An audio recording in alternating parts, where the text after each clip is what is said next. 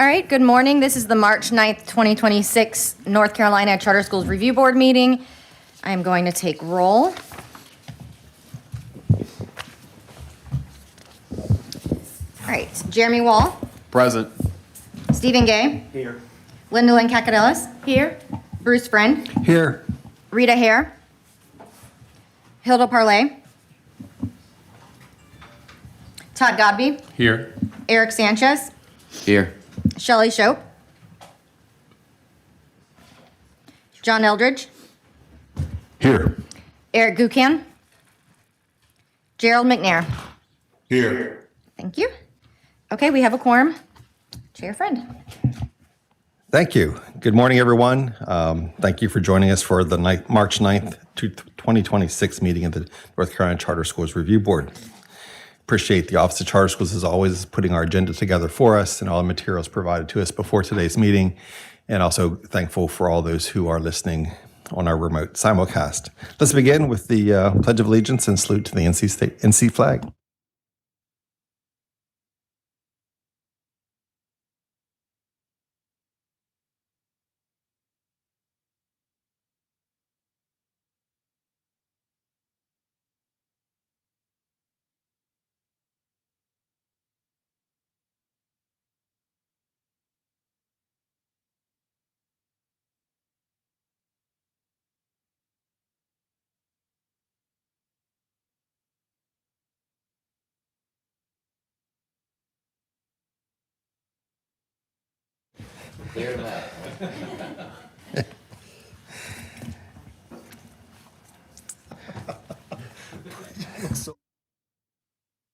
Eric, do you want to slide over if you want? Yeah, you can spread out. You got the whole yeah.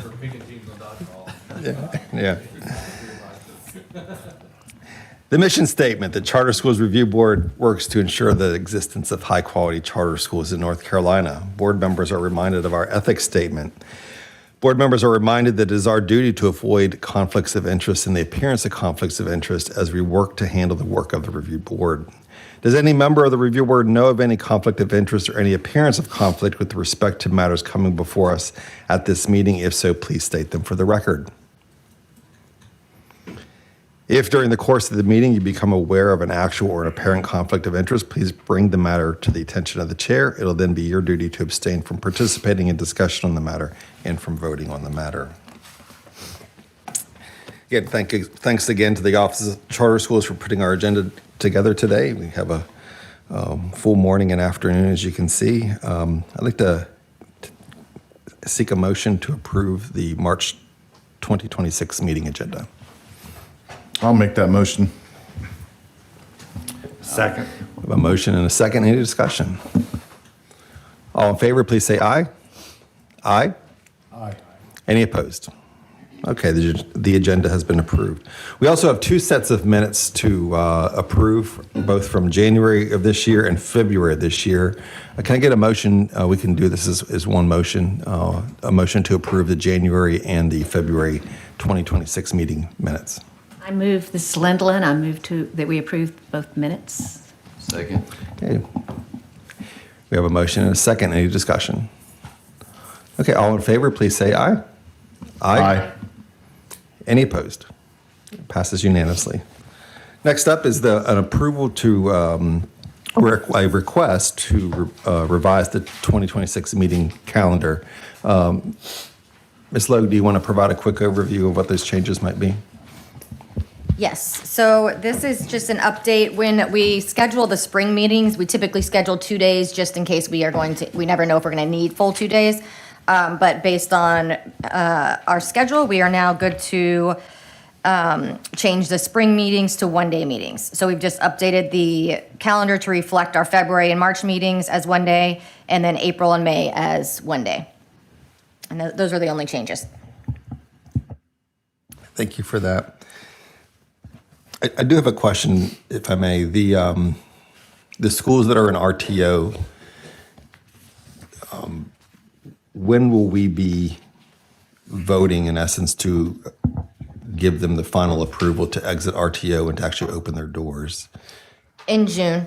So in May, we'll bring forward any schools that we have concerns with in terms of their readiness. And then in June is the normal month that you guys vote. Okay. The reason I asked that question, I think we all know from the last couple of years, we've had some schools that maybe told us in the May and June timeframe that don't worry, we're going to get to that finish line and get those doors opened. And then lo and behold, they didn't quite meet some of the requirements that we had, particularly around attendance. So hopefully we're not going to be in that situation, but I guess I just throw out there, there's the possibility if we found ourselves in a similar situation, we might need to call some type of emergency meeting, special meeting to. Yes, we can always, in July and August, we typically do not have meetings just due to the summer schedule in conferences, but we do sometimes call summer special meetings, and we can always do that. Any other questions for Ms. Logue on the changes to the calendar? And if not, would anyone like to make a motion to approve the new calendar? Yeah, given that information and the good questions you asked, I'll make the motion that we approve the revised 2026 meeting calendar. Second. A motion and a second. Any discussion? All right, hearing none. All in favor, please say aye. Aye. Any opposed? Passes unanimously. Okay, I think we're ready to move along to some amendments. Good morning, Ms. Wetzel.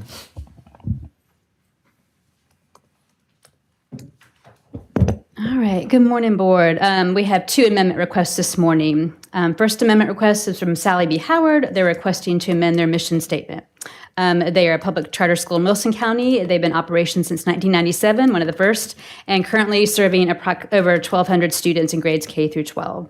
They're requesting approval. While the mission itself hasn't changed, the language has been refined to be more concise, clearly capturing the school's core purpose for all stakeholders.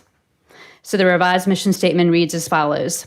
Our mission is to provide every child with a world-class education that nurtures their gifts, talents, and intelligences so they become more than they ever thought they could be. Input from stakeholders, school leadership, and board of directors, and we have all required documents. And we should have somebody from the school online if there are any questions. Thank you. Any questions for any of the representatives from Sally B. Howard who are on the line? I just would like to say that if you have never visited Sally B. Howard, go visit it. It is an amazing school. And what they do is it's just really something to see. Okay, we have a request to change the mission. The new mission is there stated before us. Would anyone like to make a motion to approve this amendment request? I'll make a motion to approve the new mission for South. I'll second. All right, thank you, Mr. Sanchez, seconded by Mr. Godby. Any discussion? All right, hearing none. All in favor of approval of this mission statement change, please say aye. Aye. Aye. Are there any opposed? All right, passes unanimously. All right, next request is from Rise Academy. They're requesting to relocate outside of the administrative unit. They are a school in the ready to open process. They were approved as an accelerated application to serve students in Forsyth County, anticipating to open this coming fall.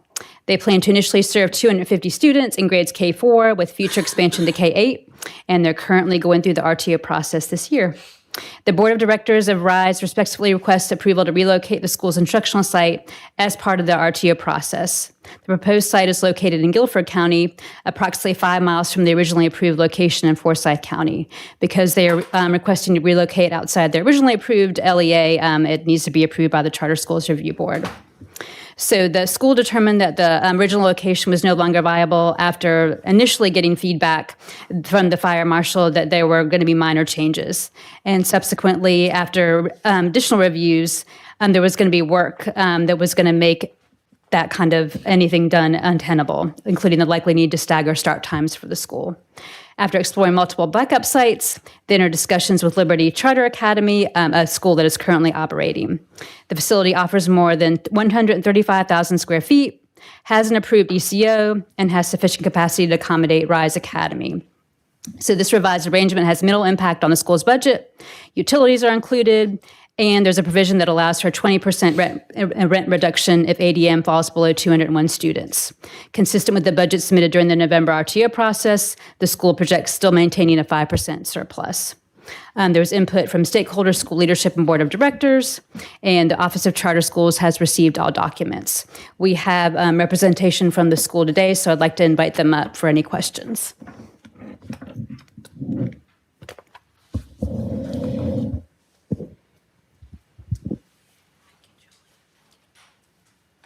Good morning.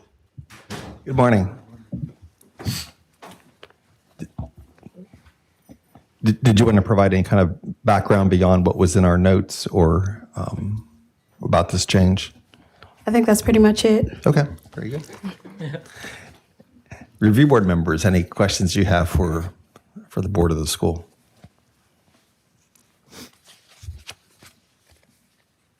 When did you find out that the original site may not work as you had originally planned? Like- December. Yeah. Just late December. What's been communicated and how has it been communicated to parents that there was going to be a change? So we actually had a meeting with our parents who were enrolled and told them, and they're okay with it.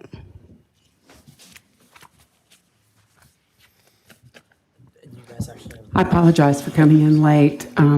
So I missed what you shared, but I have read your submissions. I was really taken back. I don't know if this has already been discussed, that Not the yet. two It has not yet. that the two would be at the same site. I'm very familiar with the site and with Liberty Charter. Just wondering, have you already described like what you anticipate as far as the cooperation and partnership of two schools that would appear to be competing for students? Yeah, I think what separates the two schools is we have radically different approaches. And then also, I think we're serving two different demographics. So when it comes to the separation of the school, we've mapped that out as far as signage goes, as far as what our students are wearing, staggered start times and end times as well. Additionally, the schools have separate entrances. So the schools would be on completely opposite sides of the space. The school would have its own entrance and everything. And it's such a massive facility that they're entering on a completely other side. So they have their own parking area, everything. Hallways, bathrooms. And there's also been there's like a full list of areas in which, like a good faith clause, there's a monthly facility sync so that schedules can be coordinated. If there's a use of shared space, that's coordinated. But also, both schools are being able to save on things like janitorial supplies and other things like utilities. It's a massive facility. We actually have utilities included with the lease, which is an added bonus. So it adds, there's been a lot of talk, and we weren't going to come to CSRB until we had those areas listed. And, obviously leases with the attorneys finalizing, and then will be signed this month. So you projected opening with 250 students, and your current enrollment, I read that it's about, I have to find my notes. Can you tell me what your current enrollment is? I think on the RTO documents that are listed today, you had us at 55.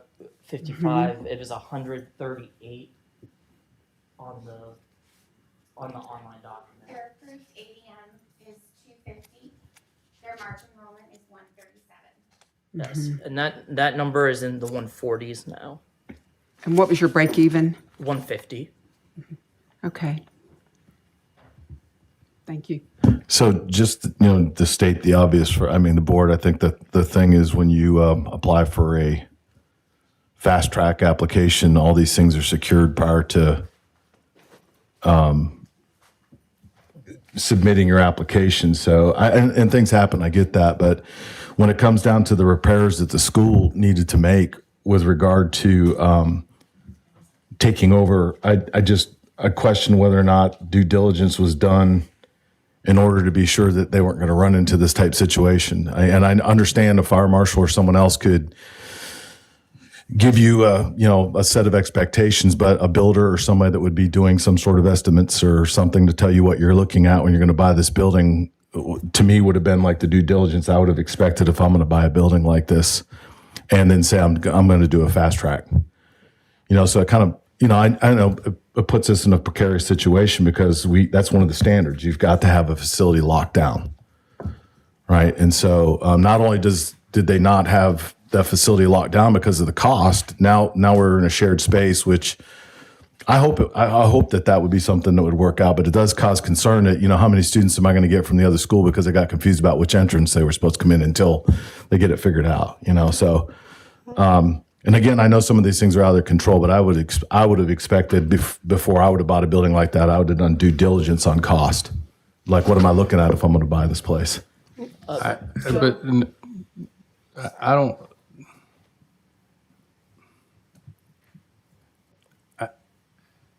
I feel and think that saying that is outside of their control, I don't think I agree. I think that when they come here for a fast track or an accelerated application, it is presumed that it is within their control, that they've gotten that far, that they have a site, not the possibility of a site. It concerns me for how slippery this slope is going to get. And we have another school that we said no to for something somewhat similar. Right. Right. And another one on horizon, according to an email.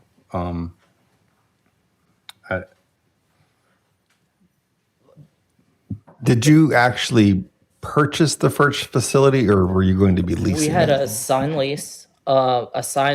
We actually submitted estimates in our due diligence process for the OCS visit, and we had a visit from the fire marshal prior when submitting the approval, application to make sure that we were on track, that there were minor.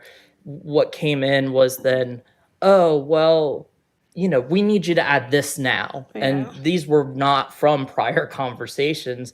And these are things that we were going to have locked down. So then when you started to add this and then add that, we were then having to go through that process with City of High Point, and they weren't going to now, because of the delay of getting the new, everything new in line, we were pushing our timeline back. And so, of course, we immediately went to our second options. And, even with a fast track, you have to have a backup option, you have to have that option in there.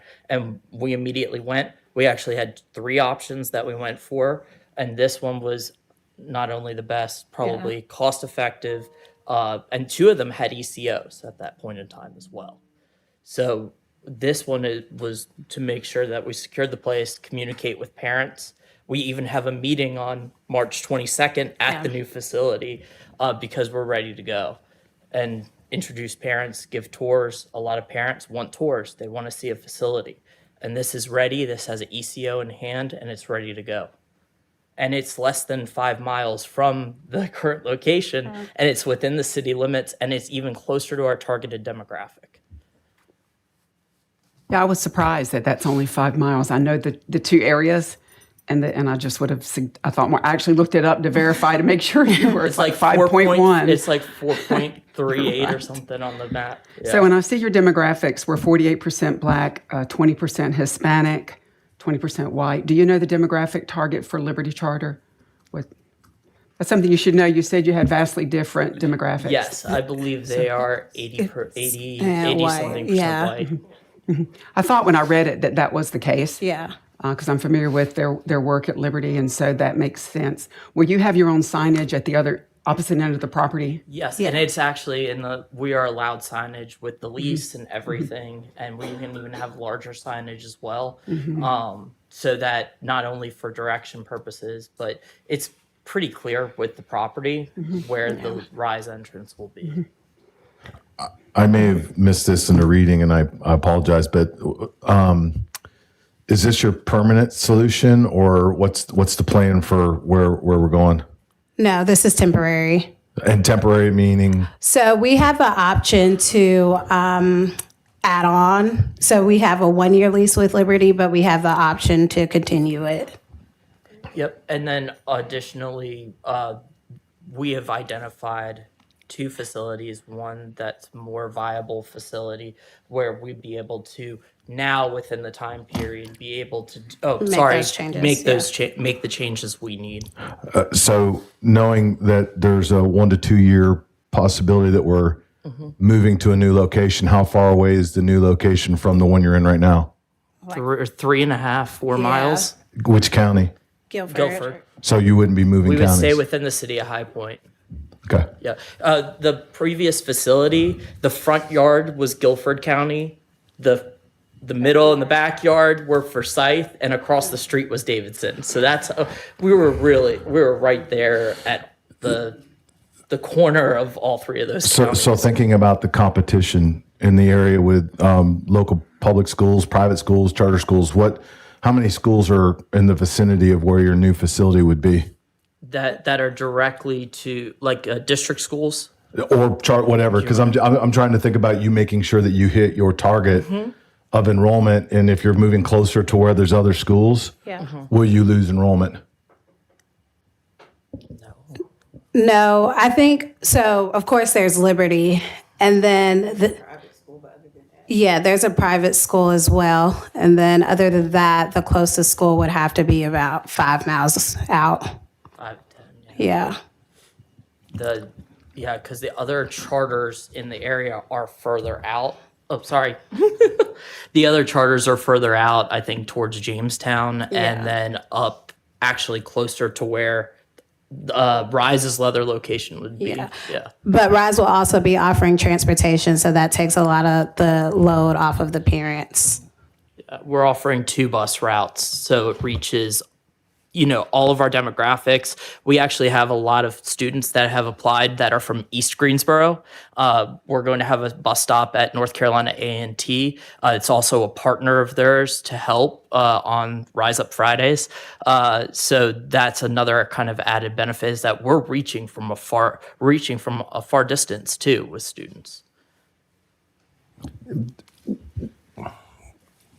So you're going to be changing venues yet again, potentially in 1 or 2 years, is what I'm hearing, correct? Correct. And that would be the permanent facility. Was there any thought to just pause and just wait till you get into the permanent facility? I mean, you were approved on an acceleration at this location. Halfway through the process, you lose that location or determine you can't be at that location. Your enrollment is barely over 50% of where you said it was going to be. It's March. Why not pause and just let's wait till we get to the permanent facility? And here we are, grand opening, balloons and ribbons, and this is it. I think in addition to us being on acceleration, I think that we've got a lot of community invested into the work that we're doing. And I believe that they're ready for Rise and they're ready for it. Originally, we were going to go on the standard track, but everyone kind of accessed, the parents who were interested, access why not this year. So all of that just makes us want to continue to push forward. And then also in our mission is outlined as an entrepreneurial mindset, meaning that we're going to persevere, we're going to keep going. And even when challenges and things like this kind of get in the way, we pivot and we move accordingly. So I'm not Just say that you're I don't want it to sound like a curmudgeon, right? Yeah. But I hear this enthusiasm. And it was that parent enthusiasm that, inspired you to even go accelerated. You have 138, which means you have 100 students. right. Realistically on day one. You're not close to your projected enrollment that was approved as an accelerated applicant. That passion has to parlay itself into students walking through the door, and a change in the middle of the year I just don't see how that's inspiring why more parents are going to choose. But I could be wrong. Well, it wouldn't be a change in the middle of the year. We would go through the whole school year at Liberty. It's a change in your planning year for sure. During this planning year, it is. Yeah. But for most parents, it's not because we're letting them know along the way, and we're talking about a difference of less than 5 miles. We're talking a difference that was near a bus stop we were already going to have for the school that we submitted in RTO. So this is along the way, and it's actually we're bringing the school closer to the families we're serving. So that is an added benefit that we're giving parents. Where we were before, we were kind of right on the outskirts of 3 counties right there. We're bringing it closer, and then parents are being brought into the mission and vision to help expand the school to be with us to the permanent location. And we're not asking to move for very far, and we're looking at where this is the permanent location. Some schools go through multiple. This is first year, first building, which is the proposed building here, and then a permanent location. That's very similar to where most schools do go with charters, unless they're moving into I their would permanent respectfully facility disagree the with first that. year. Most schools don't come before us asking for an accelerated timeline and tell us they have the building absolutely locked down and then ask to change. This is not usual. True, but this is also a situation in which the schools, this was a situation that was out of our hands. When you're told one thing by the fire marshal, you go through, and then they come in for a second time, and all of a sudden now all this new stuff is added. We've dealt with this with other schools where the cities or the schools add little things as you go, and so when it becomes too much, like in our application, we went to our backup area, and this is the backup area, and this is actually helping to serve our population even better than before. So is your expectation that if this is approved, that gap between where you sit today with a number of applications versus where you need to be is going to be closed Absolutely. Not only on the 22nd do they have a meeting at the new school to give these parents, they've already established their PTO, they've done all of the groundwork to make sure that this is going to happen. But we're also going to have an enrollment day, so a lot of families can bring in the finished paperwork and additional paperwork, enroll on site, those types of things. And some of them are waiting for a tour. Some of them want a tour of the facility, and that's going to be what pushes them over. And this is a great facility. The classrooms are massive. It's very conducive. It's going to be perfect for RISE and their mission. Are you sharing any of the facility with the other school? Do you share cafeteria? Do you share restrooms? Do you share any of it? Just a gym. Just the gym, okay. So, And then there's the pass-through part that's shared, and that's it. So I have 2 questions. One to the Office of Charter Schools, and this, I'm assuming this happened relatively quickly, but have we done a site visit to understand how this might work? No, we do the site visits to the accelerated facilities under, with the understanding that usually they shouldn't change, but we haven't gone out there to Liberty.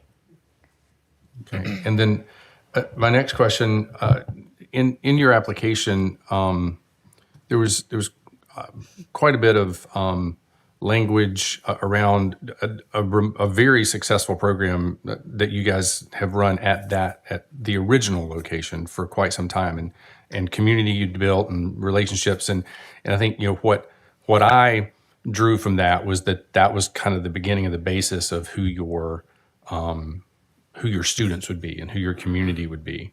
And I'd like to understand how that translates several miles away into another county. And I understand the counties come close together. I went to High Point University. I drove through there all the time. But because it seemed like kind of a homegrown, kind of like that, like when we were talking about this, and that was why it was going to be so successful as Accelerated, because it was all built in. You already knew the building, you'd been working there for, I'm having a hard time squaring that. Yeah. It is a tough pill to swallow because, like you said, that was our home, or it still is our home. But like we said earlier, when we did our due diligence before our application, it came in. We got the quote for it, and everything worked out. But then when we got approved, they came back out and they said X, Y, and Z needed to be done, and we just didn't feel like it was appropriate to put that astronomical amount of money into a building that we're only leasing. So we are pivoting, and then the communication to our parents is very clean, is very cut, and is very clear, and they understand it. So they have our back. They want Rise regardless. So although it's only 5 miles away, they understand it and they're okay with it. And also with our after school program, like this hasn't been our only location, the location that we were going to use for Rise. Our parents have followed us. This is only 5 miles. Our last move was 8 to 10 miles, and our parents have followed us where we've been. And I just want to say that this is not what we expected either. But I remember one of our consultants told us a story. They said that there was a little girl in the car, or she asked her mom, can she go to McDonald's? And when they got in the car, she's like, yeah, let's go. When they got in the car, she was like, are you sure we're going to McDonald's? Are you sure? And her mom was like, why do you keep asking that? And she said, because this looks unfamiliar. And so this looks unfamiliar to us too, but our destination, our goal has not changed. And I think this is literally a part of our mindset, entrepreneur mindset. We are the embodiment of an entrepreneurial mindset to continue going, to continue persevering. Also, it actually brings them closer to their partners. They've partnered with, they have a letter from Guilford Tech. They're closer to Guilford. They're closer to High Point University now at this new location. So they're closer to the partnerships that they already have, which that's another added bonus with this move. And then when we go to the final facility, we're going to be just as close. So you're still maintaining within that small radius. You know, it's not like the school is asking to move 20 miles. It just so happens that the location we were at actually straddled 2 counties. And that's I think that's the tough thing with the LEA ask here. Yeah. So I'll stand corrected after just receiving an email that earlier we did approve IDLY? Yeah. After they were accelerated and they had to move facility, we approved them to make that adjustment. I totally slipped my mind. But I also want to make sure that inside of that, I say that we just closed the school in High Point, that the community didn't respond to the school. And so I think that's the part where we just had a discussion this morning that May is where we're going to have conversations about where schools are with their enrollment with regard to RTO.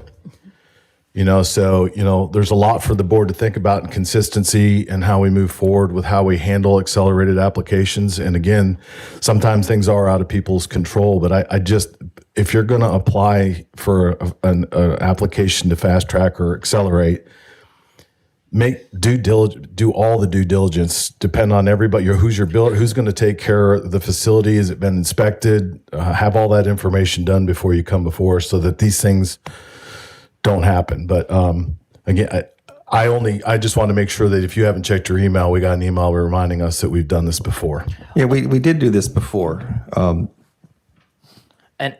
there was but the comment was made the last time we did this, and I'll make it again today. It's almost like we don't have a choice here. We do have a choice. We obviously have a choice. But just as it was with IDYL, if I remember correctly, was if we didn't approve that request, it was in essence closing that school now. They were not going to open. And it sounds like we're in a very similar position here, that if this request is not approved, then they don't have a place to open school this fall. This is not a position that we like to be in. It's just not. And it's not a position that we should be in. And we wouldn't be here if we didn't have the cards kind of pulled out. And just like what is with IDYL, you've got to hit these numbers. If this approves, you've got to hit these numbers because you'll be back in front of us in May, and we're going to want to know, or the report will come back in terms of where your enrollment is. And one voice. I'm not approving schools to exit RTO when you are at a razor thin threshold of where you're supposed to be and where you told us you would be. Because we've had to close 2 schools in the last 2 years who stood there and said everything that you're saying.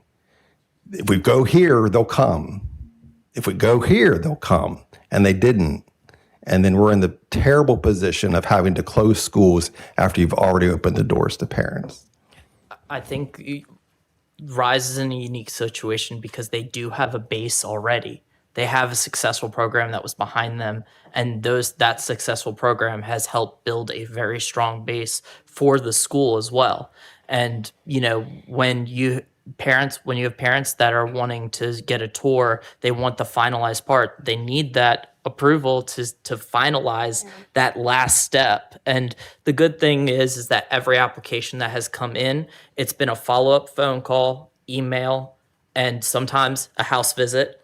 And that's how tight-knit their families are. So we have a very high rate of return on those, of getting full paperwork in and whatnot, and then keeping those parents engaged, getting them involved already in the PTO. So they not only have a track record of running a program for after school, but they're applying that success here and making sure that those enrollments get in. I've worked with many schools, but this one, to see how involved they are, they showed that enthusiasm in their interview. They're applying it right now as well. Okay, any other questions from board members? I have some more. I have a few more. I am concerned with, do we have any representative from Liberty here? Is anyone here? Yes, we have one right now, right over here. Okay. Yes. Okay, so that makes me feel better. And you guys are on the board? Yes. Okay, so you two are on the board, not operating? No, we're currently on the board, and then we'll roll off, and then I'll roll off. I'm sorry. To be principal. That's right. Okay, I'm trying to remember. Okay.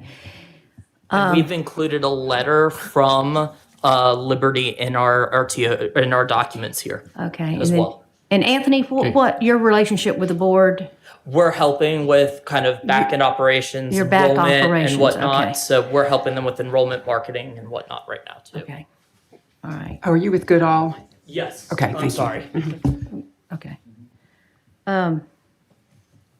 Just to let you know, I do have concerns with y'all coming in fast track and us having to change this. I'm struggling with that. And as far as 2 schools on the same campus, that's going to get interesting, how that's going to work. Yeah, it's not uncommon, considering that schools, well, there's a few schools in Guilford counties that have co-locations, but then there's also a few up north. I know that it's heavily a thing where they co-locate. Yeah, because I think Sharina worked at a charter school in New Jersey, right? Yeah. And New York City, 99% Right. of their charters co-locate. So this is something that works. Not only that, this board made sure they worked with Liberty to do the due diligence to ensure that before we came in front of you all, that we had all come to terms, worked out each area on where, how we were going to work together. And Liberty's board is okay with this? Yes, Liberty's board approved it Okay. at their February board meeting. And we move have a letter forward. of support that I Yes. believe that they. Oh, sorry. The letter of support. Okay, I saw the letter of support. Yes, That ma'am. was from I'm the Mary board. Catherine Sauer. I work with Liberty. I'm the executive director of their EMO. And the administration from RISE and the administration from Liberty have met together. We've discussed it at several different board meetings. The Liberty board is on board with doing this. We're in a situation with Liberty where, as you know, our enrollment came under. So we've got some financial issues that make this actually really great for us. We have a building that's about 135,000 square feet. And so we have extra space. And we love the idea of being able to help another school start. We had so much help when we started. And we just think the rising tide will lift all boats. And we think that we've gotten along really well. We have a great plan for how we keep the campuses the student body separate and share the space we need to share and then have exclusive space. I have lots of experience sharing space with churches and other businesses, and I feel very confident that this can work. I'm gonna say this. This whole situation is, as Bruce I think put it. I hate being in this position. I'm gonna say that I will more than likely support this recommendation, but I can tell you that it's one step over a few more, because if the enrollment's not where it needs to be in May, this is done. And because you got to think about it right now, logistically, you're 150 short of what your budget that you submitted to us with 250 kids, 150 kids short. That doesn't bode well for how you're going to move this thing forward. Right. And so if something doesn't drastically change between now and May with regard to enrollment, I just realistically, I mean, you have to understand you don't want to put yourselves in that position either. Right. So that's where I stand right now as a member of the board, is that there's one more hurdle that has to be leaped over, I guess you'd say, jumped over. So I'm in position right now where I would probably support moving it forward, but I am tired of being in this position. Is that a motion? I have a couple of questions. Sorry if I might beat this dead horse. Mary Catherine, what was your target enrollment originally for Liberty? Well, we submitted our application with about 650. We reduced that to 500 during RTO, but we got our funded ADM's 174. Okay. We're up to 191 now, but okay.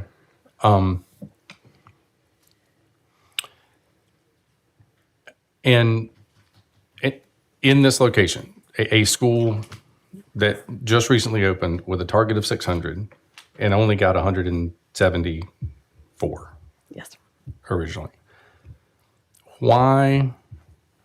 Thank you. To the board. In this same location, if that is demand in that area, why do you think your story would be different? One, I think our story is different because of the demographic of students that we're aiming to serve. And then I also just want to note that our enrollment opened in February. So enrollment officially opened in February. And we were able to get those numbers without a set location for our parents to tour. So I think that's very telling on where our story is going, because now that, or if we do get approved for the new location change, we have that final piece to the puzzle to get parents in the building and get them to continue networking with us and with our staff and with other parents as well. So I think this is the piece that's missing. But then also, I think what's important to note here is the roots that we've already built in the community. So people know us, people trust us, and they know about RISE. When we're marketing and we're going into the different communities, they've already heard about RISE. The question is, where is RISE going to be? So we've communicated to them where it's going to be, contingent upon this meeting. And we already have some events scheduled at Liberty, enrollment nights, tours, all those things to get those parents in the door to see where they will be. And we know that once we lock down this location, we will get those enrollment numbers. So we're just asking if you give us a chance that in May, we will have those numbers down. They'll also have, and this is something, if I could share about the office space. That they'll also have office space and space in the schools so that they'll be able to conduct tours. They'll be able to do that in between now and the school opening. So it's going to be, they're going to have that space. They're going to be able to show families what it's going to look like. And it already has an ECO. This move puts us ahead of a lot of other schools with getting the ECO and getting everything together, ready to go by May. So that hurdle is completed. And then now we'll just have to finish what we have in terms of enrollments, everything else, and this team has put all the work in. What staff have you hired so far? We've hired admin and teacher and a teacher And our operations. and operations. And tell them how many interviews you've done already. Yeah, we've had close to 20 interviews so far, so we are looking pretty good there. Okay. Any other discussion or questions? Yes, thank you. I agree with my colleagues that your enrollment is critical, and it could be, it's a determining factor in the months ahead. I know that you know that. And you came to us with your application. You're a very can-do team, and you are a pair of entrepreneurs, and that's been very evident throughout this process. I thought that when I saw this, after I got past the wow factor of this idea, and Mary Catherine Sowers the same way, both of you are so entrepreneurial that you are solving a problem. And we have applicants come to us at requesting delays because facilities are very difficult to find. And so instead of doing that, you've come to us with an alternative. And it seems, out of the box, but you're willing to try it. And you are serving very different demographics. I think parents are sharp enough to know if they're turning into Rise at this end or Liberty at that end. I really don't think that will be a problem.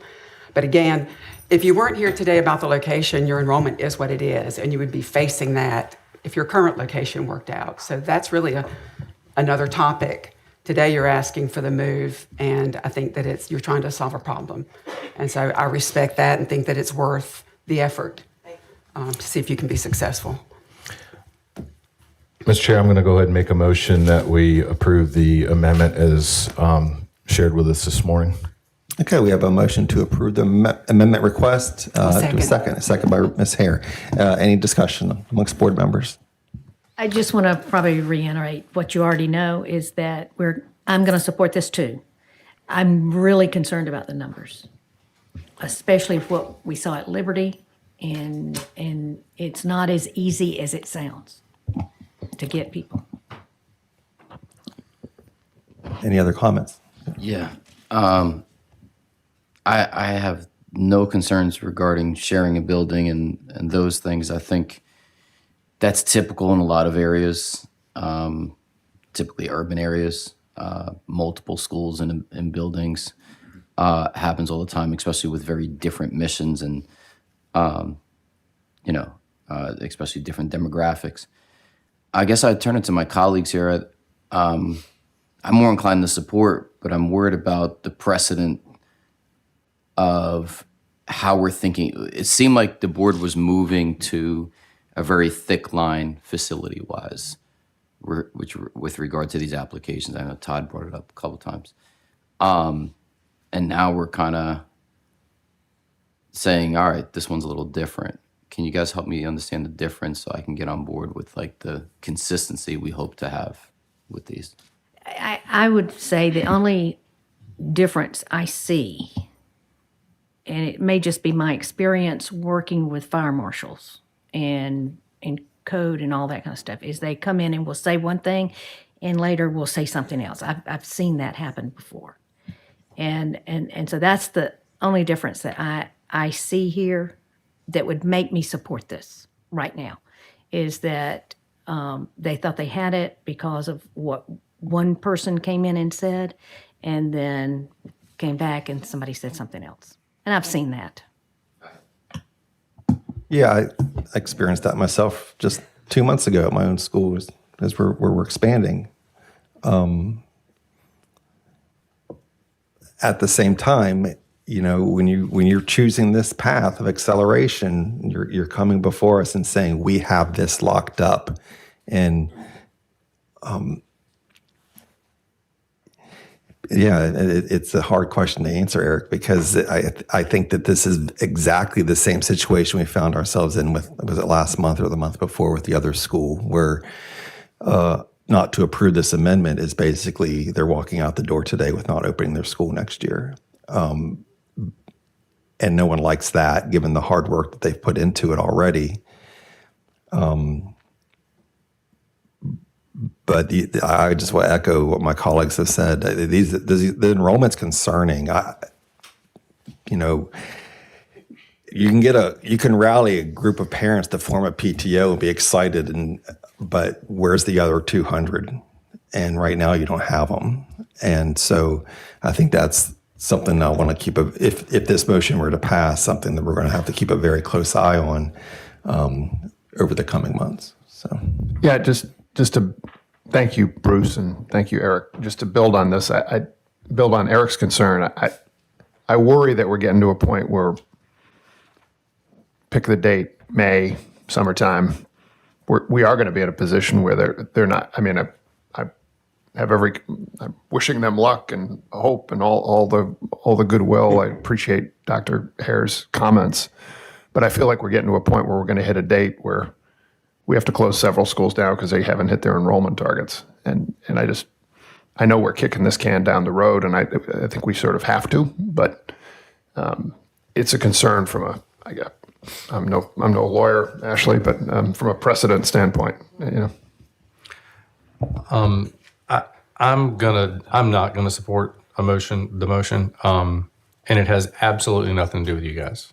I think you're wonderful and amazing, and have a really good model, a really good mission, a really good idea. You are definitely entrepreneurs. I'm an entrepreneur as well, but I am concerned about the precedent that we're setting, and B, I think sometimes as an entrepreneur we're doers, and we only know one way to get it done, and it's shift and solve problems and go. I am of the opinion that in this case you might be better off to ask us for a delay instead of moving and then moving again and taking this process and continuing to build on that community. I don't think you lose your folks as much work as you've done. And rather than risk standing here in May or June and us saying, you're done, we've pulled the rug out from under you, and now you're not going to open at all. And before I vote no, I just wanted to clarify why. Mr. Gabi, This is our conversation. And I fully understand what you're saying, but I think I would be in the same position if they asked for a delay. I mean, because I think that's what schools, if you're going to apply for an accelerated application, have every box possibly checked that you can possibly check, because coming in and asking for a delay and asking for a move in this situation is no different, in my opinion.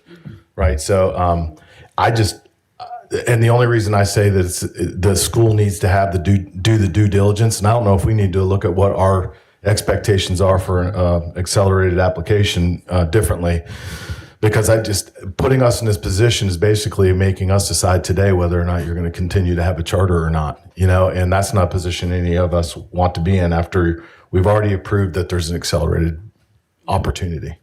That's what I was wondering.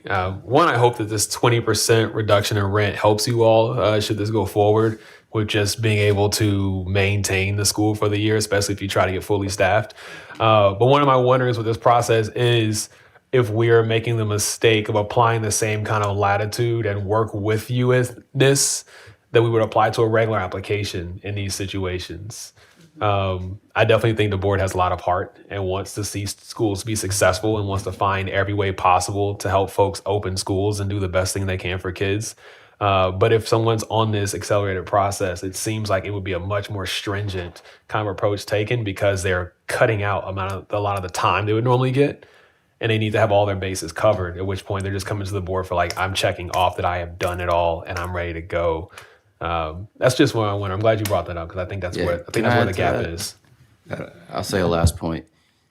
Yeah, that's what concerns me, is like, you can apply for the accelerated application. You can not have your facility completely there in it, knowing that you'll figure it out during the process and come here and have a compelling argument about why the one you put in the application didn't fall through, why it did fall through, and why you have this new one. Knowing that even from the get-go, that was plan A, plan B. I'm not saying this group is doing that. I don't think they are. I'm just saying it could set that precedent that, like, I put it in, I have a 50% chance of when I put in the application, and I'll figure it out, because I got about 6-8 months to get plan B in order. And if it's not stringent, to me, that's where we're going to fall into inconsistencies. And so this is supposed to be a group that has it baked. They're supposed to have the enrollment. They're supposed to have the facility, and they have neither coming in. Again, I think I'd bet on these guys. I like what I'm hearing, but if I'm just thinking process driven, not the school agnostic in this case, process driven, it feels like a pathway to inconsistency and a precedent that I'd be concerned about. I'm not sure what I'm going to do in a minute when you call the vote, but I'll tell you, I am concerned. No, I share those same concerns, Mr. Sanchez. I think that I'm going to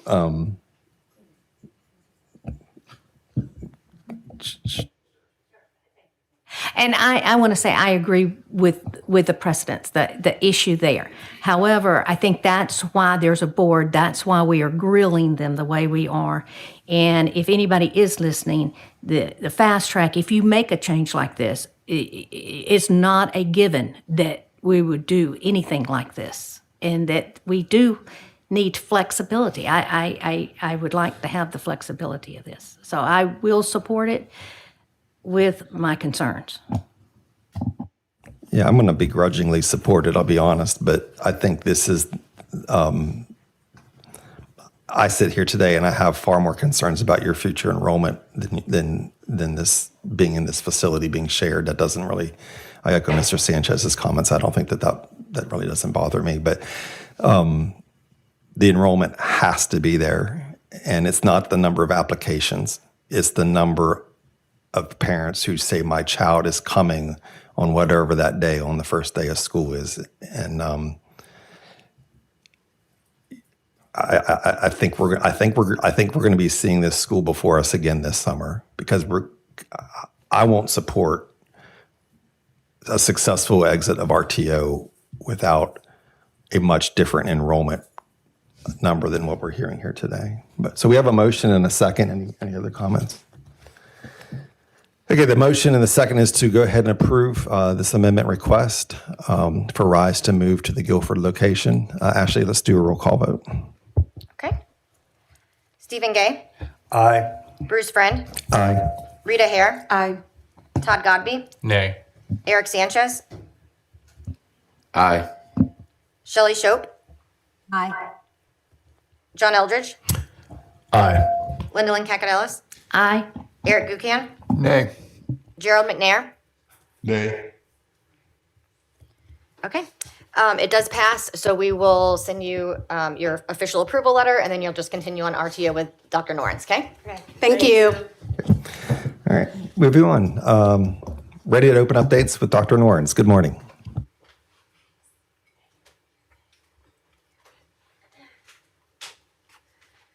Good morning, board. So good to be back with these wonderful updates in March 2026. Dr. Norens with the Office of Charter Schools. I am the Ready to Open lead consultant. You'll see on slide 2 that, as a reminder, all schools are participating in planning year sessions starting in September of 2025. They have completed those planning year sessions. There were 5 full-day virtual and in-person sessions. We had successfully completed RTO 1. And as another reminder, we separated RTO into 3 different phases in the last 2 years because it provided less cumulative at the end. And instead of 2, it's broken up into 3. And Ashley Baccaro had shared in your RTO revisions that we had actually taken a lot of documents required for RTO 1, 2, and 3 and consolidated a lot this year. So we're in RTO 2 reviews right now. The RTO team is doing those, and the cohorts have started RTO 3 submissions. So this actual report is going to encompass initial enrollment of these RTO schools, which is more so along the lines of applications submitted by families, and that is the number that you'll see, as along with facility, staffing, and traffic study status. And you'll see this month and next month in April, these will just be really brief updates. And then in May, we're going to we have created a more detailed readiness report that we will present to the board and share any schools that are deemed at risk of successfully opening, and they'll be with you for you to ask questions virtually. And then, as we shared earlier, the June CSERB meeting is for final RTO decisions and votes. So Ashley came to you, I believe it was in January, and she went over some of the criteria that we deem necessary for RTO schools to open with. And that is listed on this slide, with enrollment being above or at the break even. And the RTO reviews encompassing emerging or quality submissions. There should be no insufficient ratings by the RTO team when we conduct our reviews. The budgets will have break-even budgets submitted for you to review as well for that May and June time, and any time that you request it, actually. And there's a clear understanding of the school's operational budgets. For a facility, we are only able to accept ECOs, Educational Certificate of Occupancy, and there in that May and June review meeting, we have to have substantial progress towards that and a contingency plan. And as you all may know, schools are required to submit contingency plans as part of their final approval status. Your options when you get ready to vote will be that the RTO school is either 1, approved as ready to open, 2, the school is approved as ready contingent upon your criteria, 3, the school is not ready to open, and you would give them the option to delay or withdraw from RTO. Any questions about that moving forward? Okay. Sorry to. Happy to answer. Yeah, I would just, if you go back to the previous slide, and I'm just piggybacking off of discussions we've had over the last several months, I guess I would say option 3, there's option 3A, which is we may not give them the choice to whether they want to delay. Right. They may be told that that is their option. Just a small nuance there. Yeah. If they don't ask for it, they may get it anyways. Yeah. And I have a quick question. Could we make that decision in May rather than June? I think that kind of depends on probably the school situation. So that parents right? can know earlier. So I would also, there's a 3B too. They don't necessarily have to withdraw. We can, at that point, we can stop that. We can. In May? Yeah.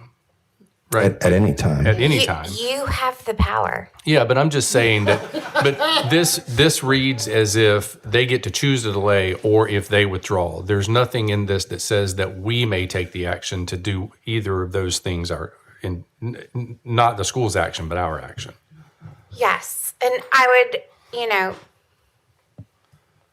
like to say I would hope you would make those decisions if necessary.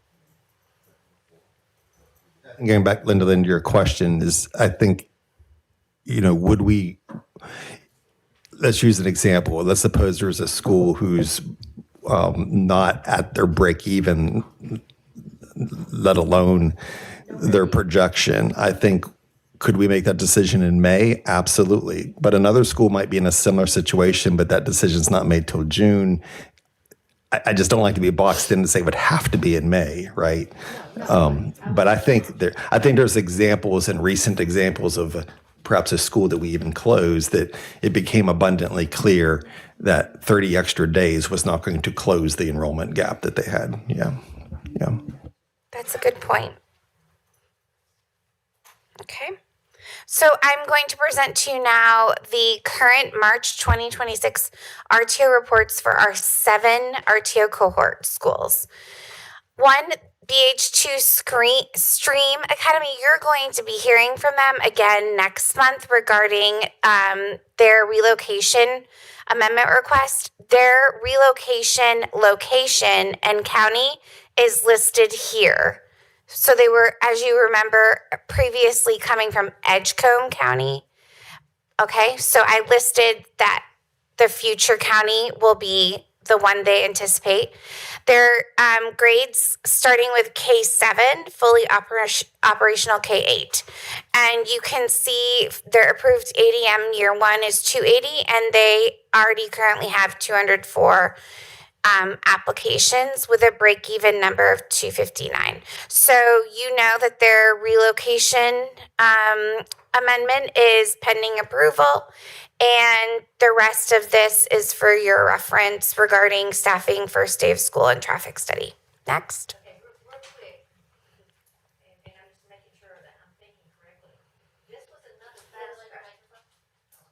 This was another fast track, accelerated, Right, and they're moving. During your amendment discussion right before this, that was not a fast track school. It was an accelerated school. So the Okay. fast track school only is IDYL Wake. And that is similar to a replication of IDYL Durham.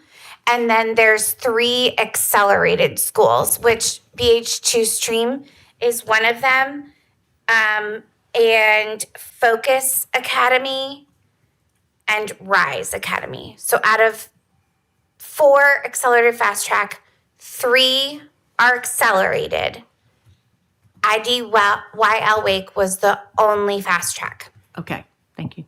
I'm going to make sure I didn't misunderstand what you just said. BH2 Stream's request to change their location was approved by us. Not yet. No. You guys tabled that. Wake. That's right. I remember. Thank you. But because they're not even working in Edgecombe County anymore and doing any work there, I put Rocky Mount County, but it has not been approved yet. Okay, next. Carolina Collegiate High School opening in Durham County, first year 9th grade, fully operational 9 through 12. Their first year ADM is 200. March enrollment is at 86% of their projection, and their break-even number is 160. So they are moving into a location where demo was completed last month, and they are working towards retrofitting, and their building permit was submitted and should be back next week. And then you can see their staffing, first day of school, and traffic study update. Focus Academy is opening in Wake County, first year grades K through 4, fully operational K through 8. This is another accelerated timeline. They were approved to open with 200. Their March enrollment is not at 49%. That was an update that just came in towards the middle of last week.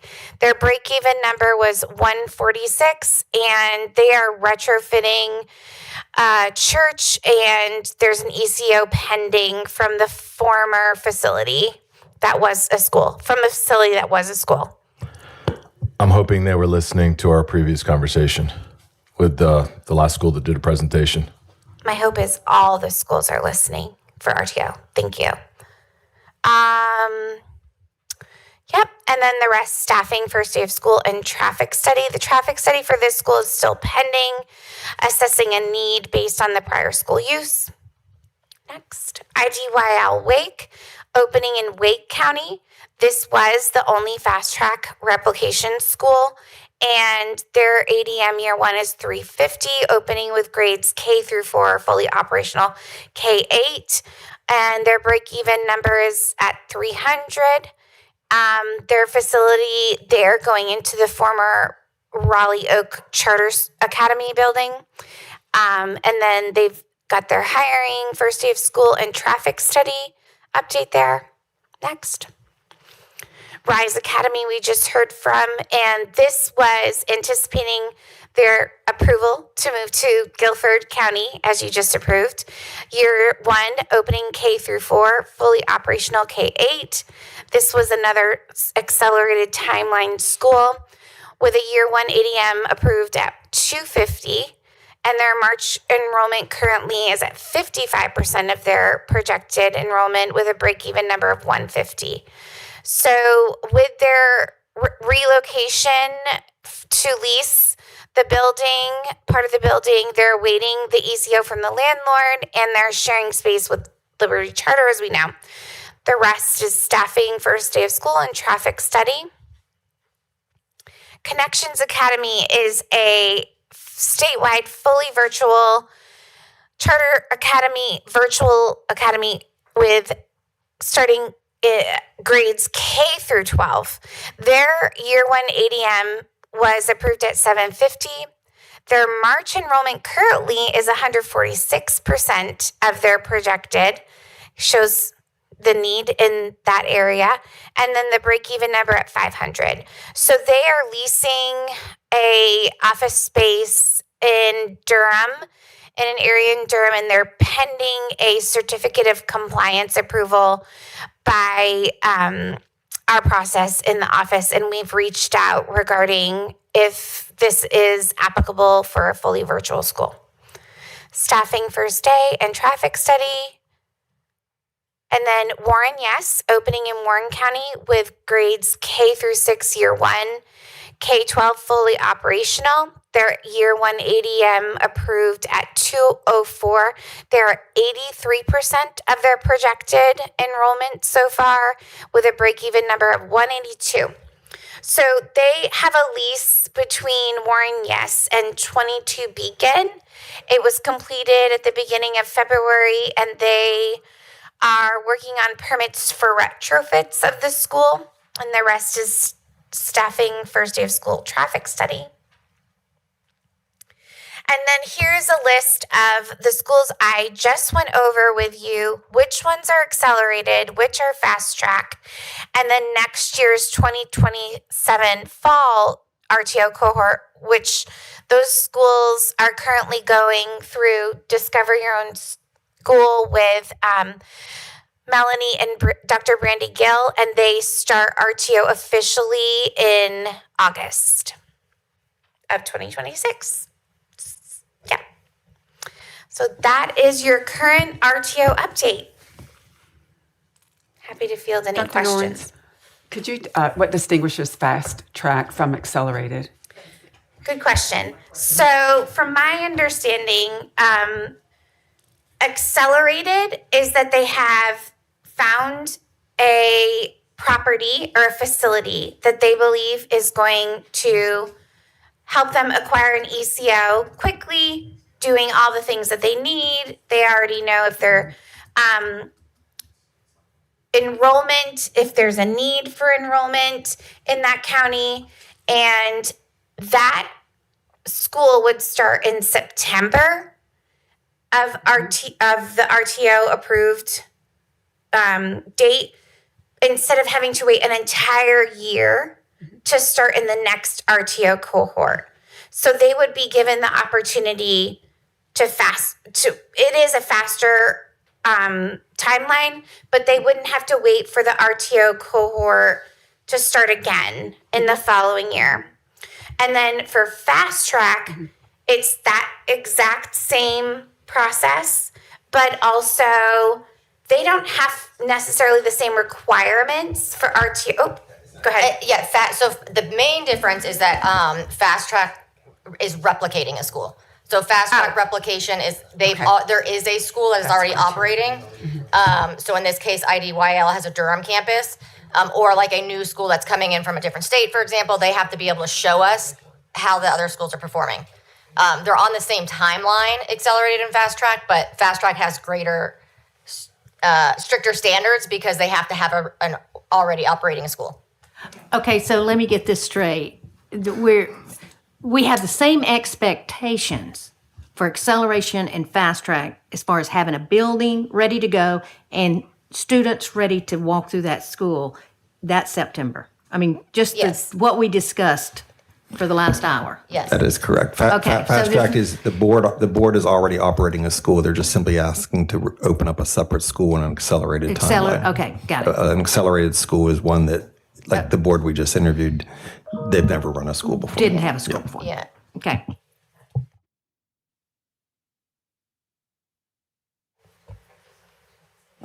So as I'm looking at the report, there's 3 schools that, from an enrollment perspective, that seem to show a caution flag.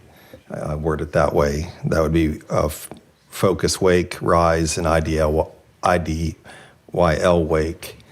As far as where they sit in March with their projected enrollment, not just what the enrollment they were approved for, but even the break even. So I would just think we need to keep our eyes on those 3, and not that we're not keep our eyes on all of them, but from a pure enrollment perspective, it seems like they may be having some lagging indicators as to where they are now versus where they need to be in August. So schools that we might want to have come back here this spring. Yeah. Okay. Great. Thank you so much. Okay, let's go ahead and take a break right now, and then we'll come back with the Cape View Leadership Academy appeal. So it's 10:18. Let's come back at 10:30.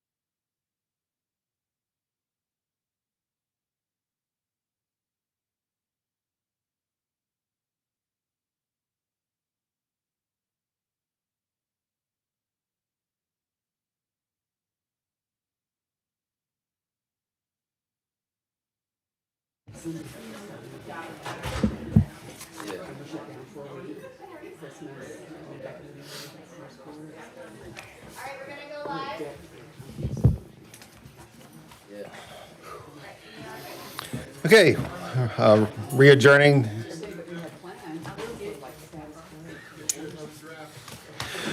We will now hear the Cape View Leadership Academy's appeal remand. Board members have the appeal hearing finding printed out and posted on eBoard.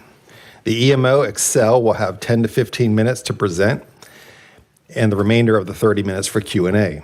The Charter School Review Board may choose to ask questions of the EMO or of the applicant board. At the conclusion, we will have three options: deny the application, approve the application, or forward to a second interview. The application cannot be amended or revised during the application process, but if a second interview is granted, the CSRB can provide requests for additional information or clarification on the application. All of these instructions were provided to the applicant and their partner EMO Excel prior to this morning's meeting. So at this time, I'm going to turn it over to a member of the board of Cape View Leadership Academy who will introduce a representative from Excel. Good morning.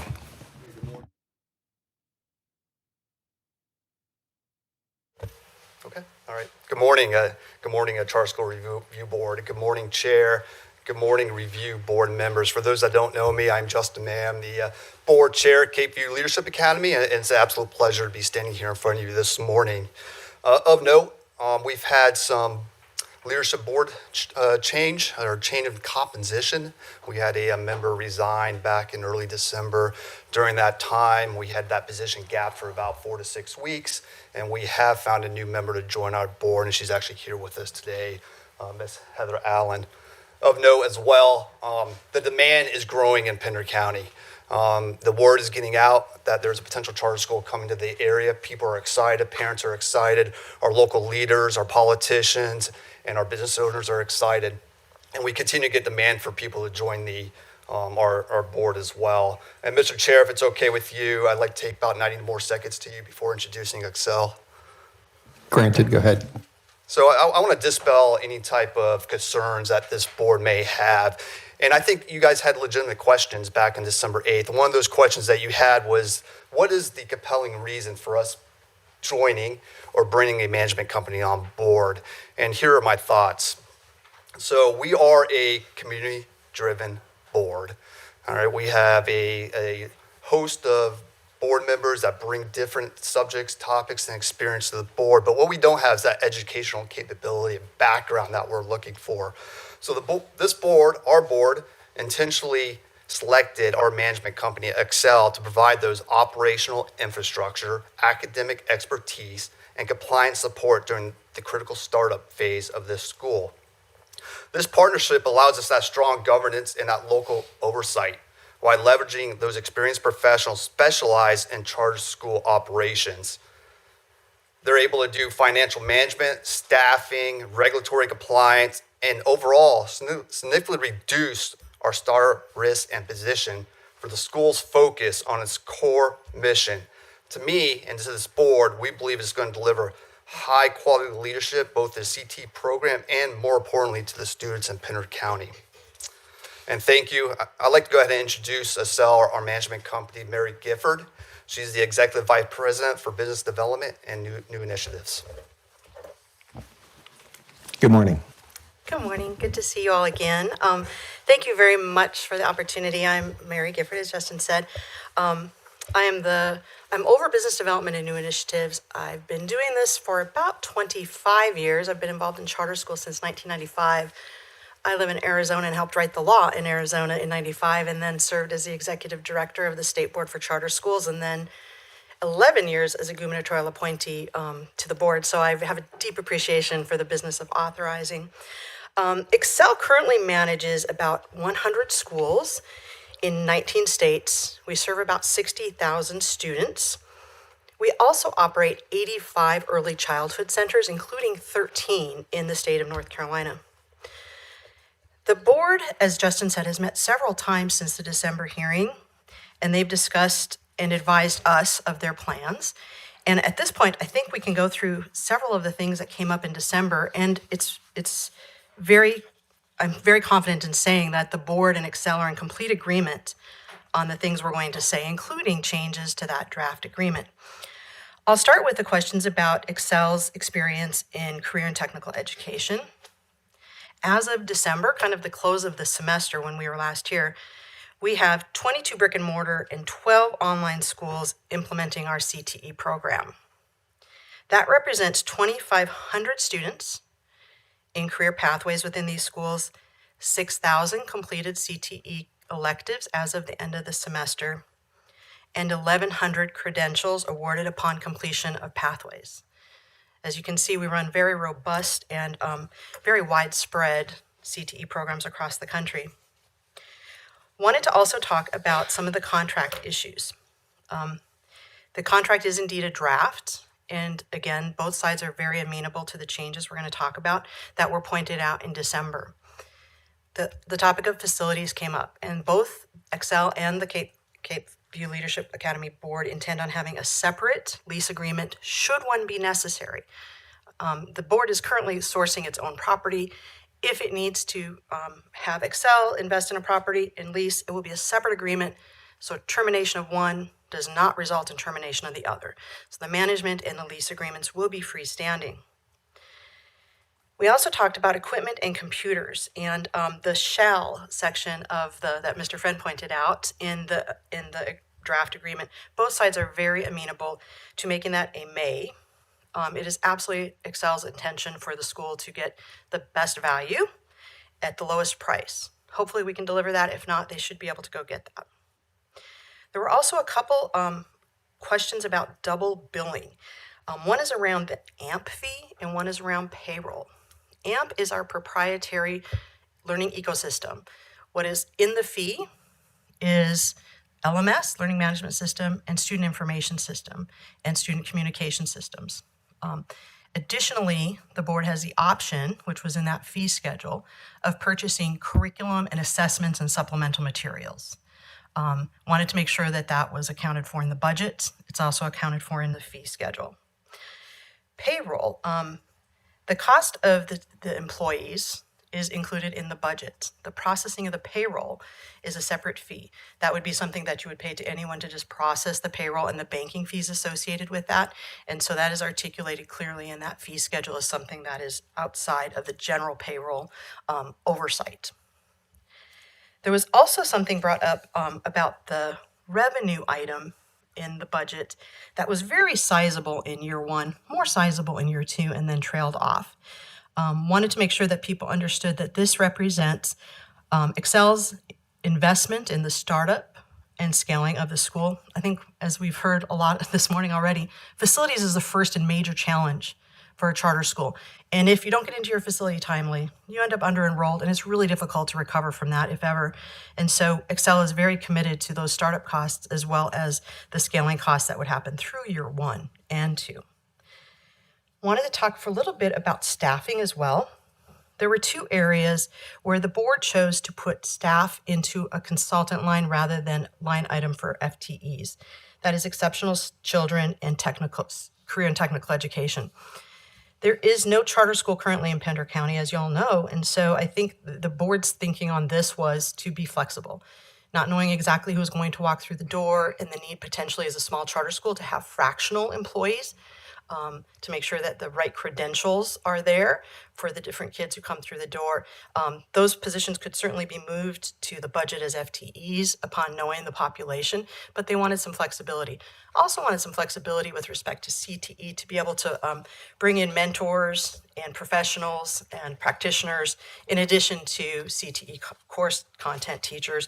But again, not knowing exactly how many kids are going to be in pathways, they wanted that flexibility. The final thing that I wanted to touch on that came up in December was the performance of Excel in other states, particularly in the state of Ohio. In Ohio, Excel has taken over 50 underperforming schools at the request of authorizers and boards. It's a very significant number of our schools. Also, until 2021, in Ohio, charter schools could only be granted to charters in the districts where the schools were most underperforming, actually failing. They had to be failing districts. And so taking over networks of schools that are operating in districts that have been failing, they need a little bit of a runway for improvement. And we're very proud of our record of improving schools, but indeed, many of those schools we took over were underperforming, and some of those newly taken over remain underperforming as we get into that runway. We can say that in the 24-25 school year, the schools showed advances, and actually the growth in our schools outpaced surrounding charter schools and the surrounding districts. We can also say that the highest performing LEA in the state of Ohio is managed by Excel, and the 5 LEAs with the greatest academic growth are managed by Excel. If we look at comparisons very carefully to similar districts and similar charter schools, our rate of improvement was about 4.9 points compared to 2.1 for charter schools and 0.9. So we had more than twice the rate of improvement from the other district schools. So while we still have a long way to go, we are definitely making improvements with those schools.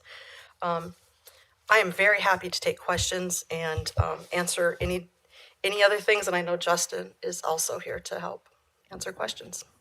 All right. Thank you, Ms. Gifford. Yeah, I guess a reminder, we can ask questions of the EMO Excel, or if we wanted to ask questions of any of the board members, that's allowed as well. So does anyone have any questions? Are we able to open their application in Edlusion? I have not been able to get it to open, or any other application. So it appears that they've been closed for the year. Can someone confirm that?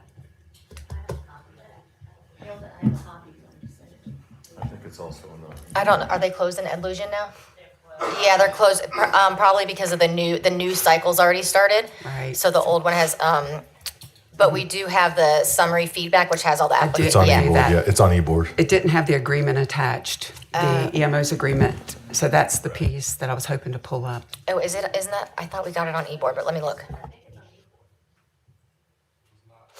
I didn't see it. So that might be a good place to start then, right? So you've made some, and I appreciate the fact that the EMO is willing to be flexible and trying to make the management agreement work for the school. So I heard you summarize that they're going to be able to adjust possibly the facilities, if depending on what needs to be, and also the computers, which was a question last time, that if they can find computers at a better price, not through you, then you're going to allow them to do that. Anything else that you want to highlight as far as like any maybe percentages of in the contract, or anything else that was changed besides what we discussed at the last board meeting? Dr. Eldridge, no, I don't believe anything else has been changed. The computer item was also FF&E and computers, if you recall. So it was both the FF&E and computers, and wanting to make sure that the school can get the best value. Yeah. Ms. Gifford, I have a couple of questions. I'm not able to pull up the agreement. I think it's been emailed to me, but so I read it in the interview, in the initial interview, and I didn't recall any reference to the early investment that you've mentioned. Can you say if that is in the agreement that Excel will be supporting them with startup funds, or you called it scaling funds in year 1 and year 2? And I don't know if you could share that, if it's a brief item in the agreement. I think the best place to look at would be section 4.6, where it talks about any management fees or loans, and the school will have the option of this being a loan or a gift. And so that will be something that can be addressed if the funds are necessary. But yes, in section 4.6. So it's not determined if it's a gift or a loan? No, I think that will depend on enrollment, that will depend on facility. I think it will depend on all of those things, but we want to make sure that the school has the option for that and the security associated with that. Did you or Excel create the budget? Excel created major portions of that budget. There were some things that, around staffing that the board weighed in very strongly on to make sure that we captured things as they wanted. In the budget, year 1 has about $500,000 in that other fund category, and in year 2, $882,000. Correct. Then you said that it trails off, or that it discontinues, but the budget has year 3, year 4, and year 5 all over $1 million in that other funds. Your budget is also dependent on that money. So if you didn't gift it or loan it, they would be about $500,000 in the deficit every year. Potentially, depending on, again, the price of the building and the lease, and how soon the enrollment ramps up, yes. Right, with the projected enrollment. I'm saying those funds are essential to the budget working. Right. And some of those would be carried forward from the previous year. And so again, if the school scales more quickly, that would be less, and less would be rolling over. Were you aware that there's $1 million from Excel in the budget in years 3, 4, and 5? Because you just said there was not. Well, that it stopped in year 2. the provision in the contract rolls it, and so some of that is rolling. And so, yes, I'm aware. So are you aware that Excel also charges their 15% fee on those funds, on those monies? That I do not believe. That should be not. That should It not is be in the quali- budget. And if We you should drafted the budget. We should review the definition then with the Board of Qualified Revenue that is defined in the agreement. In year 1, your fee on just those funds that they need is $78,000. And by year 5, your fee just on those funds that they need that are other funds that you said weren't in year 5, but there is $165,000 for the Excel's fee on the funds that you said they might need, that it might be a loan or it might be a gift. And so it's just, that's a lot. It's a lot to leave undetermined and also be charging the school for as you either gift it or loan it to the school. Yep, I'm trying to find. We should address that because I don't know, that should not be part of qualified revenue, and there's a definition in the contract of qualified revenue. I don't believe that should be qualified revenue. I think that's probably, it's a major concern. You mentioned, I want to see if I understand what you were saying about faculty and staffing, is that even though it's not in the budget, that it's sort of in your fee to be determined to hire other staff or faculty.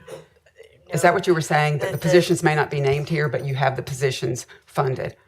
The positions for classroom teachers and administrative personnel and operational personnel are itemized and in the budget. There is a purchase service or contractor line in there. From that line is where the exceptional children and CTE headcount is. The CTE. Yep. Okay. Do you know what that funding is? You said headcount. I do not. Do you know the It allocated was funds? based on.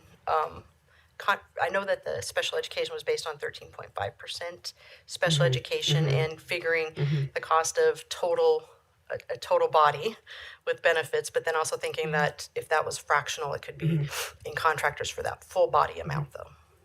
What do you have as the sort of the fair market price for the student device? What's required for your programming and your software? What's the price of a student device? The price that we charge is $350 for new students, and that would be billed over the course of 10 months. For returning students, it is less. Those are leased computers.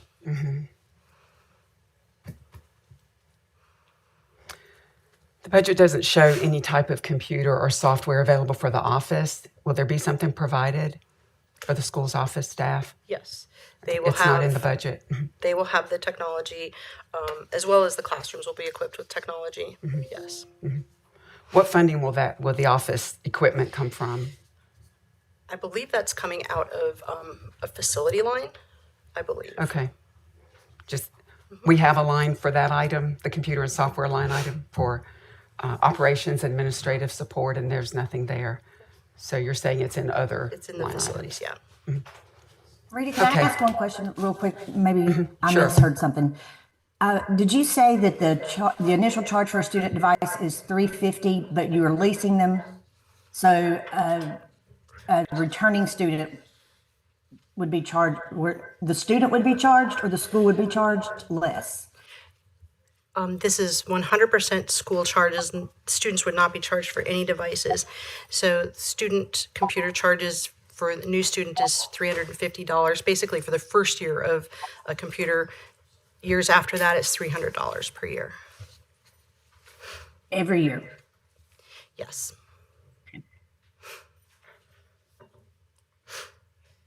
How do you propose addressing the other funds in the budget? You said that needs to be addressed. I think it should not be considered qualified revenue against which the fee is charged. So we should make sure that is articulated in the agreement. And I'm pretty sure the board would be amenable to that if it's not already defined that way in the agreement. Good. I think that would be appropriate. And then what absolutely. about the years 3 through 5 where, in fact, all years where the school's budget is dependent on those funds? What would be the structure for providing that and then determining if it's a gift or if there would be repayment expected? Yes. So I think the contract addresses that. It assumes that it would have an interest rate if it is going to be repaid. I think that it is very typical that we do it actually as a gift. It's very rare that we would get repaid with interest, and so it is usually a gift as part of scaling a school. But we would work with the board on that, on what it could afford, and what it can afford long term, not just in that year, but what it could afford long term. Can I ask a clarifying question on that to make sure I understand? This gift or this loan is only necessary if the school doesn't hit its enrollment target? Dr. Eldridge, I think it will be necessary, even if it hits its enrollment target, to get into a building. The sooner it hits its enrollment target, I think the less that there is going forward, year over year. But yes. So once you get to year 4, 5, and 6, if they've met or exceeded their enrollment targets and the budget's balancing, they don't need those funds, period. I believe they may not need them after year 5, but because of the carry forward, I think they may need them through year 5. Yeah. Because I'm used to seeing like contracts where there's built-in development fees. Like if you need the money, it's there for you in the contract. If you don't need the money, that it comes off whatever your lease payment is or something of that nature. So is that similar to what I hear you saying? Is the money's needed, it's there, and here's what it's going to cost to use it. Yes. If you don't need it, then it comes off the bottom line. Yes. Okay. Yes. And irrespective, it should not count toward qualified revenue to that point. Yeah. Yeah, but So basically, you're guaranteeing the success of the school, that it's not going to falter. Because That is definitely, we call it a guarantee. Yes, we do want to make sure that the school is successful. Again, everyone has to practice this, responsible budgeting, audits have to be good, and all of those kinds of things. But yes, that is our expectation, yes. But I think based on the budget that we were given, the picture that budget draws does not show a diminishing need for other funds. It shows an accelerating need for other funds. I think you'd have to lay that down beside what the contract says, but not just what's in the budget, because the budget could get lessened if with the way the contract's written. If you don't need those funds, then that comes out of the bottom line of the budget. But the budget's based on their enrollment goals.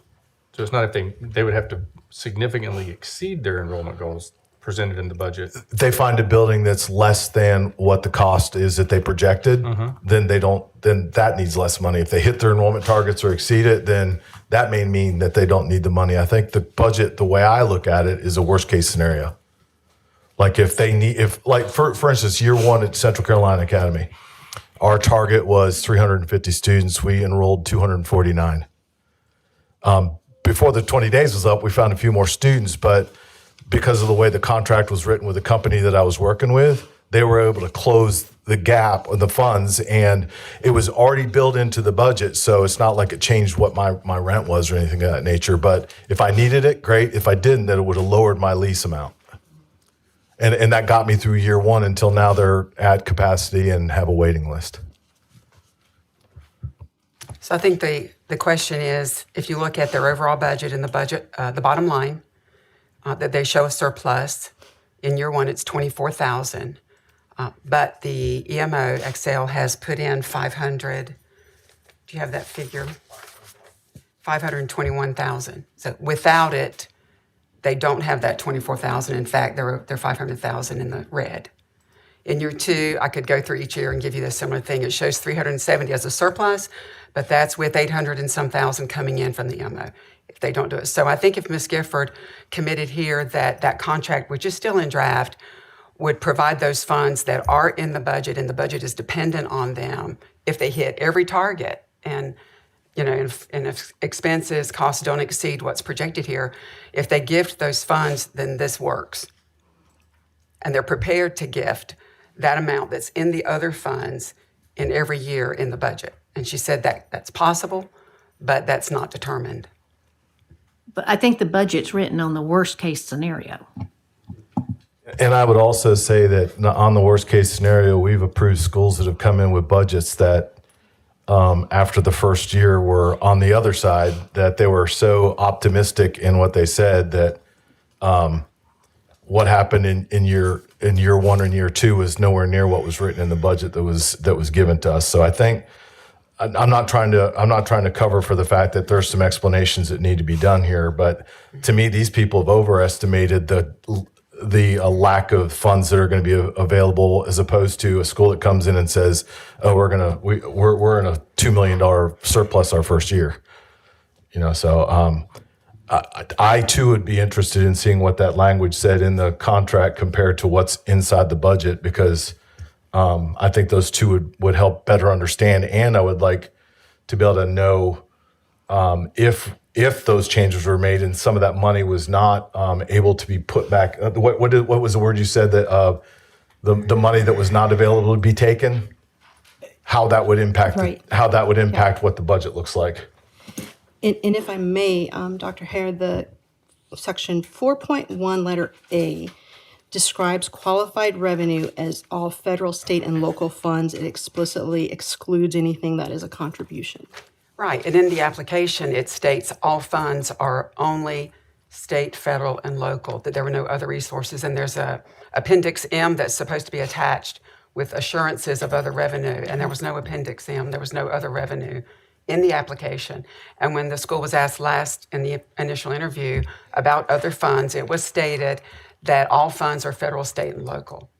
You stated today that year 1, you were willing, Excel would put in some startup, and year 2, maybe some scaling, but then there would be no longer a need. But the budget has those funds in there, and the budget is dependent on it if it's going to be a break-even budget, at least a portion of it. And So there's conflicting messaging and conflicting understanding, and they're starting up a school, and I like this school. I'd like to see this school open and make this, but they're given conflicting and costly information that could leave them with a deep deficit situation in a couple of years. Especially if people don't understand the budget and they didn't even realize, you were saying here, the 15% fee is being charged to the funds that the EMO is putting in to help them, and then you turn around and charge the fee on it. And so there are these, discrepancies and problems that need to be solved. I want to see it solved. I want to see the school make it. I do think But we need accuracy. I think the board understands that qualifying fees are state and federal funds only. And I think the board has an understanding and a complete understanding now, and an appreciation for the line item that would be the Excel contribution for scaling and startup. Oops, sorry. And just being conscious of time as well, as we are up against our 30 minutes, but these are good questions, so I don't want to stop if board members have additional questions. Question for the board chair, if I may. Does the board have legal counsel separate from the management company? Yes, we do. And have they reviewed, I know it's only in draft form, but have they reviewed the application, the budget, most importantly, the proposed management contract with the management company? Yes, he has. Okay, thank you. Yeah, management company, no management company aside, when you look at this first year budget, I mean, $24,000 surplus, that's, man, if you don't hit your enrollment by 2 students, then you're already in the red. And I do appreciate, I mean, we often ask boards, what value does a management company bring to the table for you? And there's different answers to that. And there's a different acceptance of answers that we receive to that. But it looks pretty clear here that in this situation, part of that benefit is maintaining this substantial viability of the school, almost like a guarantee until they're, whether it's 2 years, 4 years, 5 years, seems a little unclear just yet. But yeah. Other questions or comments that board members have? And is there? I know she said this at the beginning. How many charter schools CTE program are you working with across the country? To be specific, I think it's 22 brick and mortars and 12 online. Okay, and these are successful, and you're not having issues with budgets and things like this? No, ma'am, we're not. I consider the success of those schools always the number of students who are graduating through the pathways and getting certificates, and having issued 1,100 certificates to me is the best show of success, yes. And you will be going through RTO, and you'll have that year to refine all of what we're talking about. Absolutely. Okay. Yes, ma'am. Thank you. I was just going back through the minutes of the December meeting. Maybe this is more for the board chair, and I'm just picking out some of the comments that were made or questions that were made. There was a question about a conflict of interest, potential board chair and treasurer, husband and wife. Can you just confirm no? That's correct. That's no longer a concern as one of them had resigned. Okay. And then the other question, again, this is part, and I think you've already addressed that, Ms. Gifford, was a question I raised in the actual proposed management agreement. There was a lot of words of shall in there that seemed to limit the board's flexibility to go out and perhaps get different services or even best pricing. So what I'm hearing you today say is your two respective attorneys will be working that out to make that not so limiting for the board. Yeah, that's correct. And I'm glad you had brought that up. Our legal counsel and the board, to include with Excel, met to change some of that language, exactly what you just mentioned. Okay. Any other questions or comments? As a reminder, we do have the three options. We can make a motion to approve them to move into RTO. This is not an accelerated app. This would not be a school that would, at the earliest, would be 2027. So we can make a motion to approve them to move into RTO. We can make a motion to deny them to move forward, or we can make a motion to ask for a second interview.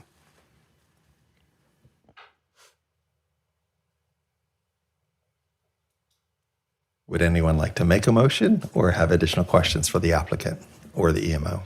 I would like to go ahead and make a motion that we approve the application, and we can discuss it after, but I make that motion. So we have a motion on the table to approve to move to RTO. Okay. I'll second that. We have a motion and a second. Any discussions? Since I made the motion, I'll start with my first comments.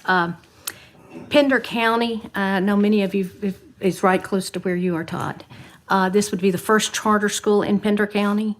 That's important to me. I think that the county needs a charter school. The CTE process, and now that my grandchildren are getting into high school, this is so important for these kids to have dreams and be able to get into these programs. And sometimes the programs, I know as far as early college, they're limited. Only a certain number can get in. And based on the fact of the EMO's prior experience and what you've done in other states, I think it'd be great for Pender County to have this opportunity for students. I'll say we mentioned with an earlier school about precedent and some of the decisions we make. And so this school has already sort of been set apart because after we voted in the first day concerning their initial application, then we came back the following day to take a second vote. And then they were an appeal. And so now they're here again. So this is sort of an extraordinary situation. I think it's because there were misunderstandings and some glitches, some things that needed to be sorted through, as our new chair implied that there was resignation on the board. And the agreement is in draft, and so there's plenty of time for them to sort through this. And I think it's important for the applicant board to understand what those numbers in the budget, how they're impacting them, and the necessity and need to know with certainty if they're being loaned money or given money for their startup and for their scaling, and they need to know how those amounts affect the full budget. And I do think they have time for that, and I know that the EMO is successful with a number of other schools. I don't have doubts about their capacity, but I do think the application itself and the budget itself have problems communicating with accuracy, and even the understanding has been demonstrated here. There's just, people need to talk about these things and talk about the real numbers and articulate what the plan is and get it in writing and know what your financial commitment is, because you don't want to be in the red down the road and struggling to stay open, or dependent on money you thought you had and you don't really have it. It was a misunderstanding. So there needs to be clarity between the CMO and the applicant board. What's your understanding of termination of the EMO if things don't work out the way you want them to? If it's for cause, it's on the year by January 15th. Without cause, we got to give a 30-day notice to the EMO.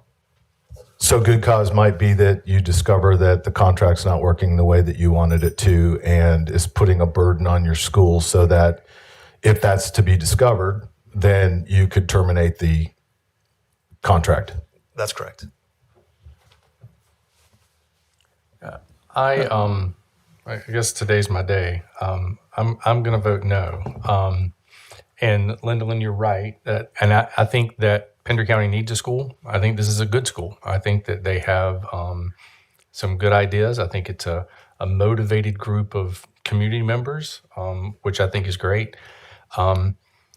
But I do think that we have, over the last, I don't know, let's say long time, set a bar of kind of being ready for prime time when you get here to this point.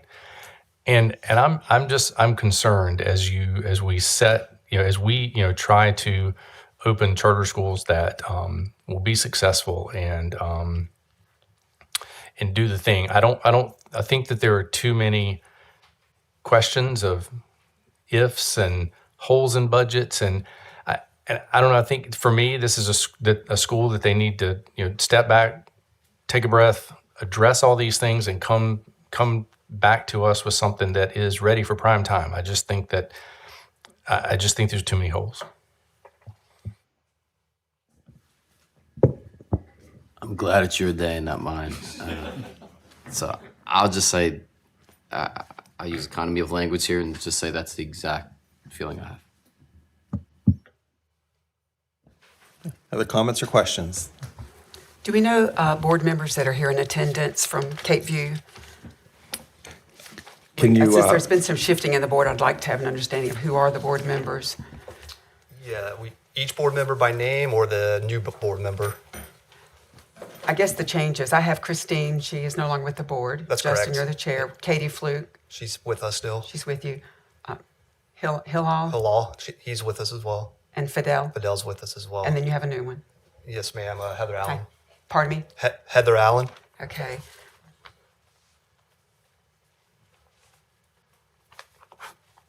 Thank you. Reminder, we have a motion to move them to RTO. It's been seconded. Any other questions? Hey, Bruce, this is Shelley Shape. I will, like you said earlier, vote to support this. However, my strong recommendation to this board is to go through that contract with a fine-tooth comb. There should not be things that you can't understand or can't explain quickly. I mean, you should know it.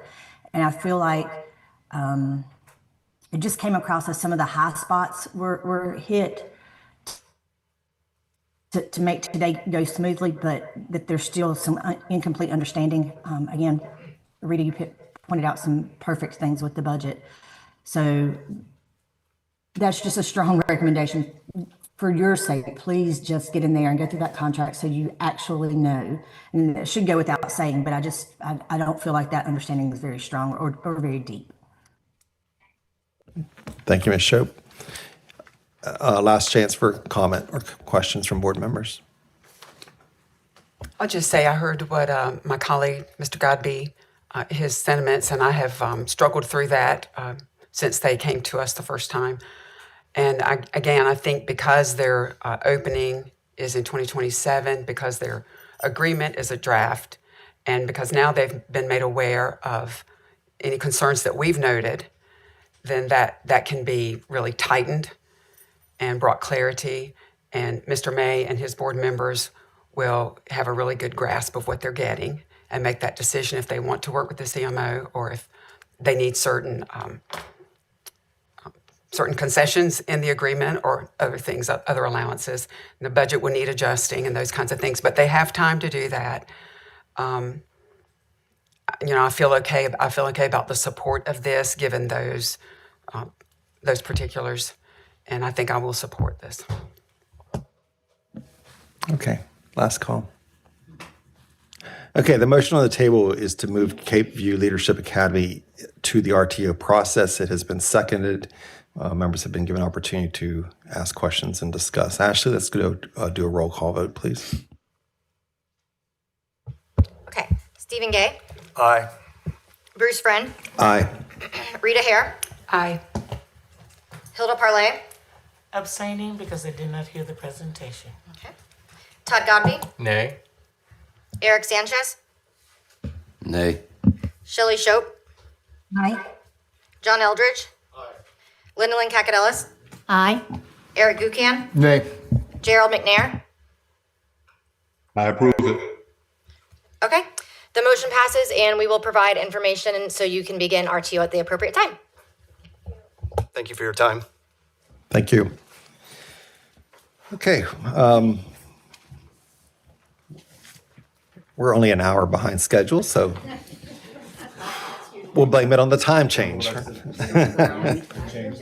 Okay, next up, we're going to have our low-performing school presentations, and I invite Dr. Gill up to the podium, please. And good morning. Good morning. Happy to see everyone here. I'm Dr. Brandy Gill. I am the consultant here that works with our low-performing charter schools by keeping track of them and offering any support as they reach out. Next slide, please. Thank you. Here is just a graphic of where our low-performing, our COP and LP schools are across our state.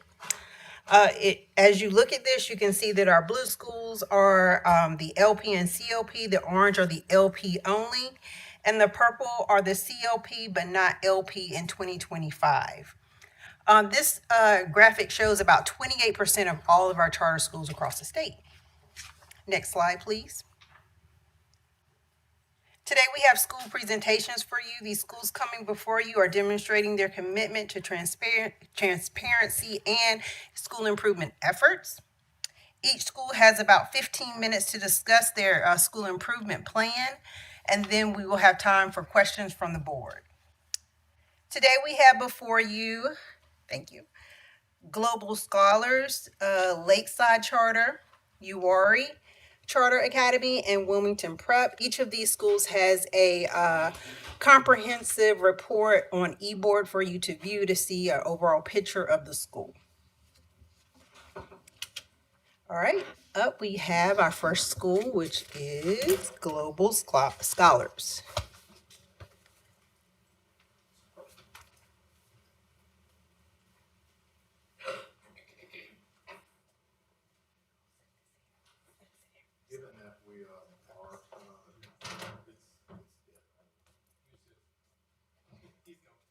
Given that we are kind of a little bit over the time, what is the time on each presentation? 15 minutes. 15 minutes. We're going to stick as close to those 15 minutes as possible, okay?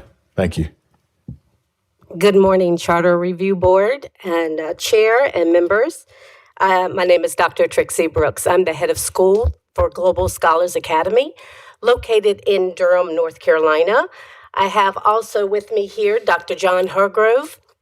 He is the Assistant Head of Schools, and we appreciate your time today. We can just move forward. I just wanted to give you some overall data first to begin with. Global Scholars Academy, as far as performance overall, is currently at a 47. Achievement has been creeping up, but in the right direction. This is 3-year data for you, 32.5%, 36.6% in this past year, 37.1%.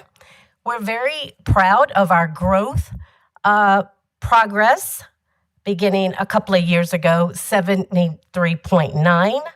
81.4%, and this past year we exceeded growth at 89%, and we were recognized for being in the top 20% performing for growth in the state. So we're very proud of that, but we know we have to work on our achievement. We do have a transient population from year to year, especially from 24-25 to 25-26 because of a move. We actually had to move from 311 Dowd Street to 1405 West Club Boulevard. And we are concerned about our numbers. We're currently at 161 students. And to break even, as we say, our numbers are looking at we need to be at 190. We are without a couple of federal programs that we normally would have, so we are relying on a lot of state and local money. To continue with our achievement at Global Scholars Academy, breaking down our reading, math, and our science, I'll begin with our math, which is going definitely in the right direction. And I apologize for these because I had these moving around, so I'll stick with me here. 28.1, 34.2, and this past year for 3 through 8 at 43. Our science looks a little strange. The state did renorm the science test, but we had a new 5th grade teacher teaching science for the new test. Our 8th graders did fairly well on the new assessment at 50%, but our 5th graders, which we had more of, fell short at 21.1, but now we have our feet wet in that. I suspect that these numbers will continue to trend upward. 2 years ago, 40%, 70% last year, and with the new test and renorming at 33.3%.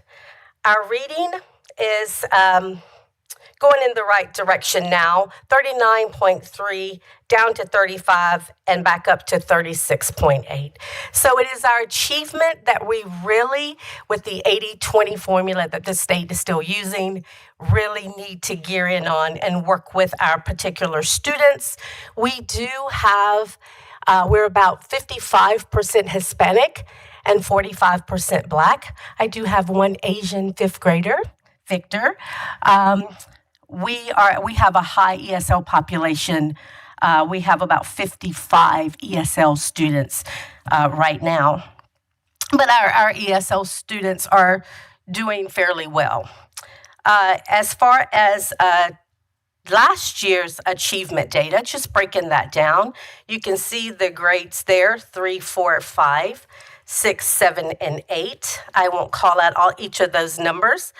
Keeping in mind there was a new test in 5th grade. There's that targeted area there at 21.1 and in 8th grade at 50%. So we do have set some specific goals for our math, reading, and our science. So I'll begin there. We're currently at 43% overall in 3 through 8 for mathematics. We find it reasonable to say our goal will be 46.6 as measured by the end of grade test. For reading, at 36.8, setting a goal at 41.8, which would be a 5% increase. And science, it seems like we were a little bit, really wanting a lot, but we have 10 8th graders and they're doing really, really well. It is our 5th graders that we'll concentrate on. So we hope to be at 53.3 with a specific plan. Right now, in the last 2 years, we've retained 95% of our teachers. When I came in March 2022, that was a problem. So we have a stable staff who stayed with us with that move, which was not an easy task. We got planted and we kept most of our students, but it's been the most transient that we've been from 24-25 to current 25-26. Looking at our student attendance rate, that was an issue as well. I talked to staff. It just seemed optional for many of our students and their parents. So we had to have some meetings to understand what attending school was really about and what we really needed them to do. We cannot teach them if they're not at school. So that was a real problem. We had to have some individual meetings with some individual families so that they could see the value of sending their students to school each and every day. Looking at this progress so far, one chart is for reading and one is for mathematics. You can see that we're in the right direction, but that's proficiency, and I just want it to happen a little bit faster. But if we can keep holding on to that growth, that proficiency, it'll get there. I am concerned about our numbers. We are at currently 161 students. We are hoping for 190 students. We have hit the ground running on social media, on Instagram, on Facebook, with a few things about Global Scholars Academy, especially about being in the top 20% for growth, and also holding on to some wonderful teachers who love children. That's very important. We operate from 7:30 to 5 o'clock. It is not mandated that students stay to 5. Our regular time is from 7:30 to 3:30, but from 3:30 to 5, we're going to turn that into some tutoring time for those students who are identified who need extra push. That can be done at that time.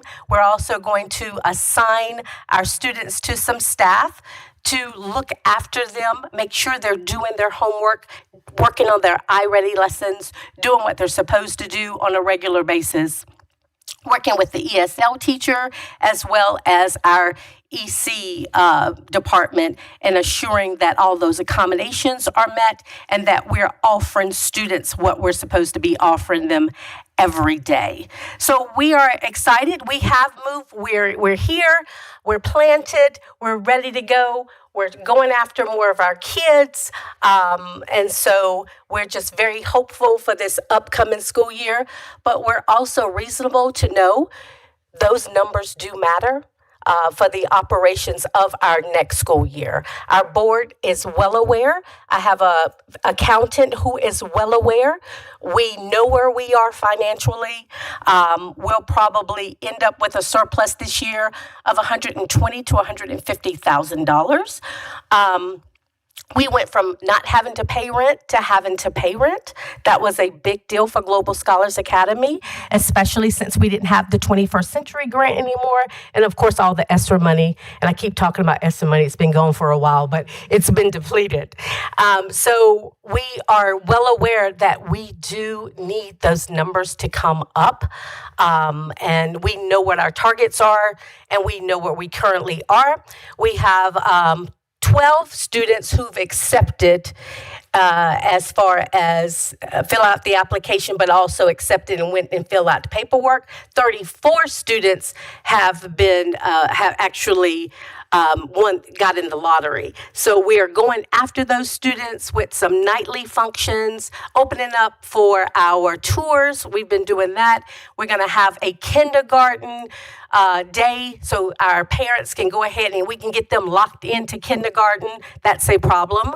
Actually, the kindergarten 8th graders were the outliers as far as our numbers were concerned this past year, because we're normally at least 25 for kindergarten. We're at 16, and our 8th graders, we were at 10.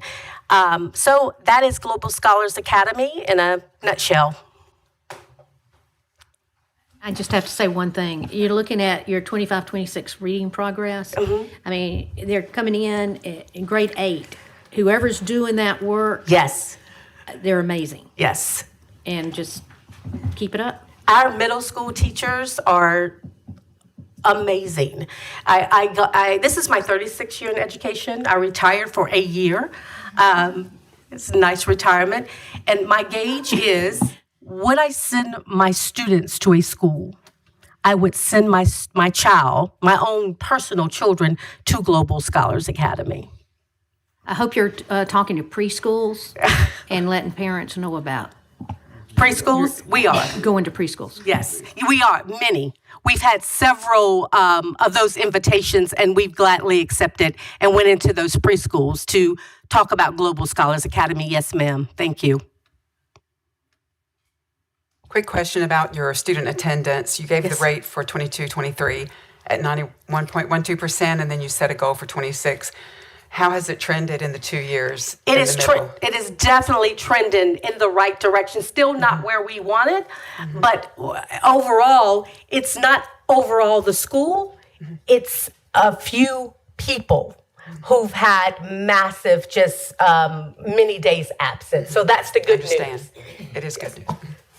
And you mentioned that you will tutor from 3:30 to 5. So when will you? That will start after our intersession, which will be in March. So from March, April, and May.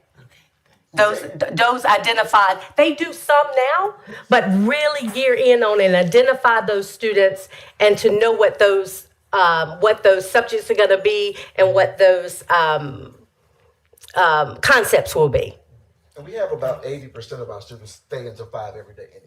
Anyway, so what are they doing now? Some of the same stuff. Yes. Yeah. More concentrated though. We're gearing on it. I guess. When did the facility thing happen? That happened last year. We were at 305 Dowd. January, February, March. We were not absolutely sure we were going to move until about April. Oh, wow. So it was a very quick turnaround. It was a quick turnaround. Wow. And that was a facility you were in for a long time. A long time, yes. And that, are you indicating that that's had a direct connection to, enrollment issues? For this year, yes. As far as, yes, we've never started the year as low as enrollment has been. So looking at the trends where we start and where we end, we've never started this low. So, and the only thing that we've done is move. And is this a permanent facility? Are you staying here for the considerable future? Or? We have a contract that we're going to talk to them about our numbers at the end of March to determine that, but we can stay there 2 more years. It's my understanding, yes. And Mr. Sanchez, I believe we ended the year last year at 211, around that 205. It was in the 190s because with the population being transient. Okay. Yeah, the growth is awesome. Yes. Like you're saying, just looking at your growth statistics, even predating you guys from 2014 on, the school has always either exceeded or met growth other than 1 year, which is pretty amazing. Yeah. I had been at the other campus, and it was really nice several years ago. And so I kind of empathize with the idea of switching so abruptly and having that disruption. Are you sharing this facility? Is this part of? We this current facility? Yeah. We are sharing this facility. There's a church. It's a church. That is in the multi-purpose room is on Sundays. Okay. Thank you. Any other questions? All right, hearing none. Thank you so much. Thank you for Yeah. your support. We appreciate you guys. Thank you. Next up is Lakeside Charter.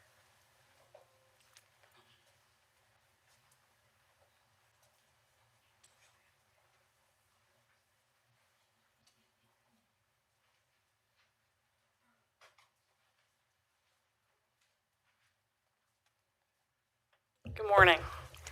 I'm Mary Catherine Sauer. I'm the chairman of the board of Lakeside Charter Academy. We thank you for this opportunity to come and give you an update. One of the things that you know is that we struggled a little bit last year. I think we've made some important changes. We're going to tell you about those. After a very financially difficult year last year, we hired Goodall Consulting to help us get that budget back on track. We have done that. We're projected to have a surplus this year. We've been removed from financial disciplinary status, and so financially we're making great strides and on track, I believe. We and unexpectedly at the end of January, we lost our principal. So we're so thankful that we found Lisa Upper, who is a veteran educator. She's got over 25 years of experience in the classroom as an administrator, and she's stepped in and done an amazing job so far. So we're looking forward to trying to convince her to finish out the year while we search for a permanent leader. And I will let her give you more updates academically. Well, thank you, Ms. Sauer, for the introduction, and many thanks to you for taking your time to hear about Lakeside Charter Academy. I'm excited to be standing here before you because I have the privilege of showcasing Lakeside Charter Academy, which is a gem of a school with a heart of a bear. The bear is the mascot of Lakeside with good reason, because the heart of a bear symbolizes strength and courage. And strength and courage is exactly what Lakeside has demonstrated throughout its history, adhering to its mission statement. Lakeside Charter Academy, in partnership with parents, will cultivate engaged learners through scholarship, leadership, and citizenship. Now, throughout the following slides, you'll see how we are putting teeth to our mission statement. And in the next slide, you'll see how big our bite is. In the academic years 21 through 23, Lakeside had a school report rating of D. Worse, the 23-24 end of year testing demonstrated that our school was a school with a failing grade.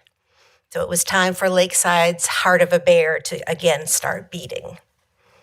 By studying data from multiple sources, building on best practices, and implementing new strategies, within 1 year, Lakeside Charter Academy demonstrated its resilience and scored a C.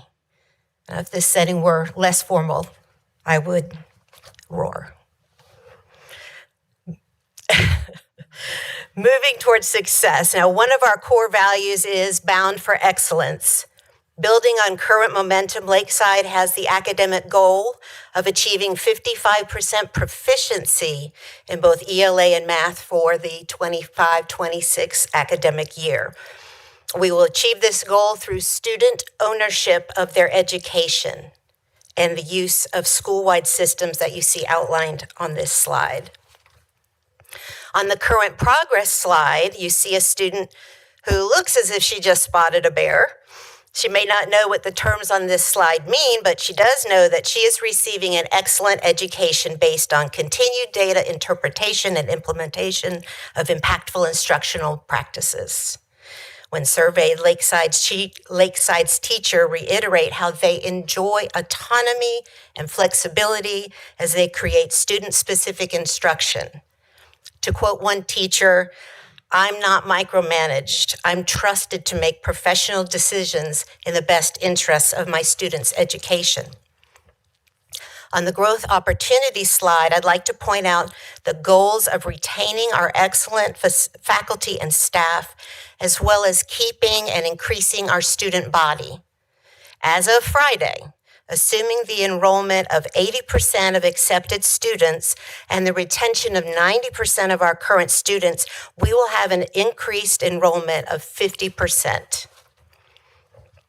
On the celebrations page, you see that Lakeside Charter Academy was highlighted by Mo Green for its praiseworthy jump of 2 grades for the academic year of 24-25, going from an F school to a C school, and that is exciting.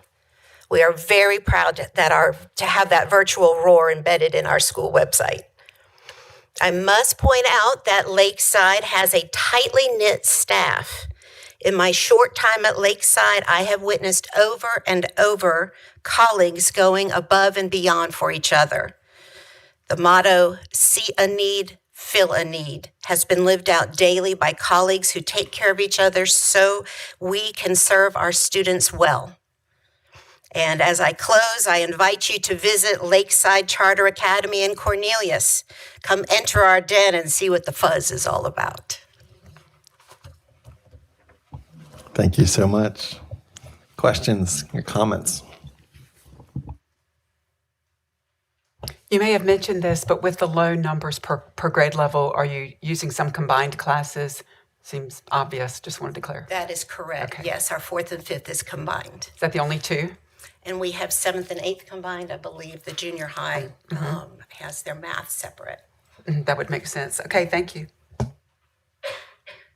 Miss Upper, are you new to Lakeside or were you a staff member there? 4 weeks. So looking at the academic data, last year was a really important year for turnaround. Who is on staff now that was also there last year and saw that turnaround take place? That's a great question. We have 5 teachers out of 15, which includes the specials. We have new kinder, new first, experienced second, new third. 4th and 5th are returning. We have 1 middle school teacher that is new and then 1 middle school that is returning. And the ones that have returned are definitely pillars in the school. Is the administrative team the same? Are there any administrative team that's the same, or are you the only new person? We have our director of operations. She's been with us for several years. And then I'm new. And we just started with an assistant administrative, you know what I'm trying to say. I had a question with the financial issue that was solved by the accounting firm. I'm wondering, I thought the EMO handled budgeting and finance. So what was the need for the external support if the EMO was providing that for the school? Yes, sir. I'm sorry. I'm sorry for confusion. I should have been more clear about this. I am the executive director of an EMO that has some schools. I am a volunteer board member for Lakeside Charter Academy. Lakeside does not have an EMO. I'm the volunteer board member. That's good clarity. Okay, here. Barring any other questions, thank you so much for your time this morning. Thank you. Yes.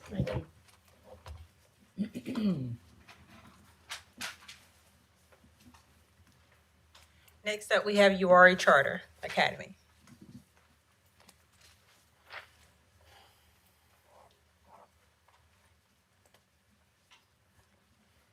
I'm looking to see if it's still morning. So good morning and thank you and for allowing Uwharrie Charter Academy to present. With me, I'm Dr. Sharon Castelli, the superintendent. I have Dr. Chris Wheat with me. He's our deputy superintendent, and Miss Beth Kearns, who is our assistant superintendent over curriculum. I'd like to first start out before we get into the slides that we started off the school year with 2264 students. We're the only charter school in Randolph County where we serve 60% of them, 20% are from Asheboro City, and then within our surrounding counties. We also have on hand, thanks to our amazing CFO, operational funds of 158 days cash on hand. So we are a thriving school, super excited. You'll see on our very first slide, when I first came to UCA, we were at a deficit in growth of negative 14. Within 1 year, we cut that deficit in half.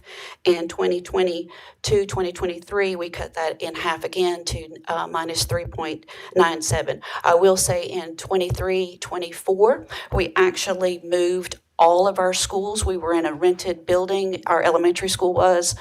And we ended up building a beautiful high school. We took our high school kids out of their current building. We moved elementary in. We had fifth grade in our middle school. We moved fifth grade back to elementary where they belong in order for us to grow our middle schools. Within 1 year, we had a lot of growth. We also grew our student population. We also started a virtual academy, and those scores were not separated until the 24-25 school year. We had about 120 students that were virtual. You'll see that we did meet with our African American group, our Hispanic group, our multiracial group. We did take a little dip in our AIG, however, they did meet growth. We missed our reading proficiency by 1/100th of a point. We had a overall score last year of a 54, which is a D. However, we did outperform Asheboro City Schools, and we were well within the Randolph County school system. On the next slide, we did ask all of our schools to focus on a cohort. You'll see that our math score has gone down. Our reading score in third grade does fluctuate. Middle school, we did see a decline in our sixth grade reading, and then with the renorming of our eighth grade science. However, I will say that we outperformed all of our surrounding schools within science, and in biology, we actually outperformed the state. High school is looking at Math 1 as well as English 2. And again, across all levels, a pattern of post-pandemic, persists in the reading and math, especially in 4th, 6th, and 9th grade, but they are our targeted population. On the next slide, you'll see our current high school data.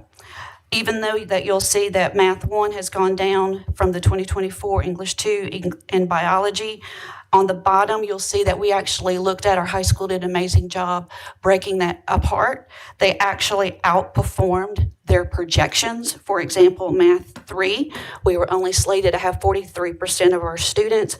However, we had 52.2% proficient. Same with Math 1, we made us 60%. If you look at biology, we were only expected to have 14% of our student population pass the biology. However, we did have 39% proficient. On our next slide, we have our middle school performance. Again, they are looking at the sixth grade ELA. They're also looking at all math in 6th, 7th, and 8th using the IXL platform. And of course, looking at that 8th grade science, we have our check-in data, whereas our check-in Bs, we are up 50% within our 6th grade group. Again, that 6th grade group is really a high focus for our middle school. Even last year, they actually revamped their STEAM time to have an EAGLE time to really fill in those gaps. That's what that is. And this year, they actually embedded it into their regular schedule. That's how important it was. And then with our check-ins in science, physical science, we're up 17.2%. Within our elementary school, we're glad that we have the M-Class data. You have our beginning of the year as well as our middle of the year. With the middle of the year, we actually ask other grade levels to assess those students. So the same teacher is not assessing from the beginning and the middle. It gives me ensuring that we're being objective with our information. You'll see that we are closing those gaps, especially those red students, expanding our yellows and our greens, and of course, always wanting to increase our blues. Again, with our upper elementary grades, we obviously are using our check-in data. You will see a dip in the 3rd and 4th grade. However, thanks to some grant funding, we actually are using additional tutors within the school. We're actually using certified teachers or retired teachers as those certified people, as well as an Edmentum, which is also a live tutoring session with a high focus on math. And then with our last slide, just kind of the way we looked at this year is making curriculum instruction number one, which is why we created at the district level an assistant super of instruction. We also have a director of teaching and learning who helps those beginning teachers, who schedules those professional development. We also created at all 3 schools an assistant principal of instruction, so that way they can have those true, candid conversations. Obviously, those observations, they lead those PDs, they have those data meetings. That's what Ms. Kearns attends, and those walkthroughs. So again, we're looking at certified intervention specialists, grade level realignment at the elementary school. We really looked at the school data. If one teacher in fourth grade was stronger in math and weaker in reading, they did a team teaching. She also moved the grade levels on the same hall for better alignment and better conversation when they talk about the students. They have implemented a math pacing PD, and as well as the M-class expansion. They did include fourth grade on that. Again, with the middle school, we have that academic support. They embedded that Eagle time. They have weekly PLCs with what they call their data den. And again, at the high school, we do actually have implemented IXL with our EC students. We have a high special needs population. My daughter is a junior at the high school in a self-contained classroom, and when she gets home, she pops on that IXL because she knows that's the expectation for her practice. And obviously, we have, thanks to the fact that we actually pay into the retirement system, we're able to capture those certified, strong, licensed teachers. So we're super excited. And if we have a moment, I would love for Dr. Wheat to actually talk to you about our Career Academy as we're talking about expansion of student certification and growth, as well as partnering with some interns for actually true relationships. Thank you, Dr. Stelly. Good afternoon. Just a second to share about our Career Academy. At the same time where we have a high focus on increasing our proficiency and improving our academic standing, we've also expanded our Career Academy in lines with the question about CTE earlier. We just held an advisory council meeting for our new advanced manufacturing lab that's coming in. We had industry representatives, about 35 different industry representatives come in and give us feedback on curriculum and equipment that we will offer in our advanced manufacturing lab. Kind of a stark contrast with us with other schools. Rather than going after some of the state work keys testing and those kind of things, we've talked to our local industries about industry recognized certifications that actually help kids get jobs in our areas, and we've really focused on that. The reason that's important is we're pulling the community into our school and really strengthening that. We feel like that's a huge reason that our demand continues to rise while we're also working on increasing our academic proficiency. So I've been there to see that facility, and as a guy that like pushes the CTs, I am so I think you remember how jealous I was when I left, right? I mean, that place is just amazing. If you've not seen it, I invite you to go by and see what they're doing in that career development. Do you guys have a partnership with the community college in that regard? Yes, sir. We have a great. And list some of your community partners or the business partners that you guys are working with. Absolutely. So when we first started, our main launch programs for the Career Academy were our automotive program, our construction trades, and our welding. Those are the ones that were funded for them. So one of the best examples I can give you is Thomas Tire, which is a regional automotive program. They gave us input directly on the equipment to buy. We bought the same list, the same tire machines, and now our students are using the same language, same vocabulary that's getting trained in Thomas Tire. We have an internship program where our kids come through, take those classes. Some can go to the local community college to get certified. Some can get certified in our own classroom because our instructor is a master certified technician. And then they go right to Thomas Tire and other industries and go straight to work.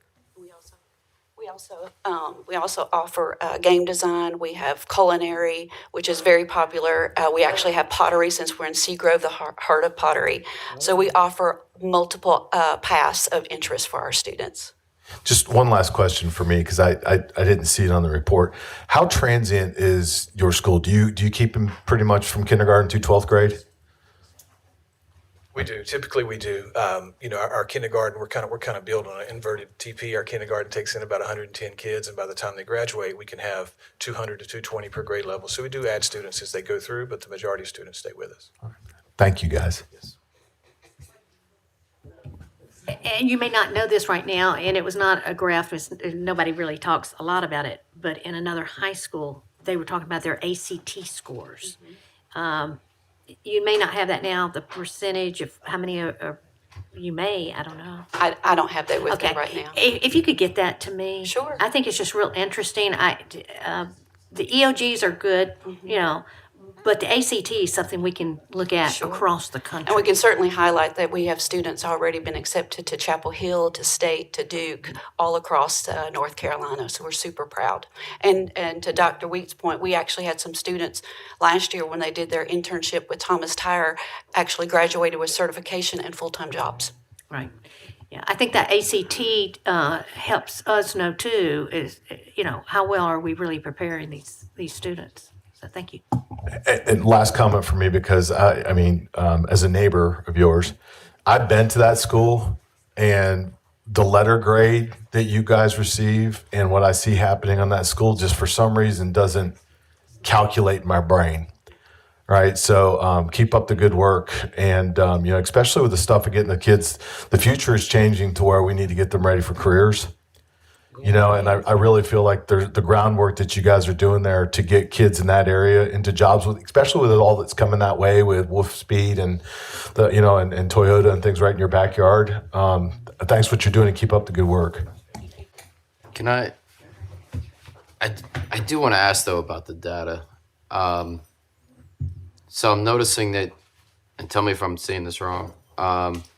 You haven't met growth since 2014, and in the last several years, to be honest, you're not really in striking distance.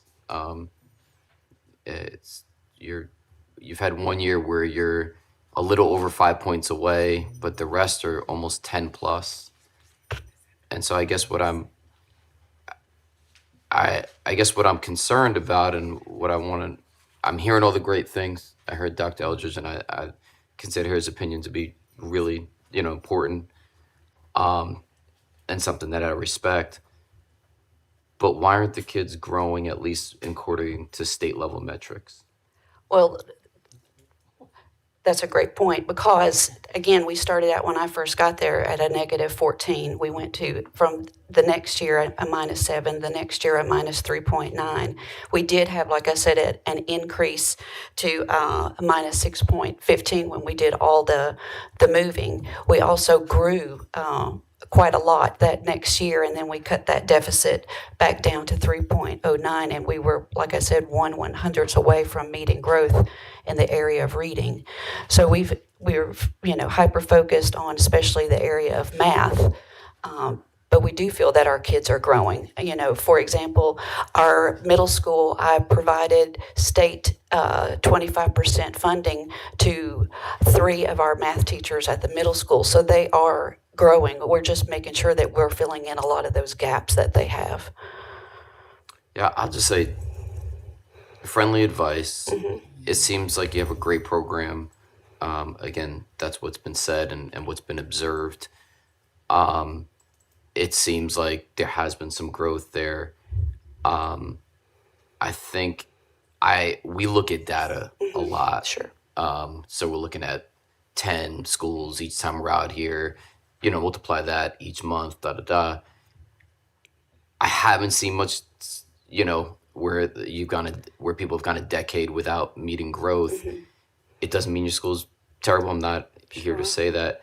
I think you're going to want to get more data driven on a state level, EOC, EOG level, to make sure that you're performing and that it's accurate, an accurate portrayal of what you guys are accomplishing. And to your point, sir, last year especially, and again, starting late, January is really, like, for example, the middle school really changed its mind shift to even include changing its schedule.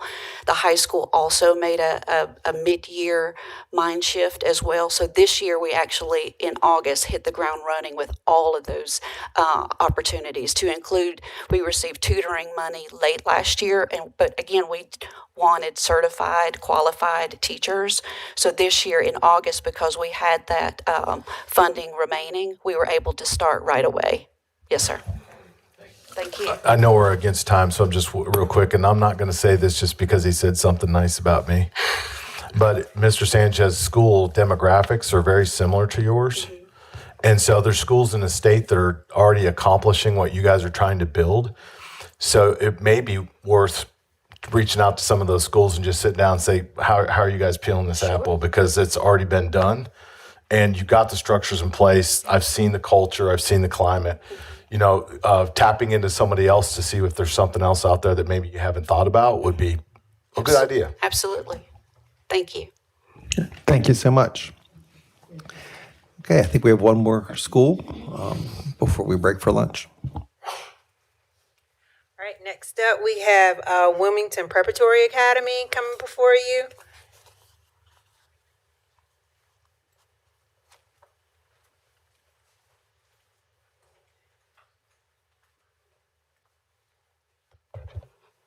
Mr. Chairman, distinguished members of the board, ladies and gentlemen, good morning. My name is Kevin Johnson. I'm the school principal at Wilmington Preparatory Academy. I want to apologize on behalf of our board chair, Mrs. Valerie Galloway, for her not being here with us present today, but she should be joining us via the Zoom link that was shared with us. We are grateful for this opportunity to demonstrate where we are at the school and the measures that we are taking to improve our school performance across all grade levels. As outlined in Table 1, for the past 3 years, Wilmington Prep had underperformed, which has led us to be a continually low performing school. However, it must be noted that during all 3 years, we have also consistently improved our school performance score. For the 22-23 school year, we had a performance score of 37% and a performance letter grade of F. The following year, the 23-24 school year, we had a performance score of 45% with a performance letter grade of D. This is an increase of 9% when compared to the previous school year. And for last school year, we have a performance score of 46%. In all 3 years, we had a positive growth index and had met our expected growth. As a matter of fact, in 2 of those school years, our growth index indicate that we were extremely close to exceeding our growth. As shown in Table 2, this is a breakdown of our school-wide math data. The primary reason for displaying this data is that over the years, math is the area that we struggled in the most. But as shown here, for the past 3 years, we're making steady progress. In all 3 years, we had a positive growth index, but most promising is that last school year, we did not only meet our expected growth, but we actually exceeded our expected growth with a growth index of 2.35. This is a testament that some of the things that we're doing, they're working, but we are cognizant that there's a lot of work that we have to do. And that is why our school leadership team created the following school goal. For the 25-26 school year, Wilmington Prep will improve its academic performance for all students by achieving a school performance score of at least 55% and meet or exceed growth as measured by EVAS. That goal is further divided into 2 specific goals, an academic goal and a health and wellness goal.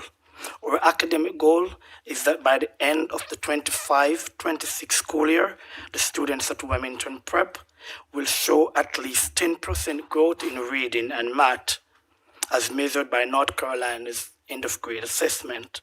While our health and wellness goal states that during the 25-26 school year, Wilmington Prep will provide a safe, caring, and inclusive school environment that strengthens the health and wellness not just of our students, but also of our staff.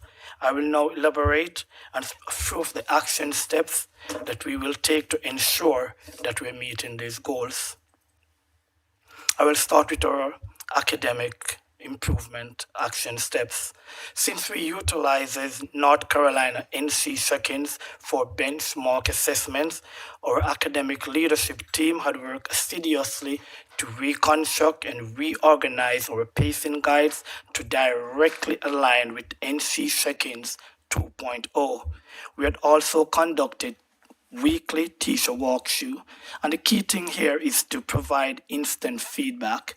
It is somewhat nonsensical to do a teacher walkthrough and then you're providing feedback 2 weeks, 3 weeks thereafter. No, teacher needs instant feedback to inform lesson plans as well as delivery. We have also continued to provide common planning time, where teachers are afforded the opportunity to discuss and disaggregate school data, whether it is M-Class, Reading 3D, NC seconds, EOGs, or even teacher-made assessments. As for our health and wellness action steps, we have processes in place to identify students who are at risk of developing social emotional learning and or mental health issues. And once those students are identified, then we provide intervention through our MTS teams as well as our community partners. Such practices have also yielded positive results. And last but not least, as with many schools' policies and procedures, we annually review our discipline and crisis intervention policies and practices. This allows us to make necessary adjustments and revisions as needed. These are just a few measures that we have taken to ensure that we're closing the achievement gap. With the successful implementation of this plan, we are confident that our students will experience high growth.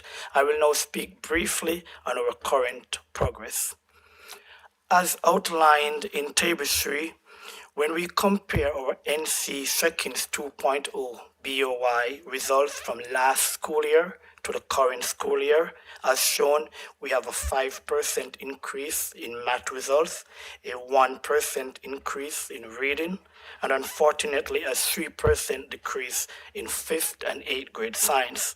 And this is something that our data team is currently analyzing. As a matter of fact, just analyzation led us to Table 4, which shows that for both last year and this year, our 8th grade students had scored higher in all 3 subject areas than the entire school. And when we took a deeper dive, we came to the realization that essentially the longer the students are enrolled at Wilmington Prep, the more years they spend with us, the better results they produce. Therefore, we are now having systems in place that targets an even higher student retention rate. At Wilmington Prep, we are pleased that we're making progress towards our goals, but at the same time, we are cognizant of the vast room for improvement of the work that we have to do. We will continue to strive for academic excellence as well as well-being of our students and staff. It is our priority to ensure that our students continue to meet or exceed growth each school year. Thank you so much for your time. Thank you for the presentation. Questions from members or comments? No question, just a comment. I love a school leader that stands there and recognizes the fact that good things are being done, but there's a long ways to go. You know, not someone that tries to come up with an excuse for why things are the way they are, but they're trying to take serious action for trying to get things done. So I appreciate your effort. I just want to say you're at 87 ADM right now, and honestly, I was surprised to see that data today because what was sent to us for our planning, it was actually 112. 112. Okay. The other issue that came to mind. Let's see here. I've got the wrong. I was looking at it earlier. Your students with disability, the percent of those students is rather high, I think, isn't it? Not necessarily. Not 18%. Okay. Right. Okay. But Okay. I was the good rate. Okay. I think this is a school that, and let me just say, not to you, but what the board has talked about with looking at renewals and comparability. This would be a school I think that would fall into looking at a different kind of comparability when we look at renewals. what's the status of your last year's fiscal year audit or the prior year's, the 25? Has your audit been completed? No, it's pending. It's what? It's pending. Why so late? Two reasons. For one, we do in-house, we do our finances in-house, and for the past school year, we decided that we were going to outsource some of those.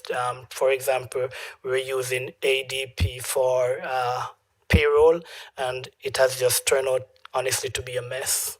when it comes on to getting all the documents to the auditors. Who is your auditor? Sharp and Sable. Have they given you a timeline? Because this is well past due. I They mean, they have received all the documents, so it should complete sometime soon. okay, this is significantly behind, though. It is. Yeah. Okay, we need to get that taken care of We are- ASAP. Yep. I think it's all in the auditor's hand at this point. So you're saying that the back office folks have struggled to get the information into? No, it's some information was with our internal office, and then some information was with what we were outsourcing with. It was just, I think it's a bad timing to get all the required documents to the auditors. I think it would be encouraging for us to know that you've examined this process then, and maybe be able to communicate with the Office of Charter Schools how you're going to rectify this so that you're not in this position next year. I can't foresee us being in this position. I think we have learned our lesson. I would love to know what that lesson is.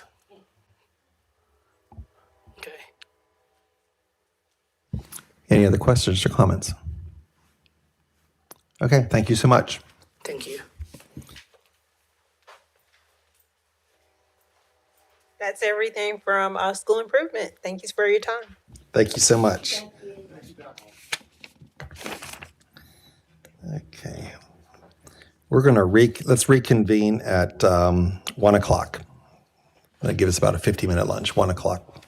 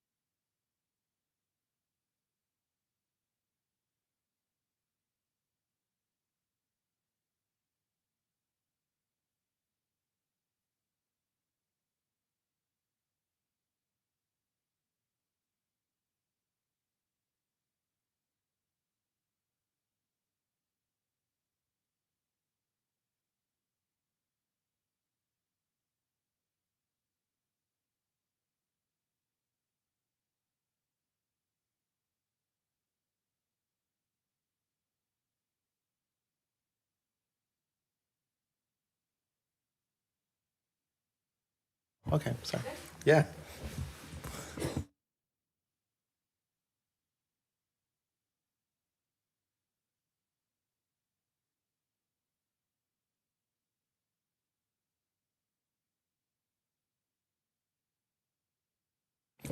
Okay, welcome back, and we're going to continue on with our agenda. We have several remote charter applications to review this afternoon, so I'm going to turn it back over to Ms. Wetzel.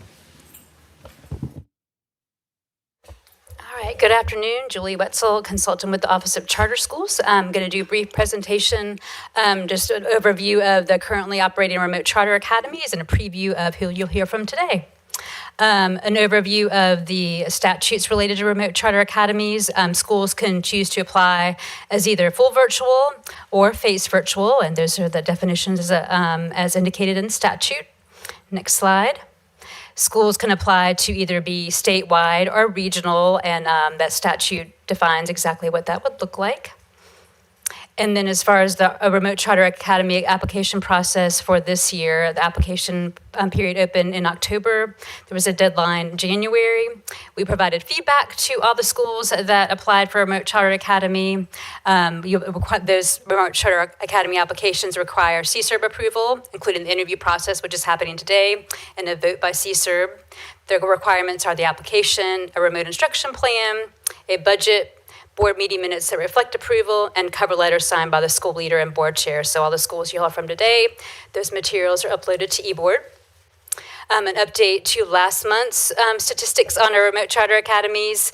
There are 17 total approved remote charter academies. 10 are operating this school year. 5 are currently scheduled to open the upcoming school year, 26-27. 4 of those are standalone public school units, and 13 were approved through the amendment process. There's 1 school requesting a third deferral that was approved in 2024, and 1 that was approved in 2024 will not be opening after 2 deferrals. So there's an update to that from last month. As an update to last month's presentation, there are 4 standalone remote charter academies that are operating as their own public school units. NC Cyber and NC Virtual were approved through the renewal process just in the past couple months to operate as remote charter academies with 5-year terms.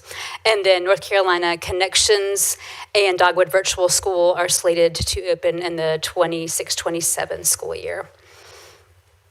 There are 8 currently operating remote charter academies that went through the amendment process. Those are the schools and their projected enrollment, as well as what the actual enrollment looks like. And all of those schools report they will be continuing to operate for the 26-27 school year.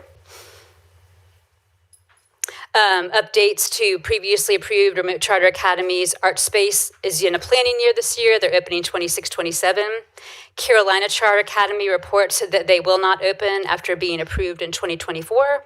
And Longleaf School of the Arts reports that they want a third deferral after being approved in the 2024 year, in 2024. Last month's requests are summarized here. Alamance Community School was denied. Franklin School of Innovation and Mountain Community were approved. And the Charter Schools USA schools withdrew their applications. So we have 4 remote charter academy requests through the amendment process today. Central Wake High School, Triangle Math and Science Academy, Jackson Day Phoenix Academy. Jackson Day and Phoenix Academy both reported they were requesting their remote charter academy to operate as a separate public school unit.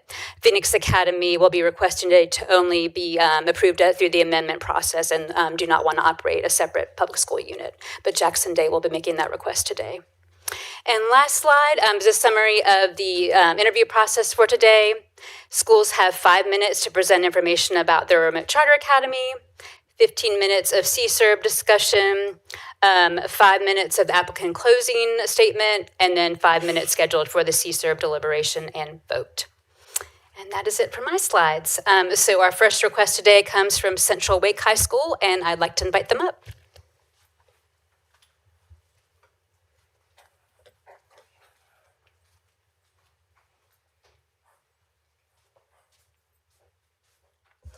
Good afternoon. Good afternoon. Good afternoon. Hello, thank you for this opportunity. I am Dr. Yolanda Burwell. I'm Vice Chair of the Board of Central Wake High School.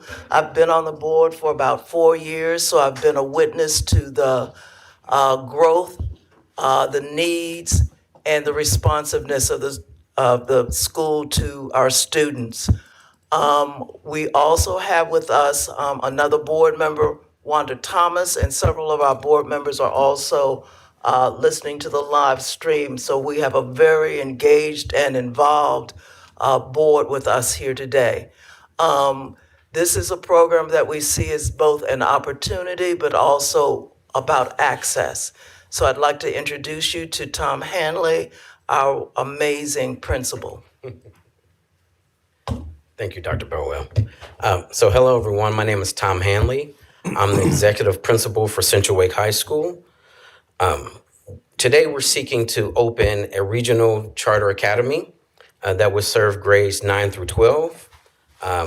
We're attempting to expand our already high-quality offering for education for students that, for one reason or another, a traditional setting just isn't the proper setting for them. We're seeking to serve in our first year 100 students, and then we will expand to 200 students in our second and third year. We are part of Second Mile Education. Second Mile also opened up Stewart Creek and Commonwealth, which you all just recently awarded a 10-year renewal. And I'm the founding principal for all three of these schools. What we're looking to now is serve our particular set of students. Now, who are our students? On average, our students are coming in reading and math at about the 5th grade level. They're 2 or more years behind our graduation cohorts. They have low GPAs. About almost 70% are either pregnant, parenting, or assisting other siblings or being a caregiver for other people. And what they need is a non-traditional setting that they can both handle these responsibilities and work. About 50% of our students work either part-time or full-time. Central Wake specializes in a teacher-directed, technology-enhanced program that really focuses on making sure that the students get what they need, raising their basic skills. We use things such as individual success dashboards to make sure that students can measure their individual successes. And we also make sure that students have access to programs such as wraparound services, social workers, therapeutic services, and CTE. When students initially come to our school, what we've noticed is that within 90 days, over 95% of the students have raised their reading level at least one level. 85% have raised their reading levels at least 2 levels, and 57% have raised their reading levels at least 3 grade levels in the first 90 days that they've attended Central Wake High School. Last year, we were able to graduate 94 students. And of that 94 students, 70 students ended up catching up with their graduation cohort, which is very significant because on average, students are coming in at least 2 years behind their graduation cohorts. 100% of the students that we surveyed, 96% of the students that we surveyed said that they agreed that they receive a high quality education. 100% of the parents we surveyed say that they would refer our program to someone else. But what we really are trying to solve is those students that we don't have an opportunity to serve. So these are students that would need a remote academy because they're working or they're taking care of people, or they just have other responsibilities. And unfortunately, what happens is that in life, these responsibilities get in the way.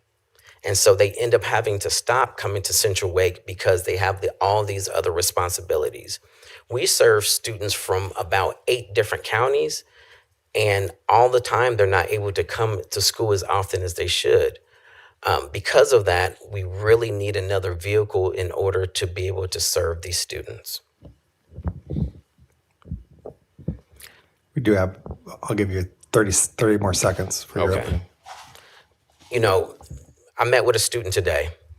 The student said that she came to school late because she had to drop her little brother off at the bus stop. I said, well, why'd you have to do that? Well, because my mother's in the hospital. She just had heart surgery. And so I'm responsible for putting my little brother on a bus. These are the type of circumstances and situations that we have to deal with the type of students that we deal with every day. And we don't want the educational opportunity to slip away from her because she's had to take on additional responsibilities. Thank you so much for that opening. We now have 15 minutes to ask the applicant questions. I'll go ahead and start if that's okay. I see that you're offering a flexible schedule for the remote students. And we say we're talking about face virtual is what you put in, or yes, what more people call it blended. Right. So they'll have the opportunity to come at different times during the day. Is this something where they will physically come every day of the week, or what's that schedule look like in your end? So already we offer a flexible schedule where students attend one of 3 sessions. They can attend from 7:30 to 11:30, from 12 to 4, or from 3 to 7. So we already have that level of flexibility in. What we're adding is an opportunity for students to also attend remotely, but also come back into the building at least one day a week where we will proctor exams, where we will administer and help them out with wraparound services, where we would offer them additional enhancement and interventions. Is there a minimum number of hours, minutes that you're going to require that they be face-to-face, or? So our daily sessions are 4 hours, so we were required that they do at least 4 hours per week. Okay, thank you for that. What about the curriculum instruction? Where's the curriculum coming from? Who are these students' teachers? So the students' teachers are in-house, highly qualified teachers that are licensed. We do use the Edmentum platform as well as Reading Plus and some additional platforms for CTE. But right now, what we're utilizing is Edmentum for our curriculum. And I promise I'll let other people ask questions. I didn't see in your budget where you had any money allocated towards specific digital curriculum. So is Edmentum a solution you're already using in your brick and mortar? Yes. Okay. So we use Edmentum school-wide. And we already have the type of licenses where we can add additional students, no problem. Thank you.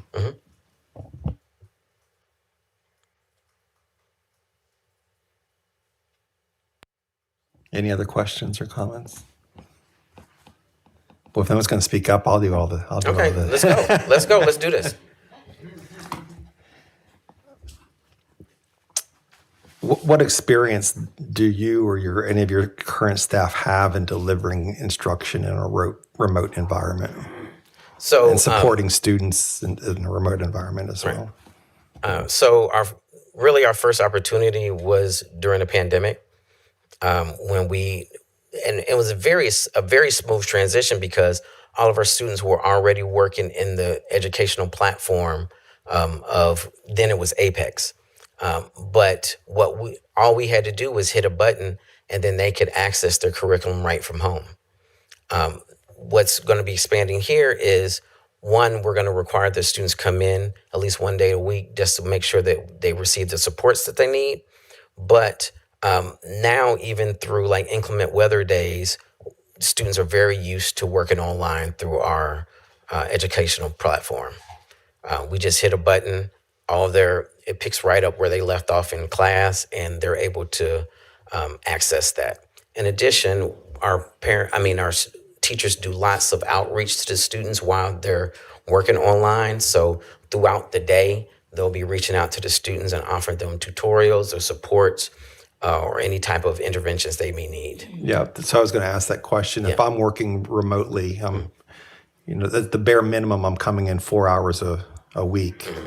Are you scheduling required synchronous sessions between the remote students and the faculty member, Yeah, or is so- it more of an asynchronous? It's more of an asynchronous within that time frame. So students, what we require, because our big give is that we offer flexibility. And so if I have to work this week on Tuesdays and Thursdays, then I'm not going to want to schedule you during those times. I want you to come in while you can come in on the days that you can come in and get you support. But we're also going to be making sure that you actually do come in to make sure that, one, we can proctor your tests and exams, and two, we can give you the additional supports you need. You mentioned that you're already providing a level of flexibility for your current, whether you have a remote academy or not, you're providing a flexible learning environment, flexible in terms of defined by time. Can you share a little bit about what that looks like? Oh, of course. So students can pick which session they attend. So some students that they may have flexible working schedules. So they may say on Tuesdays and Thursday, I'll come to first session. Then on Wednesdays and Fridays, I'll come to second session. Things happen with transportation. Things happen with siblings and family members, and so we are very flexible as far as what time they come into the day. Because we have an attendance requirement, they are required to come in every day, but we are very flexible as to what time, which is why we additionally open up a third session, which is essentially night school for our students to be able to come in and work with us. But what we've noticed is that we have students that would love to come to Central Wake, but they just don't have the transportation. We work with various students all throughout Wake County, Johnson County, Orange County, Durham County, and Ubers are very expensive. And all the time, especially, in this area, buses don't go everywhere. So we work with schools all throughout Wake County school system and different school systems, schools as far as Wake Forest and Wakefield. And these students would love to have the opportunity to come. The counselors there would love to be able to refer students to our school, but transportation continues to be a barrier. And so what we want to do, and this is really our sauce, we want to remove all barriers from the students. So we want to say, hey, is it the time of day? Hey, do you have other things going on? Hey, do you need therapeutic care? Hey, what's going on? And we want to be able to remove those barriers. And the final barrier I think we will need to remove is location. Suppose you have a young lady who has a kid, let's say a I toddler. have those all the time. Yes, ma'am. Oh, you do? Yes, ma'am. And for those who would be coming, Yes, ma'am. you would provide care for the kid? So no, we can't provide care for the kid. That's why we will provide a remote instruction for them so that they can receive instruction at their home. We'd also provide a laptop and internet access for them so they can get access to it and still not fall back on their studies. So that's something for us to think about. There's a lot of liability that comes with an additional way of watching, the little ones. But that's something that we'll definitely think about. Mr. Kay? I know you mentioned earlier we did 2 10-year renewals for the 2 out of Charlotte. I mean, they do a great job. I think you're on the same trajectory and path. Yes, Do ma'am. you think you're going to lose that because them coming, just having that face-to-face and building that relationship there, you think you're going to lose that with an online remote academy? I think that we would be in danger of that if there was 100% online. But being that they have to come into school at least one day a week, we'll be doing a lot of relationship building. We'll be doing a lot of making sure that they get to know us and get to know how we do things. And so they won't be strangers to us. They won't be a number or something on the screen. They'll definitely be folks who know our school, know what we do, know what we're about, and know that we're here to help them. Will you provide technology and internet if they need it? Yes, we will. Yes. I have a question. Yes, ma'am. How many of your current students do you think are going to want to switch and go to this other way, that's other plan? I don't know exactly how many. I do know that I have several students that would need to be hospital homebound. I have several students who are with child at this moment in time. We have the young lady and her sister that I spoke to you about 2 minutes ago. Right. So I can rattle off 15 names now. For the most part, those students really enjoy coming into the building. This would really be for students that learn about our program but live so far away or have other circumstances. We're not looking to to steal off students that are actually in-house. What we're looking to do is create another vehicle for the students in this area that learn about our program, but say, I wish I could come, but my mom can't afford $30 a day in Ubers. Too far. Yeah. It's distance. Yeah, distance, opportunity, work schedules, all that stuff. All that stuff. Any other questions? How will you make sure that that the incentive and the criteria for being remote, I should say the incentive to not just go remote, but anyway, how will you make sure this is just for the kids you're specifying right now, and that you're not going to just take kids who just opt out, who'd rather take a different path because coming into the building is more challenging for 5 days a week? Well, first of all, we have to make their in-building experience worth coming to. We work on that every day. These students are very much students that are referred to us from other schools that never came to school. So we're already doing a very good job incentivizing these students to come to school. Second of all, we have a very high standard as far as the amount of work and the amount of engagement that you're going to need in order to be a remote student. It's probably going to be a lot more difficult for you to be a remote student as opposed to you being an in-person student, just because we're just going to be making sure that everyone is doing exactly what they need to do. We are a mastery-based program, and so students just can't just get a grade. They have to be able to master that curriculum, and whether or not they're in person or out of the building, that requirement is still going to be the same. How are you guys performing right now academically with just your in the building experience? I'm glad you asked. So last 3 years, Central Wake High School has been rated as highly effective under the Option C standard, which is the highest rating we could possibly receive through DPI for a school of our type. I'm gonna ask a really dumb question. Go ahead. I don't know anything you just said. Okay. What is that rating? So it's an alternative rating model that they use specifically for schools like ours. Like I said, on average, our students are coming in 2 to 3 years behind their graduation cohort. So when you start having conversations about, like school grade and graduation rate and things of that sort, that's kind of not the population that we serve.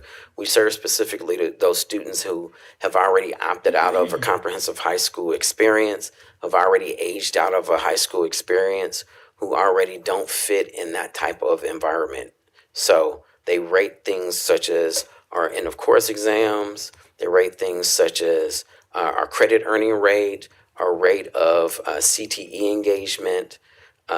They rate things such as parent satisfaction. There's a whole plethora of things that DPI rates us on, and they come up with the guidelines to be able to analyze a school like ours. I know you said this. Besides the 1 day in the building, the other days are asynchronous? Yes. Okay. Thank you. Any other questions? All right, hearing none, you have 5 minutes for a closing statement. This is a great opportunity for students that would have had to opt out of receiving the services, the supports and the educational opportunity from Central Wake. Often this is a second and sometimes last opportunity for these young people to actually get a high school diploma, to become wage earners instead of wage takers, to become people who actually add to our society. So it's very important that every opportunity they can to be able to fulfill that dream and to move on towards higher aspirations, that we give that to them. This, again, is just another tool and that we can utilize to be able to serve these families and these students. Thank you for that. Okay, deliberation amongst board members. I think the need is compelling. I was going to go ahead and make a motion. Okay. Would you like to make a motion and then have discussion? Is that fine? We're gonna have discussion either way. Right. Hilda Purley seconds. We have a motion to approve in a second. Discussion. So I will admit to being a novice to keeping my mind open about virtual schools and understanding that they're here and probably not going away. My question with Central Wake is certainly not the model itself, but just whether or not they have the infrastructure to pull something like this off, and if they have the support system to, when they have questions, to get those questions answered. So those are my. It strikes me as this aspect of it being presented as a little bit of a quick fix, and you're very thoughtful in your presentation. I'm not implying that, but I think sometimes we think these things are going to go smoothly, and they often don't. So, just wondering. That's just my wondering that I just want to put out there.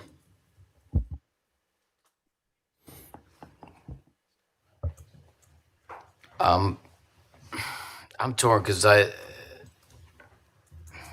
I'm concerned about, like I said this before, about just the influx of offering the virtual component without true guardrails in a way that we're already seeing society that's having trouble conversing, trouble communicating, trouble collaborating.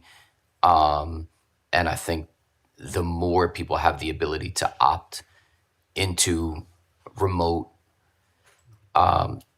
learning experiences, I think that is only going to exacerbate the issue. Now, the reason I'm torn is because the school does cater or serve students that need it the most, and so many different examples were given that we're trying to get these students engaged in the education, in their education in general, and the more ways they can access it, that's better. But I'm telling you, just the way I'm seeing in the last couple meetings of the explosion of this, I do think, and this has nothing to do with this school, I might even vote for it. I think we're going to see even bigger issues than we're already seeing, and the research is just overwhelming in this area. I agree with you. I think that this new territory, even like with AI, it's new territory working with schools. I think that's a philosophical issue that we're going to need to discuss more than each one of these applications, unless we're just not going to have virtual schools. Yeah, this has come up before. We did this last meeting, and I think there is a larger philosophical, but as we're having this philosophical conversation about, and then it's like, I want to try to articulate my thoughts a little better than I'm about to do. I don't think virtual schools are good or bad, but as we continue to approve them, it might be good to have an understanding of, from my perspective, I'd like to understand as an approver of this, what does best practice look like for a virtual school? I know our chair has expertise, and I'm sure others on the board have expertise, but I do not. So I feel like I'm a little bit out of my depth here I'll be honest, I tend to lean towards what Mr. Sanchez said philosophically, but that's not the same thing to Linda Lynn's point about approving this one way or the other. And not that I need to be an expert in virtual schools, but I would like to know what good looks like. And I don't. I wouldn't claim to be an expert. I would claim to be someone who's been doing this for a long time, who's made a lot of mistakes and seen it work really well and seen it not work really well. It's not new. It's not new. I feel like we have this debate every month, and I listen to the state board. The first statewide virtual school opened in 1998. The second statewide virtual school opened up in the same year. School districts and charters and privates have been offering online learning for nearly 30 years now. And I realize most students, teachers, and administrators' experience during COVID was not good because it was an emergency fix, putting teachers and students into an environment they were not prepared to be successful in. And we're still, after the pandemic, still dealing with a lot of bad implementations of whether it's fully online, a blended environment. This school reminds me, and I'm gonna pontificate a little bit. I guess I get to do that when I'm sitting in this chair, right? I had the opportunity probably 15 years ago to work with a school, T.C. Williams High School, outside of in Alexandria, Virginia. If you've seen the movie Remember the Titans, you'll know T.C. Williams High School.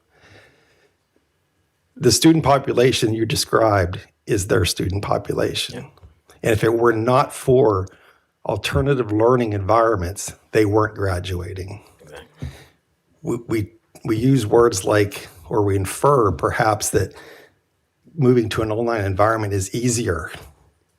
It's not. There is nothing easier when you are 16 and 17 years old, have a child of your own, and trying to also balance work so you can feed that child and get a high school diploma.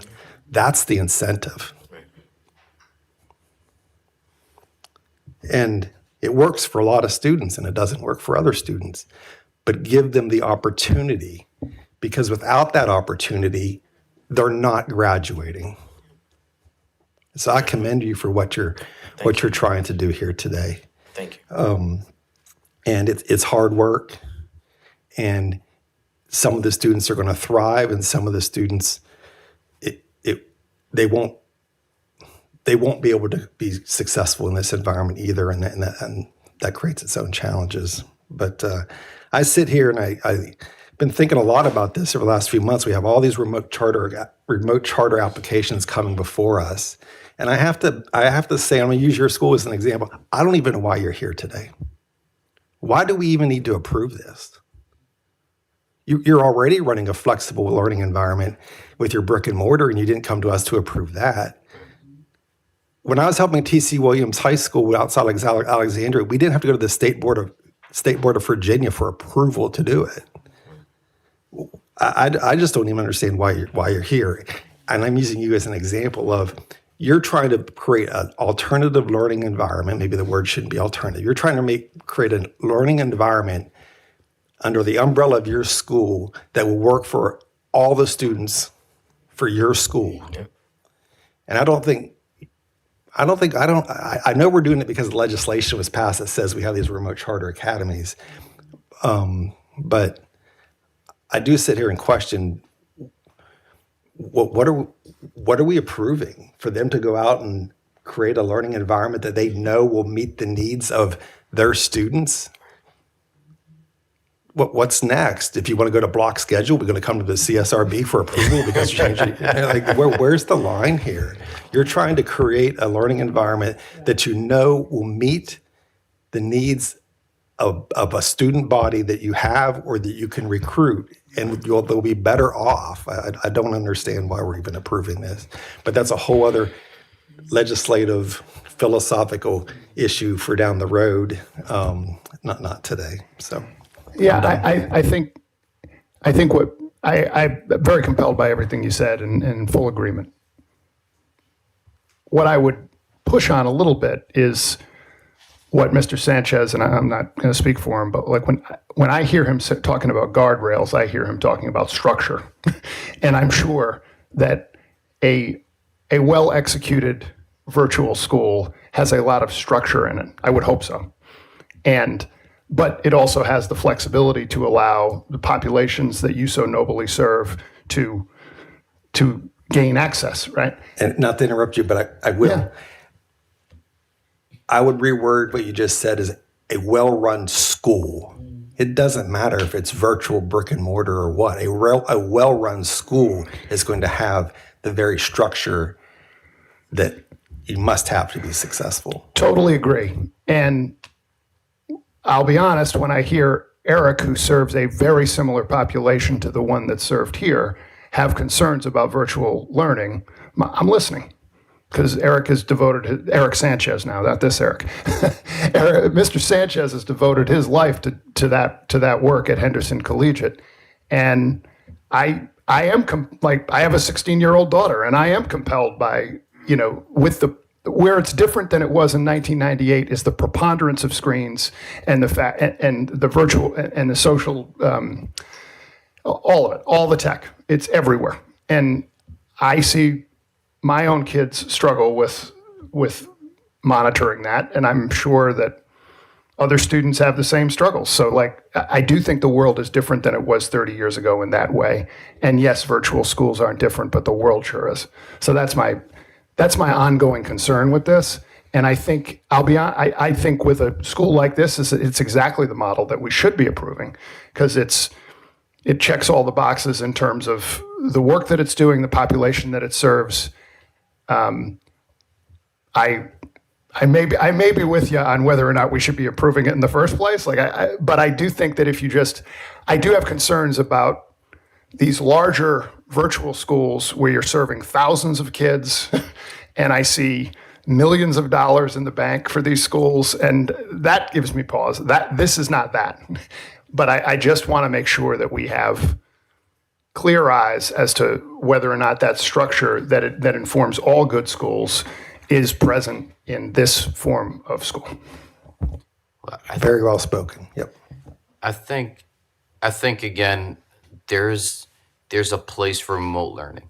There are so many situations out there that would require it, and that students and families are better off when they receive it.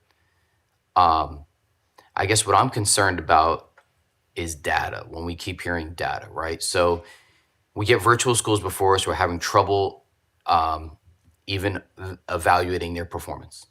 There's so many different reasons for why the data is this way or that way. So you have performance evaluation that's difficult. So what does success actually look like?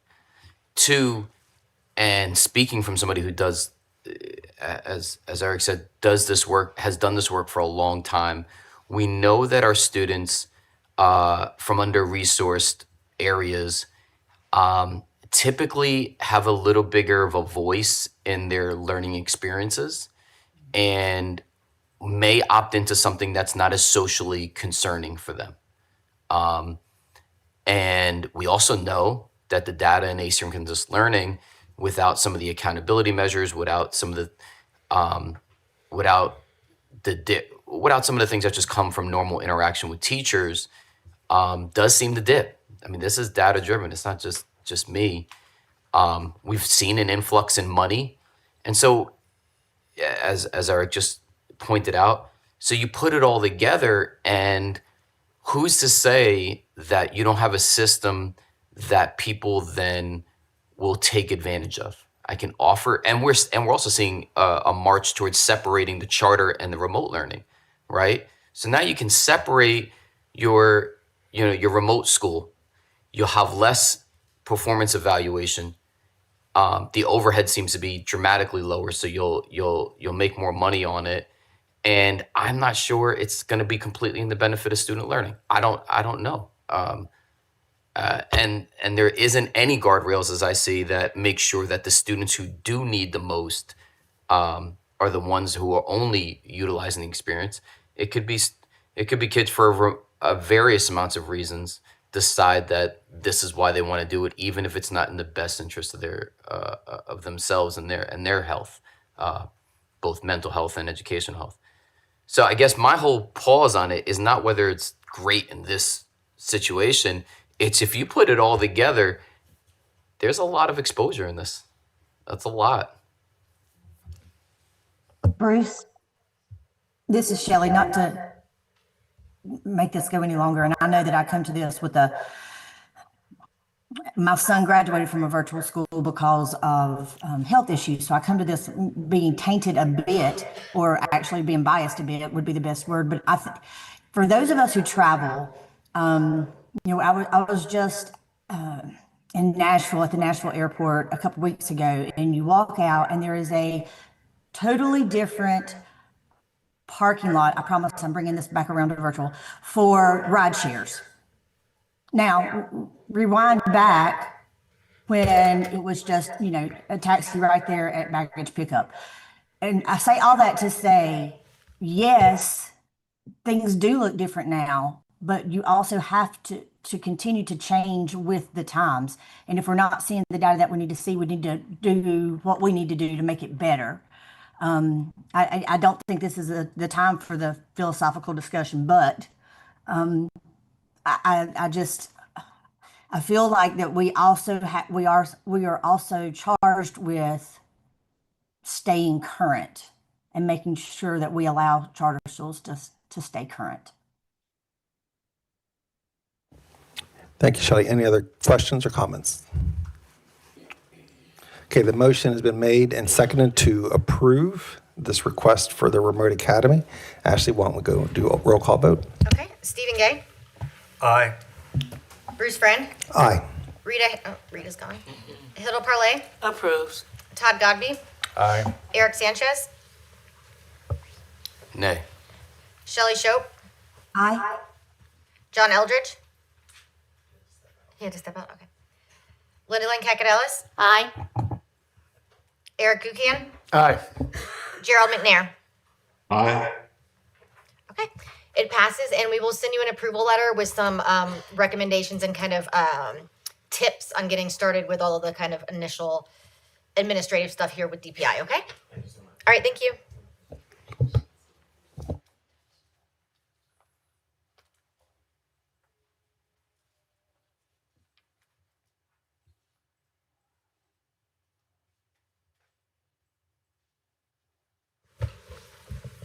All right, our next applicant is Triangle Math and Science Academy. I'd like to invite them up.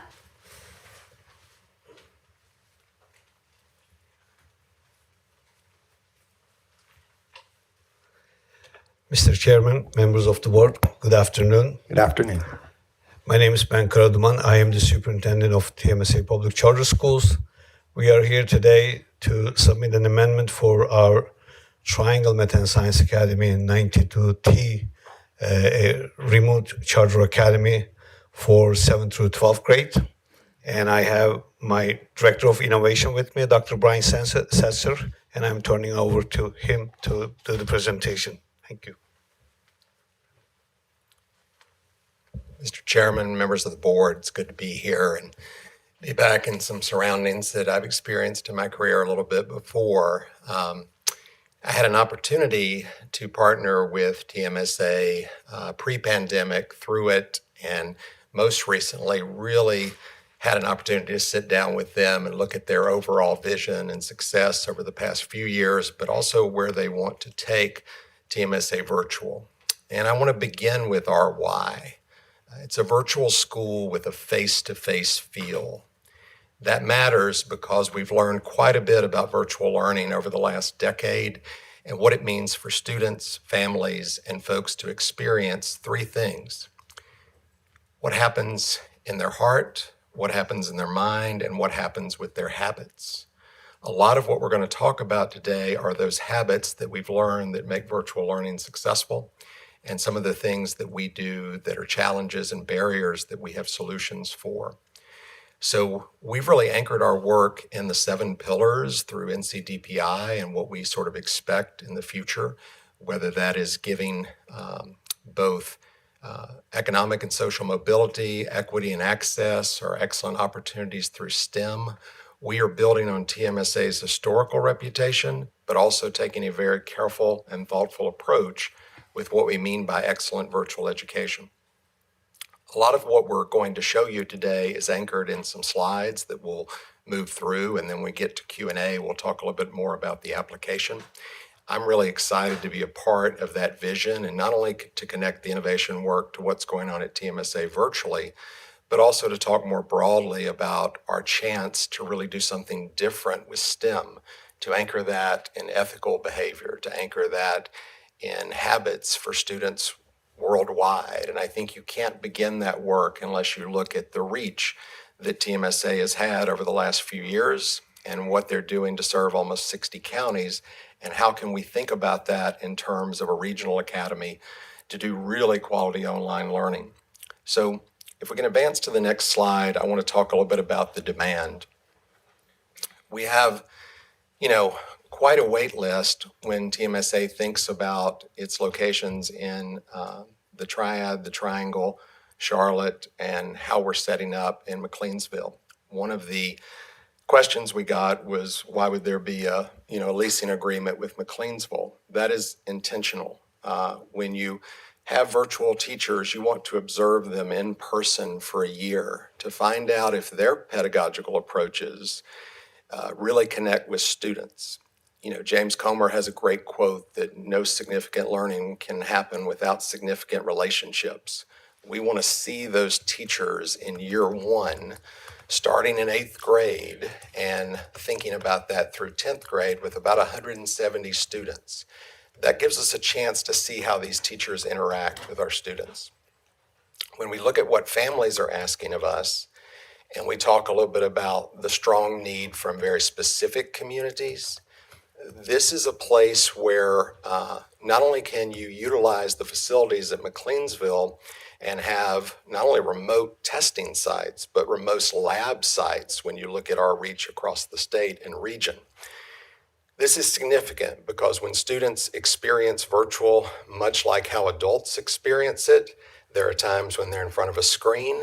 There are times when their instructor and success coaches shows them how to work offline, how to think both fast and slow, and how to have those habits of mind that really create a better learning experience. As we cascade to the next slide, you're going to see a little bit visually about our model and the components.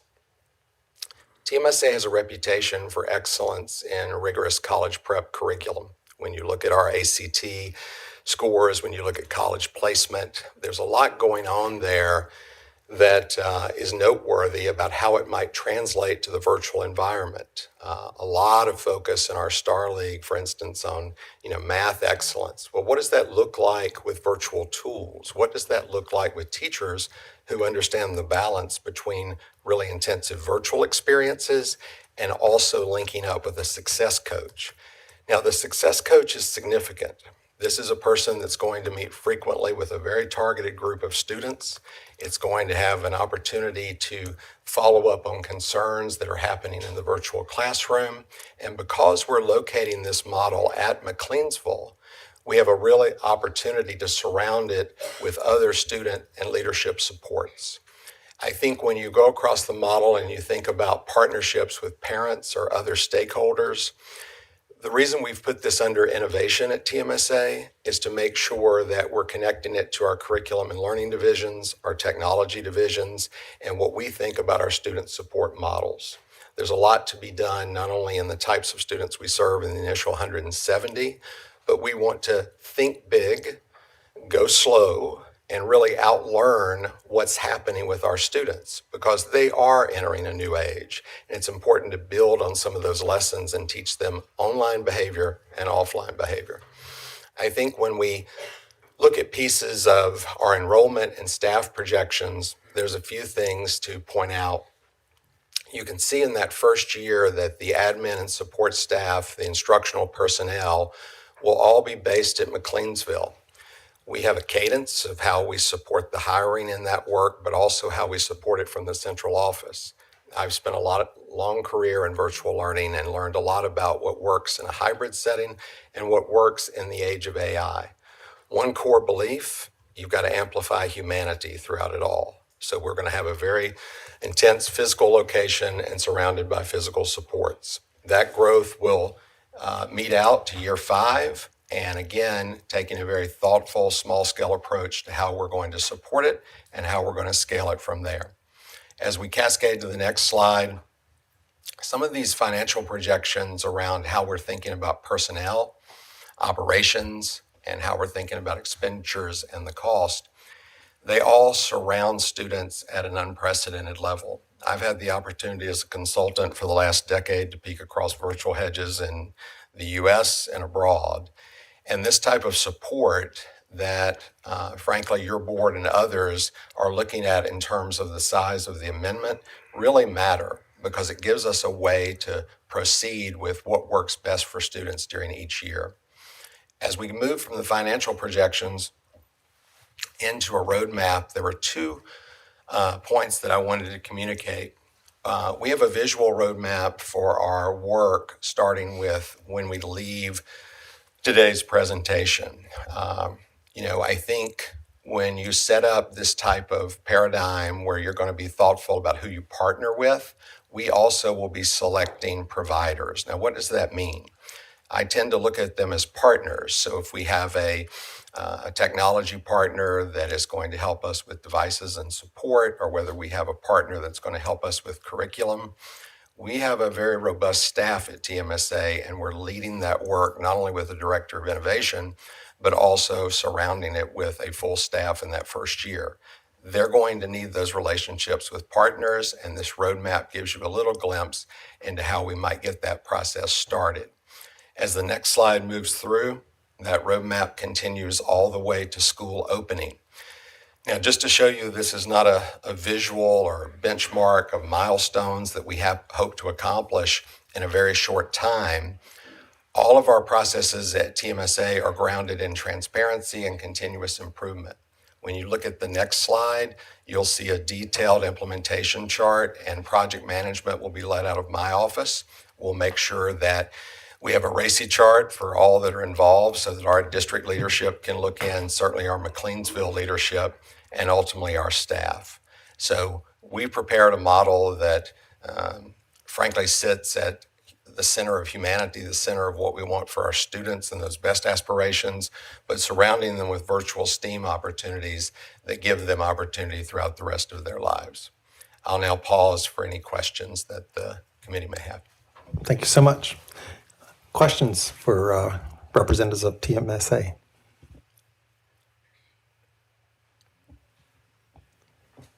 How many students are you looking to serve through this? I'm sure you said this in your presentation, but 170 in the first year, starting with grades 8 through 10, and then cascading to year 5 to 250 students total 7 through 12. got it. And what were the conditions of choosing those students? Like, why are those? Yeah. I think, first of all, the grade level is significant. At the end of middle school, students start learning how to create, sort of be advocates for their own learning. And so we wanted to make sure that we started with students that we'd had success with in the TMSA model. That was a first condition. The second was they're entering that high school range where they're going to be asked to do different things in a virtual dynamic tool or setting. So I had the opportunity to listen in on the last session, and when I think about where things are headed with creation tools or AI tools, for instance, we already have a lot going on at TMSA that we've proven on the digital technology side with face-to-face students. We'll be bringing that into these older students in the model. Certainly demand. We've had students that, if you go back to the, I think it's the second slide, they represent different demographics, like medically fragile, rural families that couldn't access our place-basedness and the like. And how, last question for me, and how often do they go to the brick and mortar? You may have said this, so forgive me. No worries. The students are remote. It is the teachers who are place-based at McLeansville.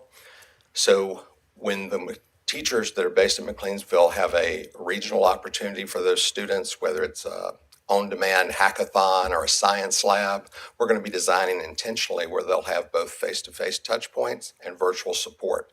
In terms of how often, we'll probably run that initially like one touch point face-to-face a month, But as we figure out the model in terms of intensive supports of bringing students in, they'll also be invited to TMSA network events. So what we want to do is serve them virtually, but have the teachers on campus in year one to really make sure they're giving those students both opportunities. The other thing I would follow on with that is in the assessments of the virtual school, students will be expected to work offline to create things in project-based learning, for instance, that they've got to collaborate with at their home school or with another partner. Thank you. While the students then don't necessarily have to come in frequently, it's just a month at a time, do they still have online interaction with their success coaches throughout the regular week? They do. And they also have interactions with those teachers. So the design has a asynchronous component where they will have assignments that they will not be working with an adult. Then it has a component that's synchronous with that teacher and has a format of both one-to-many and one-to-small group. And then they have the success coach check-ins. So they've got a really structured cadence during that month of multiple touch points. And then we're seeing that data come back on our technology tools. And then as I shared before, they're going to have other TMSA network events to attend if they so choose, because we have locations in those multiple regions. Hey, Brian, good to see you again. Likewise. So people in the room understand when you stood up, you don't have to say anything else, just knowing your history. Can you give in 1 minute or less what your background is so people in the room understand where you're coming from all the way back to Iredell to, can you do it in less than a minute? Sure. I have a lot of great mentors in that story. Those of you may remember Terry Holliday, who was a longtime superintendent, and he was very bullish on getting me involved in a lot of early technology work. So I had the opportunity to participate in the first teacher training program in the state through Principal's Executive Program at Chapel Hill. I had the opportunity to do that as principal as technology leaders. When I left the school-based side, I became the nation's first chief quality officer. So I worked with Terry on bringing the first one-to-one initiatives of Apple computing to that school district. And then from there, have really spent a lot of time in the consulting and solutions world of moving on to how to scale that work. My most prominent role was at North Carolina Virtual, which is still the second largest state virtual school in the country. And not only was that era filled with some opportunities that we could say, well, we made some significant progress, we also had significant learning.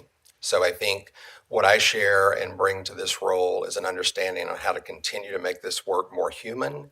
And I've had the chance to do that in about 35 states and 9 countries now, and really thrilled that TMSA more local work for me and my family at this stage of my life, and excited about what we'll do together. Can you help me understand the ratio of live or synchronous versus asynchronous, like in a given day? Yeah, it's a great question.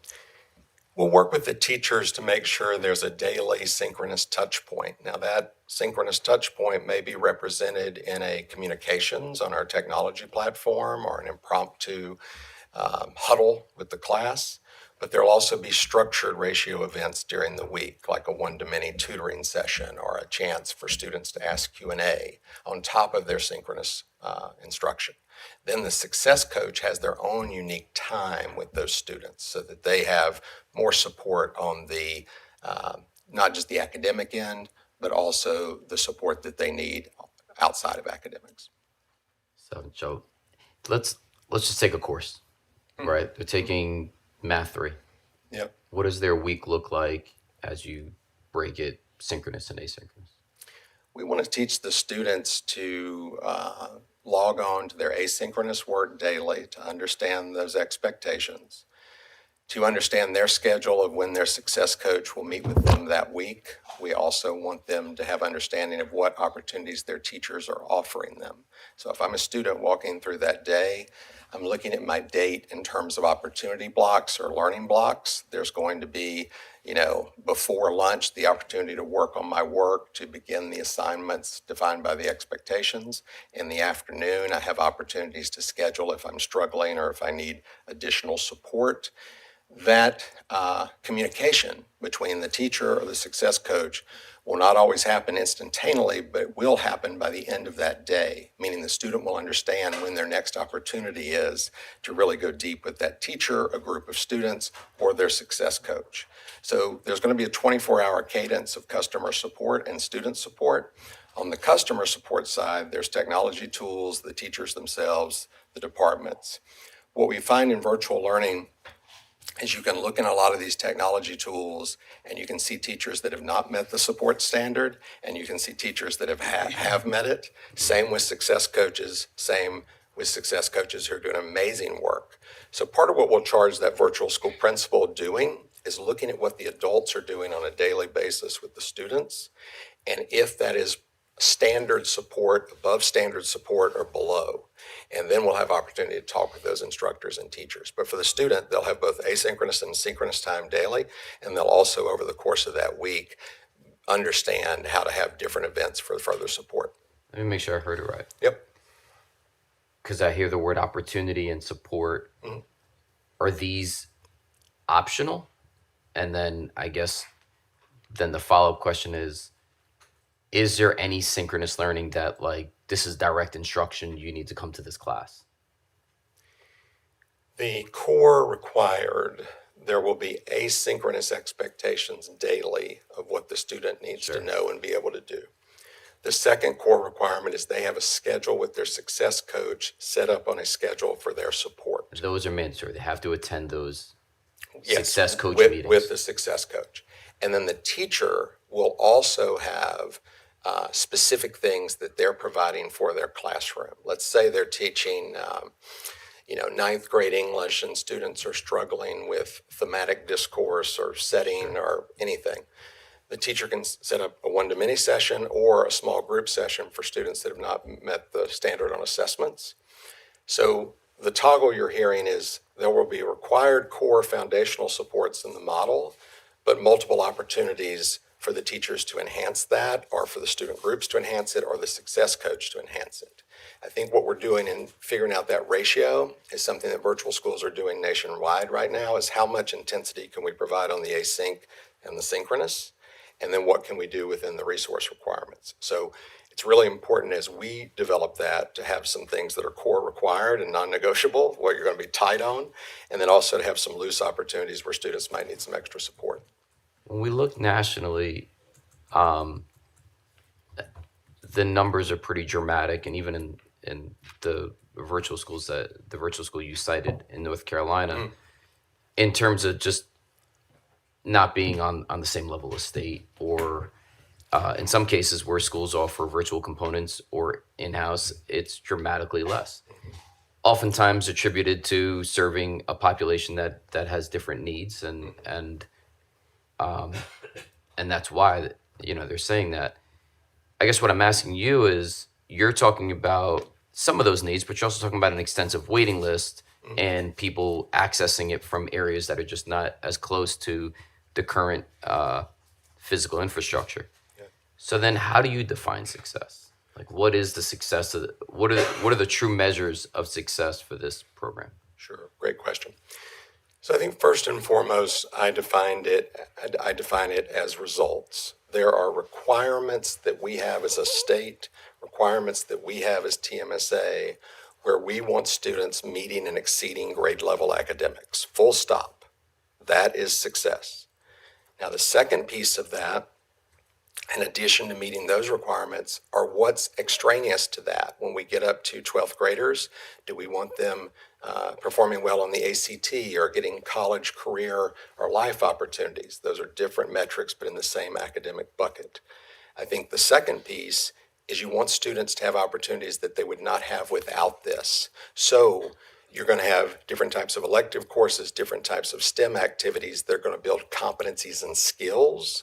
A lot of times with who we're serving, you can't necessarily bring that maker's lab to a physical building, but you can use virtual tools to give that student certificates, or in alignment with the CTE work going on at NCDPI, or credential-rich pathways that they might not otherwise have.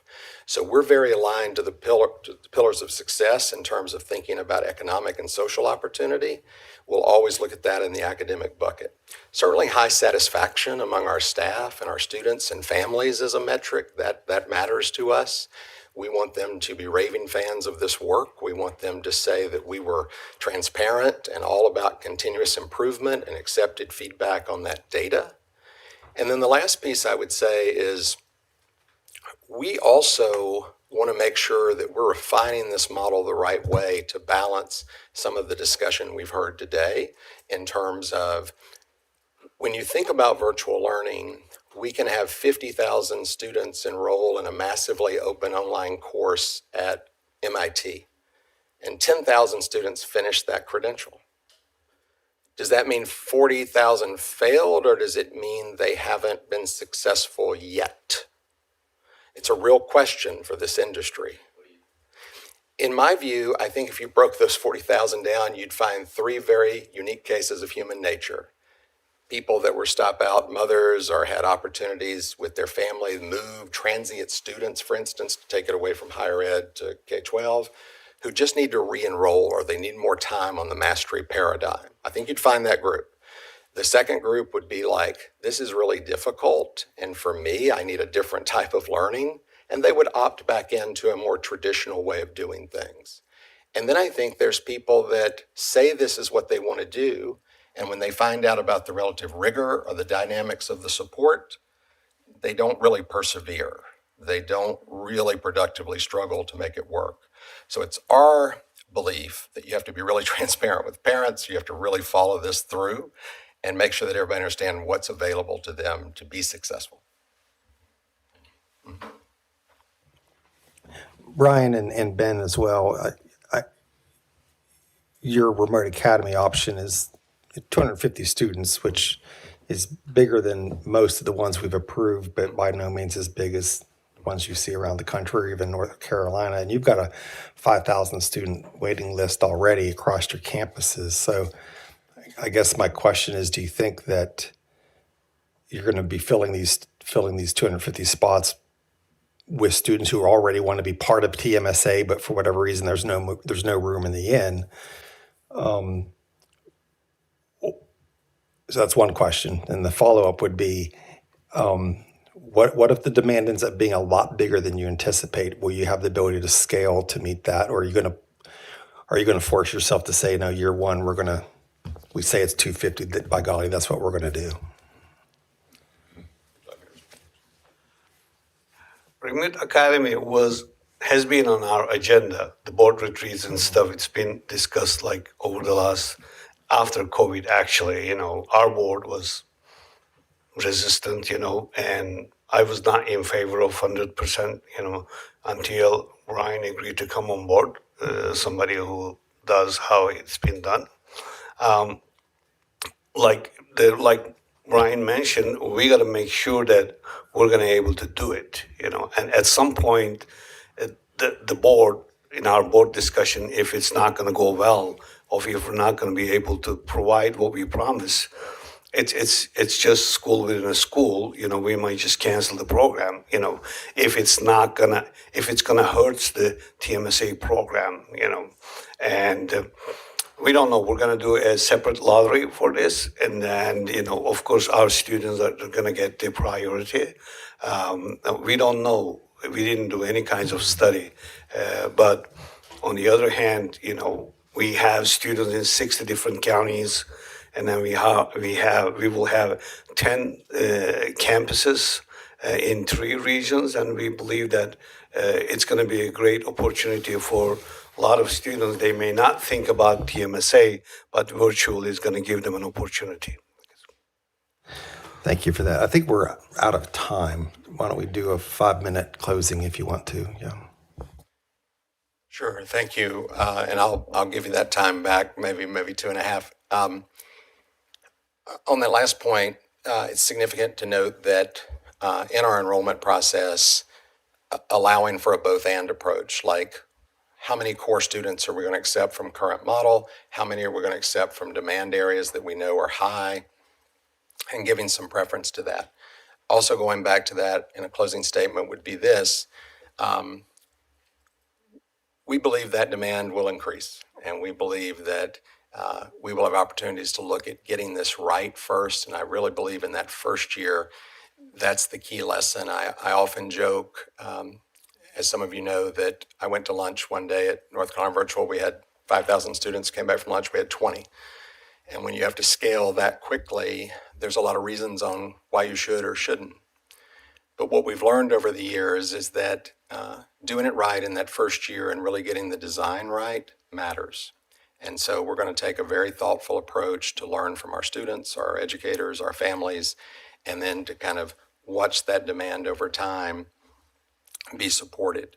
I think what is really important for this group to know is that we all are responsible for reading The Anxious Generation and Jonathan Haidt's work and understanding that not just students, they're seeing us as adults model phone addiction, model screen time addiction. So this is a partnership with where we're headed. We have to provide opportunities, as Kahneman would say, to think fast and slow. With my own kids, we turn our phones over, at dinner table to have face-to-face discussion, and then we take it up before 8:30 because the research is pretty clear on screen time after 9 o'clock. But every family does not either know that, or every family is not in a position to monitor that. So it's really important that we have a lot of parent education around this work, and we explain when we're using devices to create, to connect, and collaborate, and when we're using devices to do research or study, and when we need to be off of those devices to do important work. That's really a differentiator for us. It's going to have that face-to-face feel. And we expect our teachers to model this. When you're doing an assessment, this stat will blow you away, but they've done studies of the 4 major AI companies with teachers. And do you know what the top use for teachers is over 3 years for all of the AIs? Creating worksheets. Now, we knew before AI that this was bad practice. All right? We knew the worksheets didn't grow dendrites then. So, what can we do as educators to model better habits? And a small scale gives us that. So I want you to be assured that we're not treating this as a lab. This is a real model, but it's a real model that as we've looked around with how we might think about scaling, that anxious generation work is on our minds. The second piece, AI is not going back in the bottle. So how we believe humans will act in this new world and what will make us uniquely suited to it, man, am I excited to do that with kids and to really think about what they will learn and how they will participate in this type of work. And that's going to be a unique differentiator for us as well. Finally, I'll just close with this. We take this work seriously. We believe in do no harm. We have a mission to educate and give students opportunities, and we're going to do it in a thoughtful way. So thank you for your time today. Thank you both. Now it's our time for deliberation discussion. I won't be as long-winded as I was on the last one. Again, to me, this is an example of what has TMSA done as a charter that hasn't been of the highest quality under Ben's leadership. An opportunity for more students to experience that educational model at TMSA. Again, I would question why. To me, they go do it. In my opinion. I do know Mr. Setzer for many years. I met Mr. Setzer probably 19, 20 years ago, and I know that he's one of the leaders in this world, not in this online world, not just in North Carolina, but globally as well. There is absolutely nothing about this application request that I don't support. I very much apologize. I had a business call that I had to take, and I missed the last virtual application came in, but comments from I've been thinking about this for a long time, and I think if we take the outliers that are on the bottom side of students that just want an easier way to do things, or schools that are looking for a way to patch a budget with getting more students, all the way up to the people on the right hand, if you take a look at the middle, there's some exploration needs to be done because this part of education is not going anywhere. And I think the other thing to consider is now that there's vouchers in states and ways that micro schools can use their own funds to create what they makes it easier for their family or better for their family, whatever that is. And then you have schools that are trying to create parameters around doing it right. And this is whether we agree or not, this is a very new space. And so I think states, North Carolina, any other state that's out there needs to start looking at these programs that we're approving and studying what's working, what's not working, and then start putting some process around this. Not to frame anybody in, but I think we have to be a bit more open-minded than the 1987 John Eldridge senior year in high school rose in columns and to teacher talks and the students listen to where we are today. Right. So I'm trying to be open-minded as a member of a board in a state that's got all kinds of innovation that's happening and thinking about not it being, he said it's not an experiment or it kind of is because this is also new for us. And I'd be interested in just tracking the data and becoming a little bit more formalized with what's working and what's not working. I've never heard anybody speak about this program as eloquently as the guy. I'm sorry, I wasn't here for your name. Brian just did about what's out there that we could take advantage of with regard to this. So thank you for that information. As possibly the oldest member on here, I have a lot of possibly. Debatable. We won't say it exactly. I will say that, and technology sometimes makes my lips go numb. I mean, it's like I just don't know what to do with it. I have a 15-year-old grandchild that is in virtual high school, and she lets her granny sit in with her. And I will tell you, it is the most exciting thing. And maybe that's why I'm not as fearful, because I'm experiencing it with her, which is really cool. And with her coaches, with her teachers. And it's amazing to me. And so I guess I'm not as afraid of this as I would be. I think sometimes I'm more afraid of AI. I have another grandson that I told my son I'm going to shoot him. He gave him an AI friend. And I keep telling my grandson, now you know they're not real. They're not real, they're not real, they're not real. And I think what you said, Brian, as far as putting that human aspect with it can be amazing. I mean, it's just unbelievable. So you're going to see me, I was going to just say to my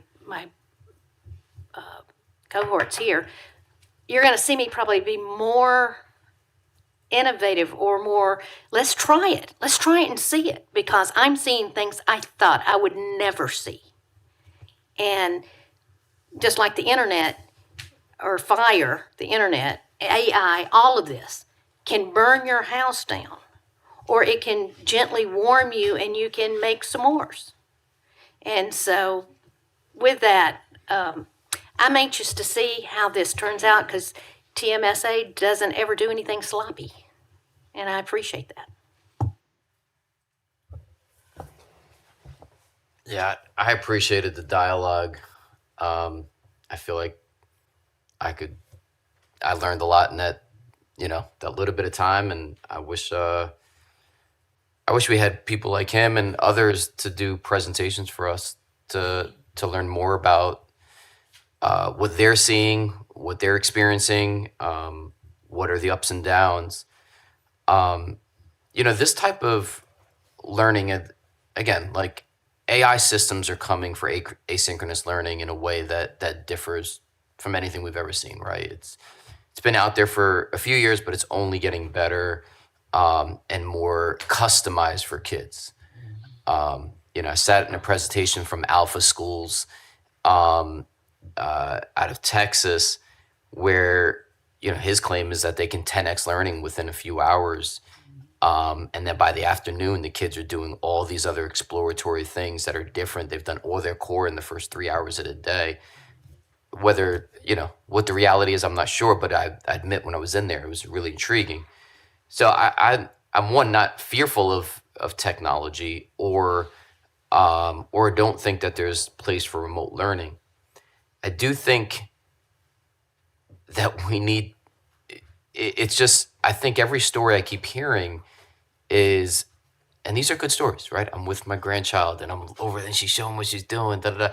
I'm at my house and I say, we're going dark for dinner. We're putting phones and doing this. Not everybody's having that experience.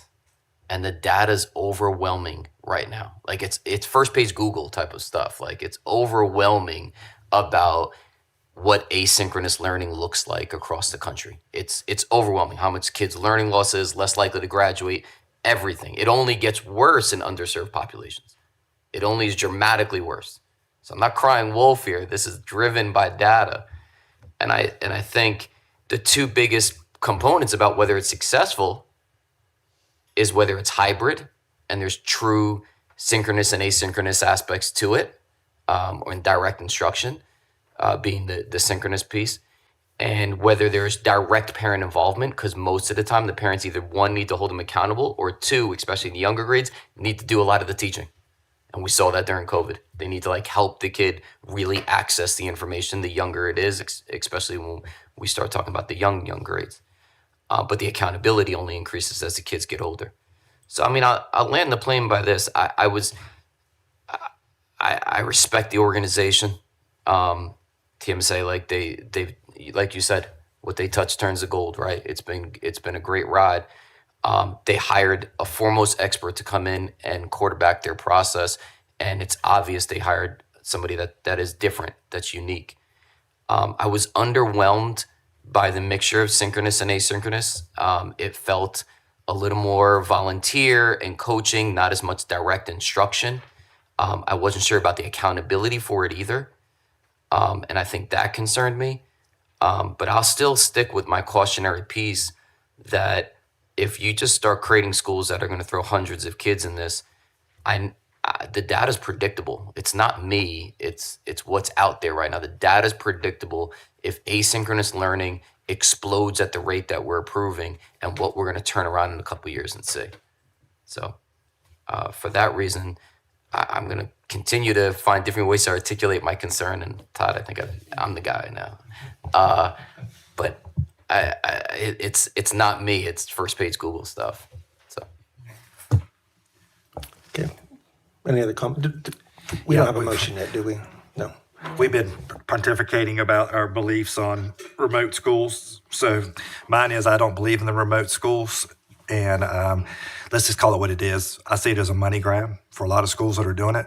But then having an open mind, you hear schools that come forward, like Central Wake came for us. There's a need for that. And then you hear Brian come up here for TMSA, and he laid out a great plan. I can't vote against that. But, I'm like you, Eric. I'm saying, let's pump the brakes on a little bit. But then you have a plan that comes forward like this. I got to be open-minded enough to be able to support that. But again, my belief is it's a money grab by a lot of schools. But if we never give them the opportunity, we'll never know. But also remember, once the genie is out of the box, it's not going back in. I'm gonna enthusiastically support this. And if I haven't said this once, I'll just keep saying it.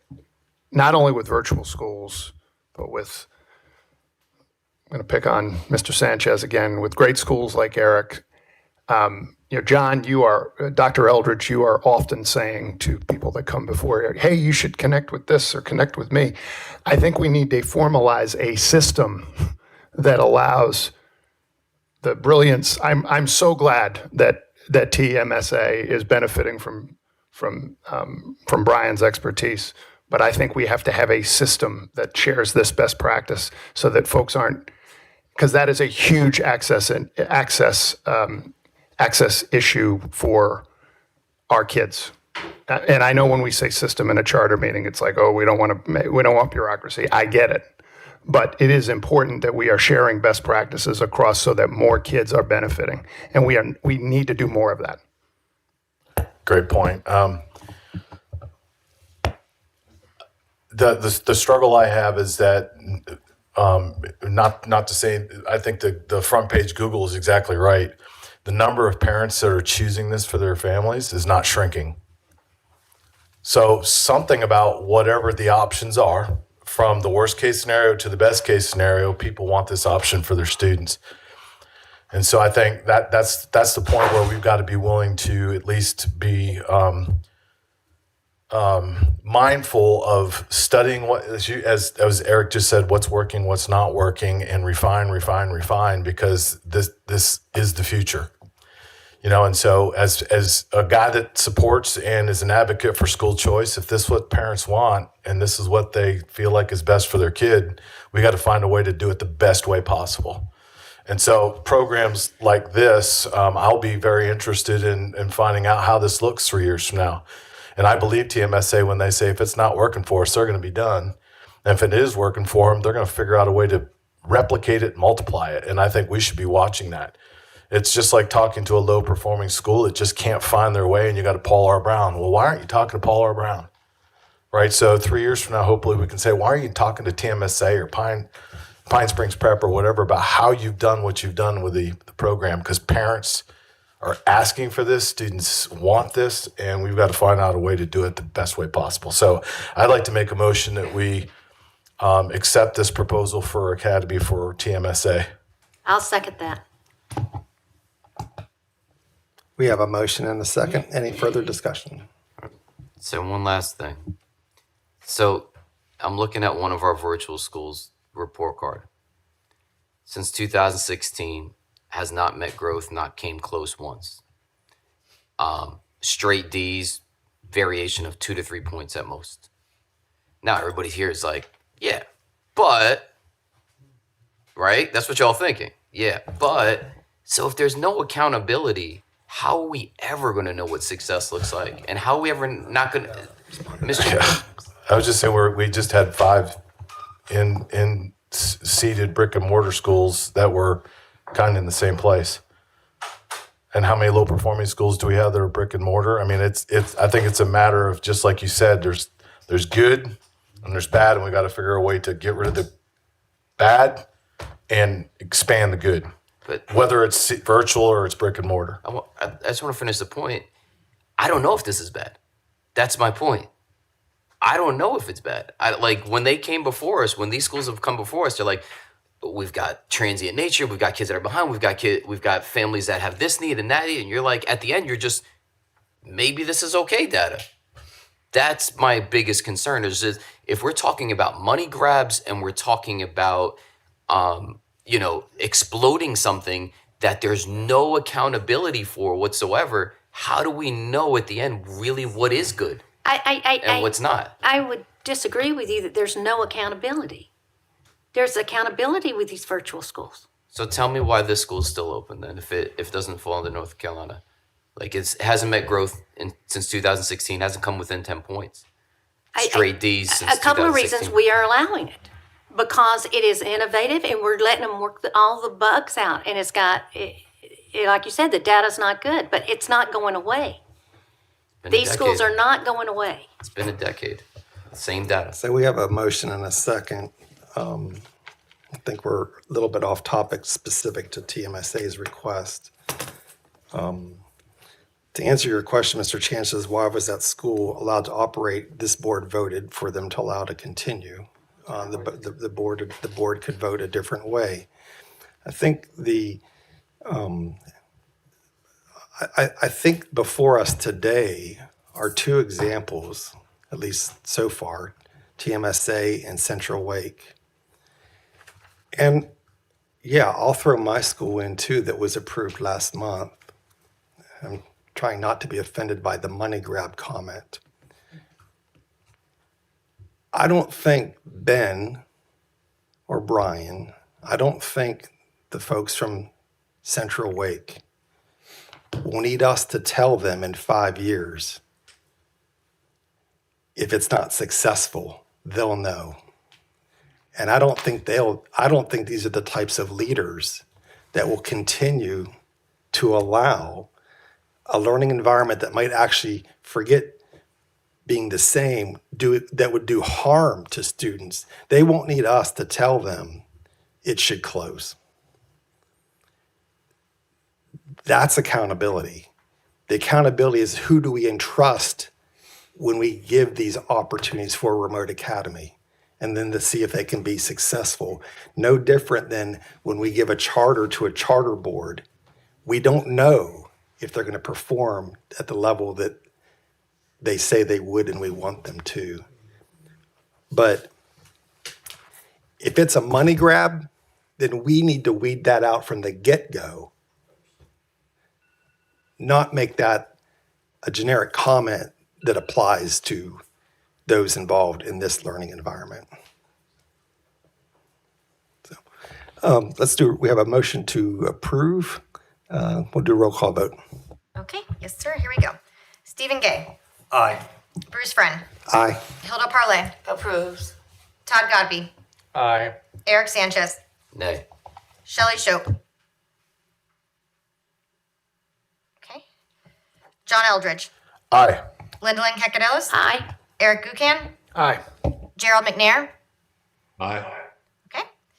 Ashley, I'm here. This is Shelley. I'm sorry, I couldn't get off the mute. I was having a moment. Aye. Aye. Okay. Gotcha, Shelley. Okay, it passes, and we will send you a final approval letter with some more information for going forward. Okay? Thank you so much. Thank you. All right, guys, we're going to take a afternoon break. We have two more, Jackson Day and Phoenix Academy. Let's reconvene at 2:45, 15 minutes.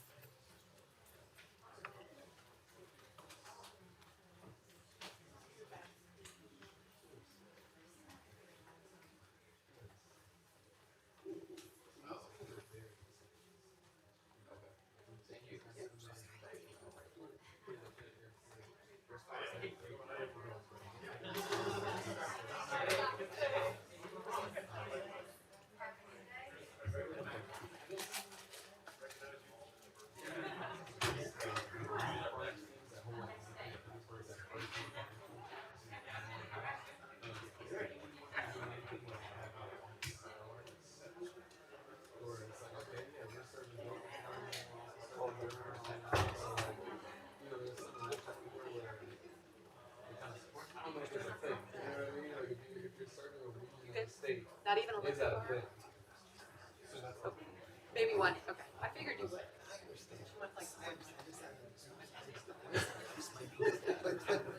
But according to the data,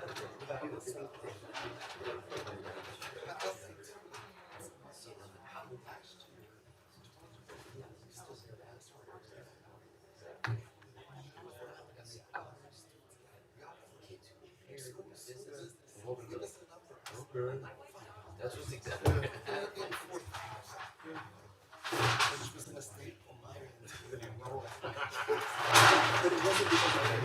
Yeah, if he had synchronous aspects, I would have.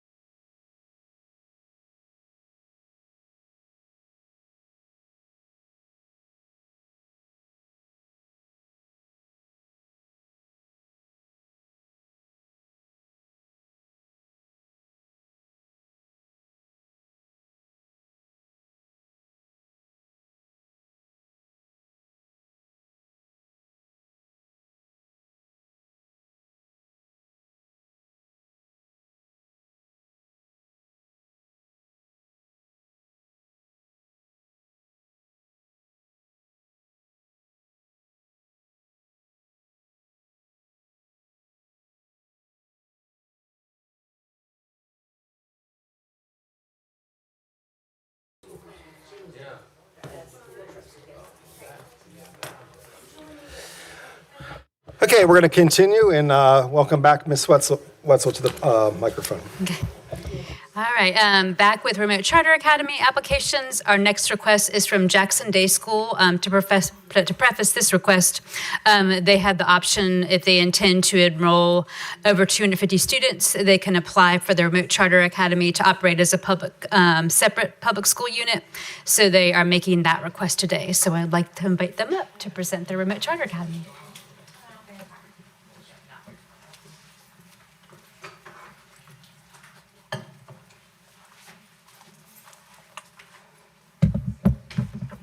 Good afternoon. So you have 5 minutes for opening statement and then 15 for questions and answers from us.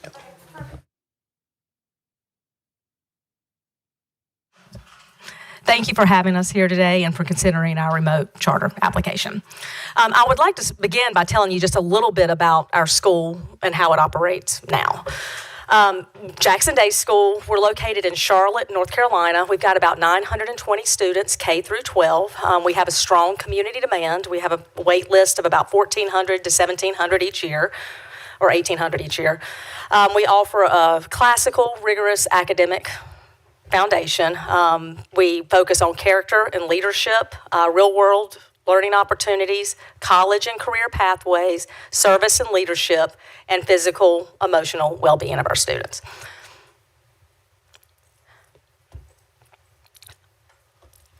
Jackson Day School has quadrupled in size since we converted in 2018. Now, we have grown responsibly each year, adding about 100 to 150 students, not to grow too fast. What's important to note alongside of that is our ranking has improved as we have quadrupled in size.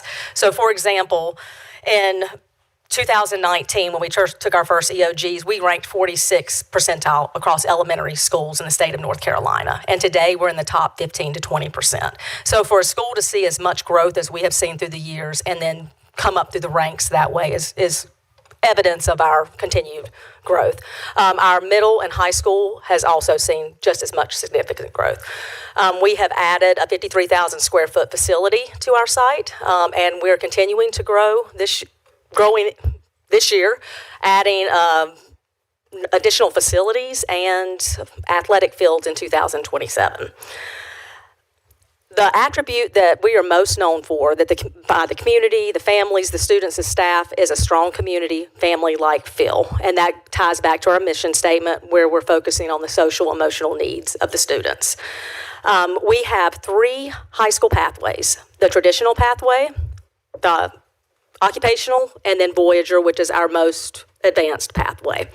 And the Voyager is actually 2-pronged, even though our first focus was on dual enrollment.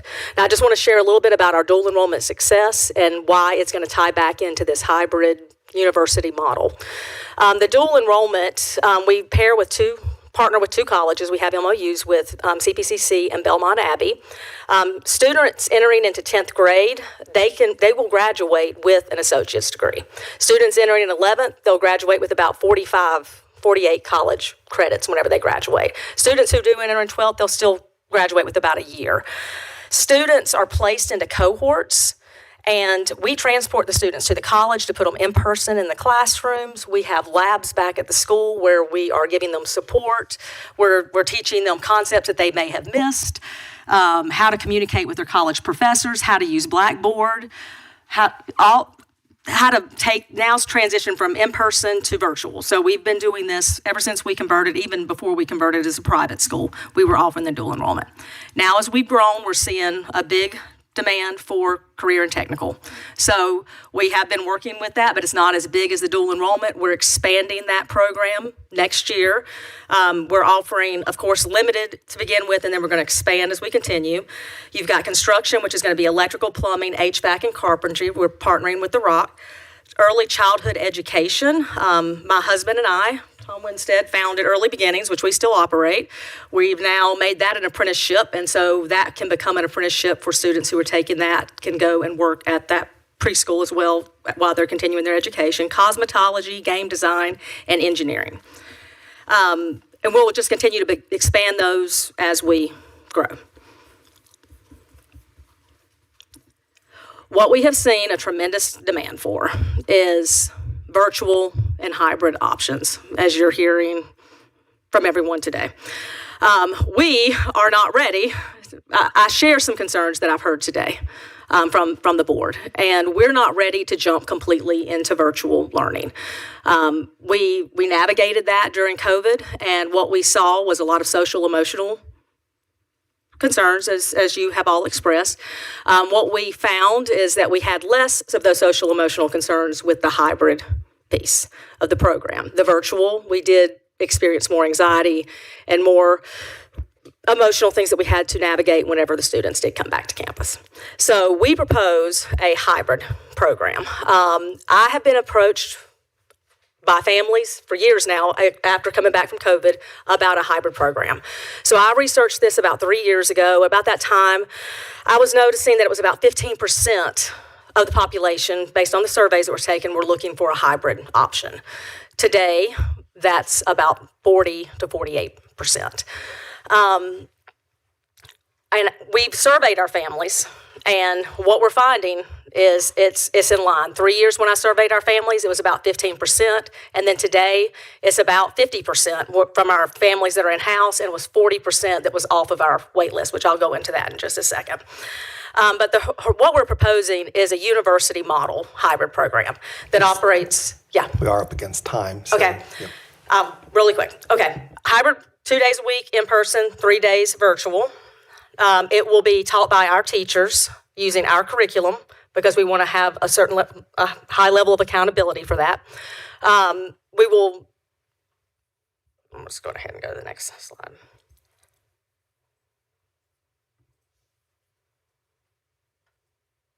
Okay, let's get to this. We did some internal surveys, and I went ahead and skipped because I covered most of that in just a second ago.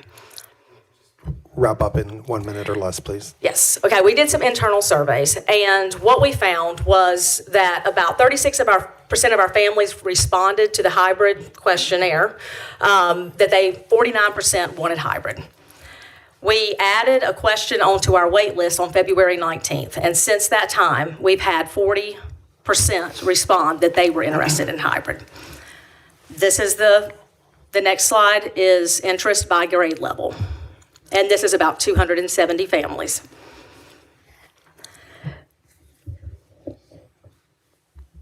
Jackson Day has successfully launched a hybrid program during COVID.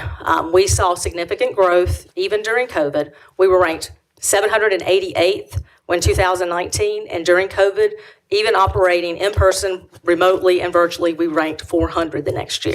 So we saw growth with our hybrid and our virtual programs.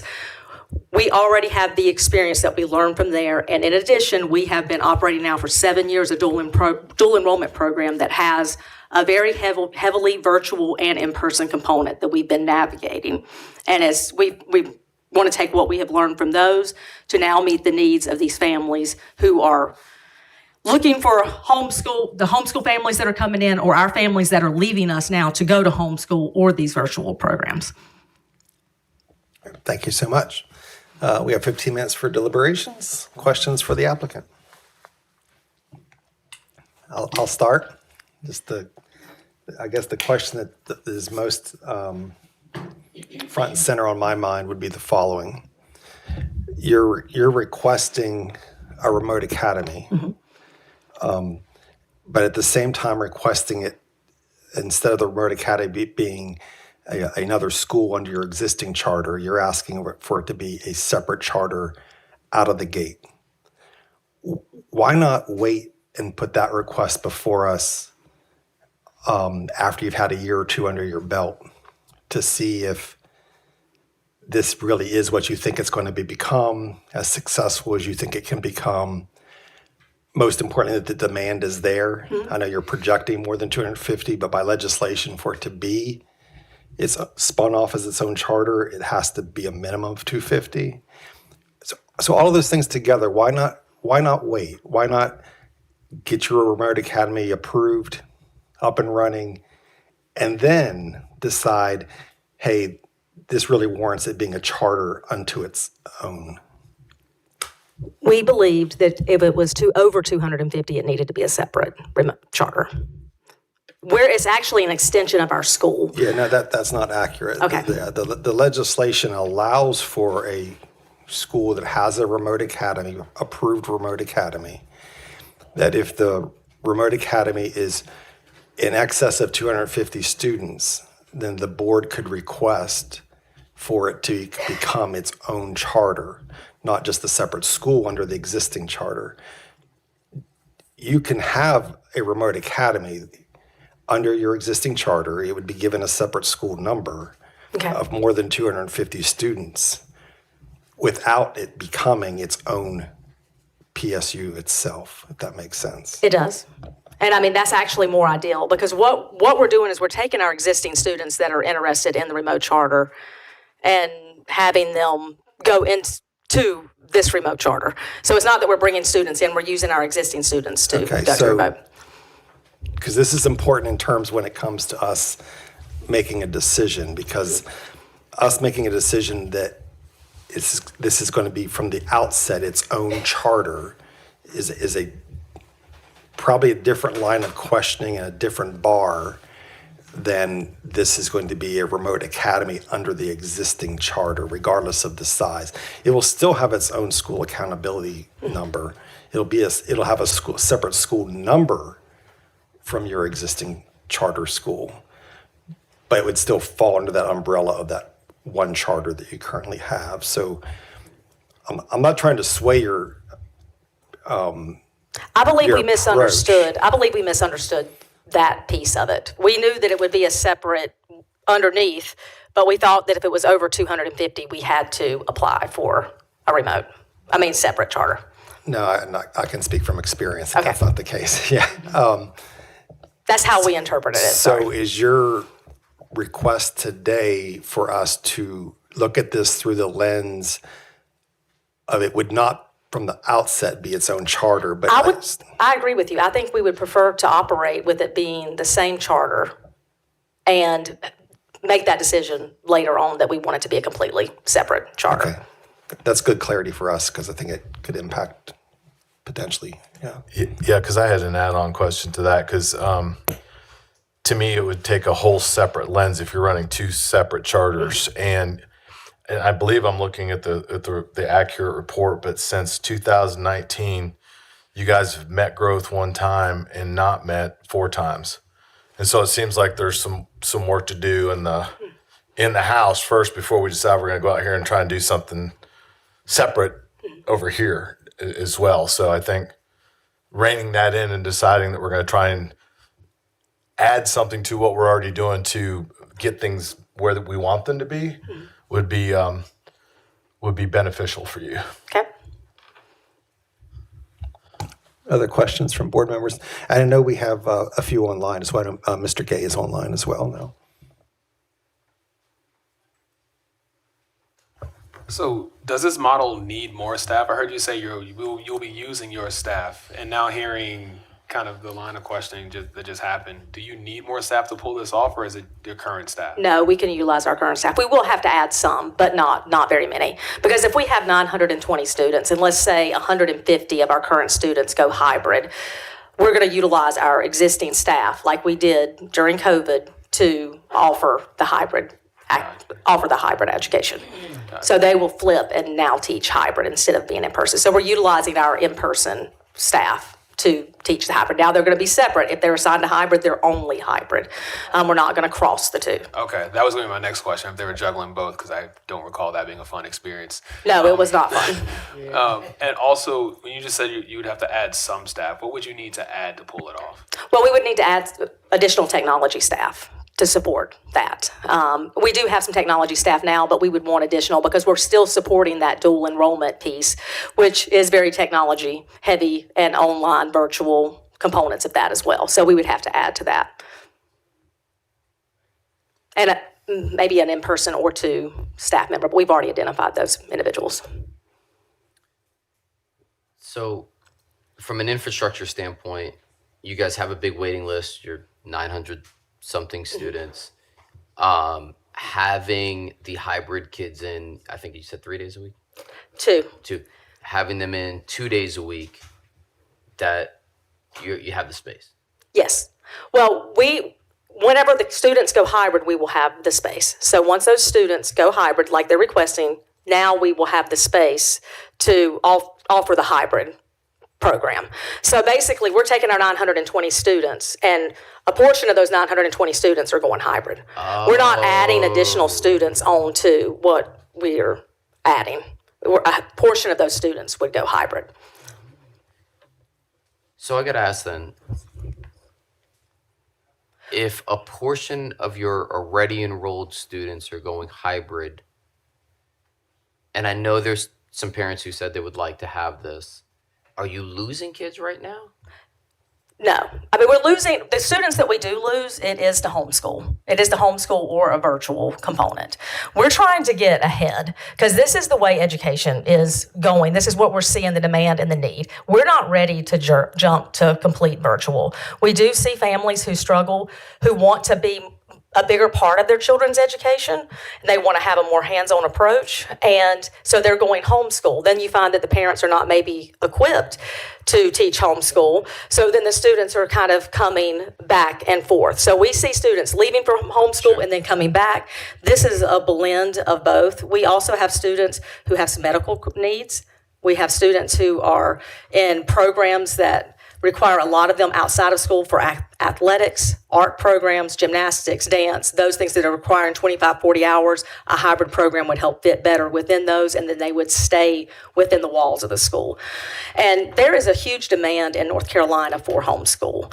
It's fourth in the nation. It's ranked fourth. North Carolina is ranked fourth in the nation for homeschool. So there's a lot of families looking for how to support what they're doing or what they want to do with their students. So let's say you're right. I think the chart said something about like 40% have set an interest, right? It's 40 to 49%, yeah.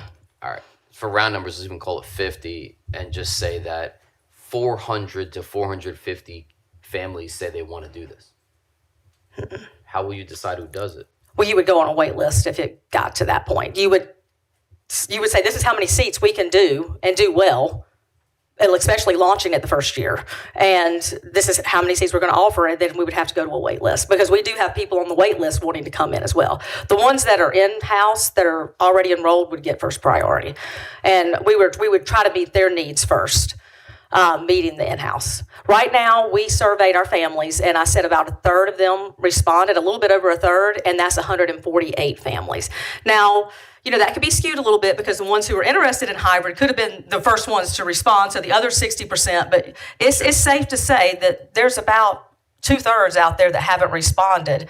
So you're going to probably end up with twice as many as we responded on that first. I guess what I'm asking is if you get a larger influx than you currently would like to serve on a remote in a hybrid capacity, how are you going to run that application process? Is it first come, first serve? No, we go to lottery. It's a lottery. Yeah, we go to lottery just like the others. So you're going to others. do a traditional lottery yes, process? We would do a traditional lottery. And what happens, and I guess give me your quick, most abbreviated answer, what happens in school? Like what is on-site actual? Whenever the hybrid students are in person, they would actually receive face-to-face instruction from the teachers. And we would be blending it just like we did during COVID. So they would provide the on-site instruction. Whenever they went home, they would have it laid out, and then the parents oversee the students doing their work at home. Now, if we see that the students are not making growth, we would have them come back in on Fridays. That's why I say 2 to 3 days a week to make sure that they're continuing to grow and progressing properly. All right, my last question. What's success look like? You turn around in a year, how will you determine success in the hybrid world versus success in the brick and mortar? I'll let Charlie answer that question. I told Charlie it was coming. She told me it was, so I thought I'd let her answer. So in my mind, the measures of success are what does the data look like, which you pointed out. We had not made growth in certain years.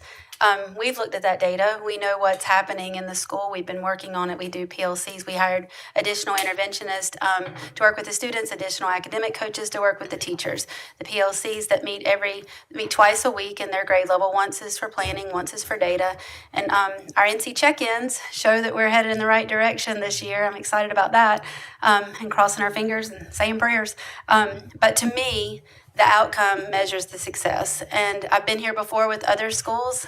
You guys allowed me to work a little longer with a little school called Aristotle, and we were able to pull that out. We went from an F to a C that year. I was super proud of that.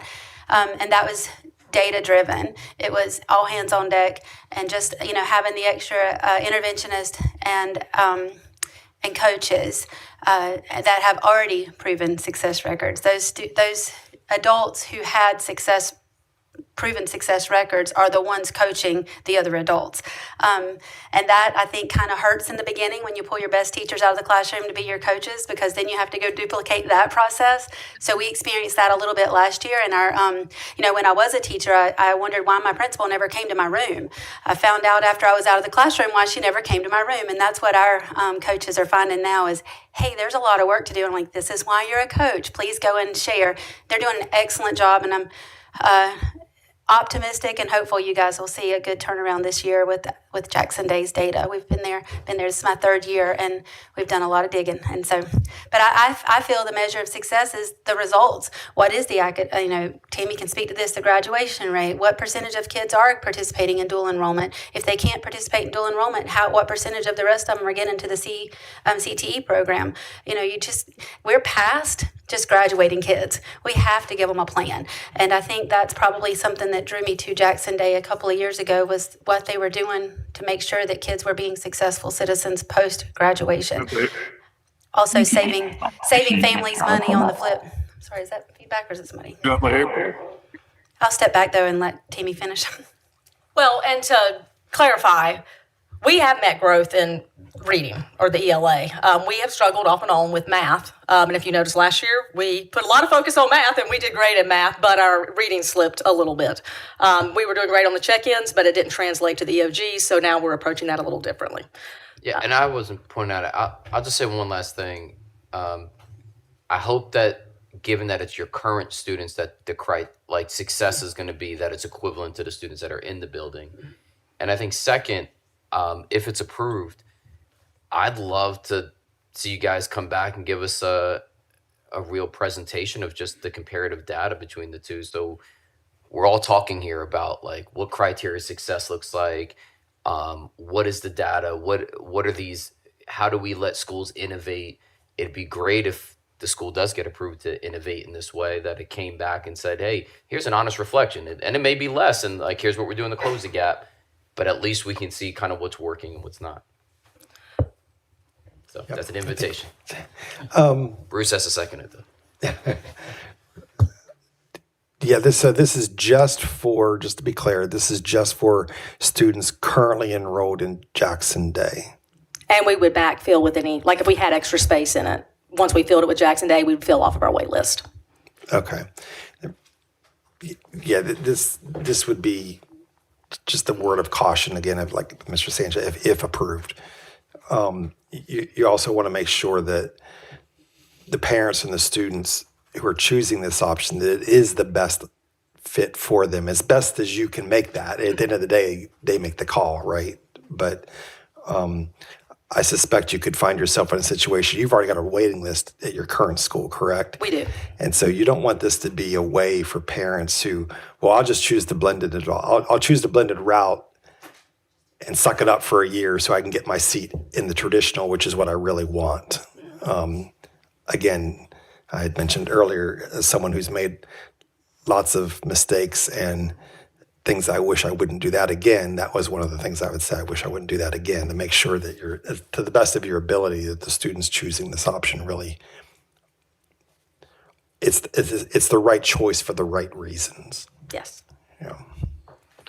We're up against time. Before we make any kind of motion, I guess a question for you all is, since you just found out today that you don't need to have a separate charter, you can do this inside just a blended Is there anything about what your presentation or what you're applying for today that changes? No.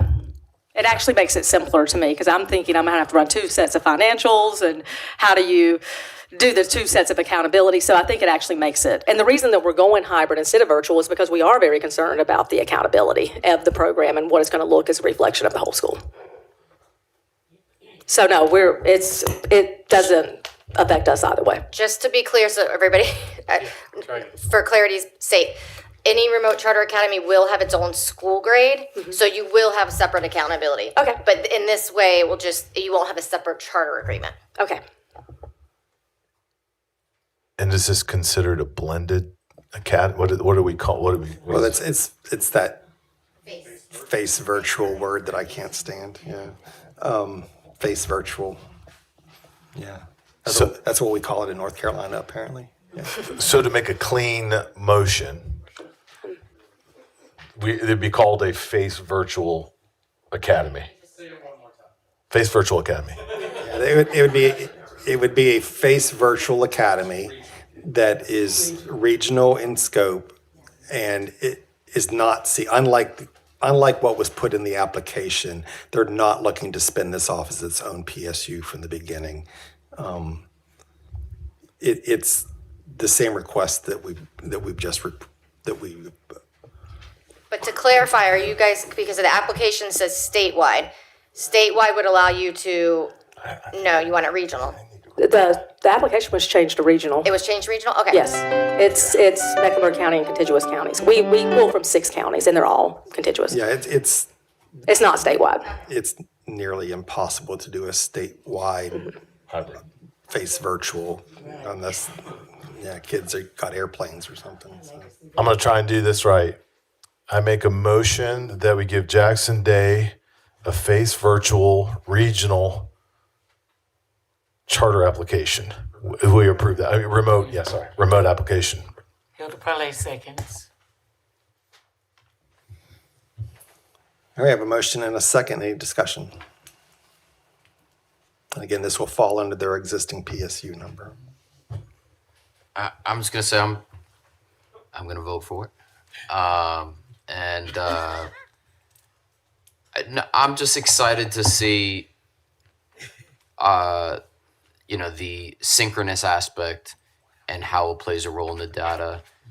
We've approved a couple that are asynchronous, and I think we'll get some good comparative data in the next year or so. And so it's cool to see this tool of innovation. I think they're reading the trends of their people they're serving, and they're trying to provide access in a different way that it does seem different. I think the application does seem different without making it a comparative thing. So cool.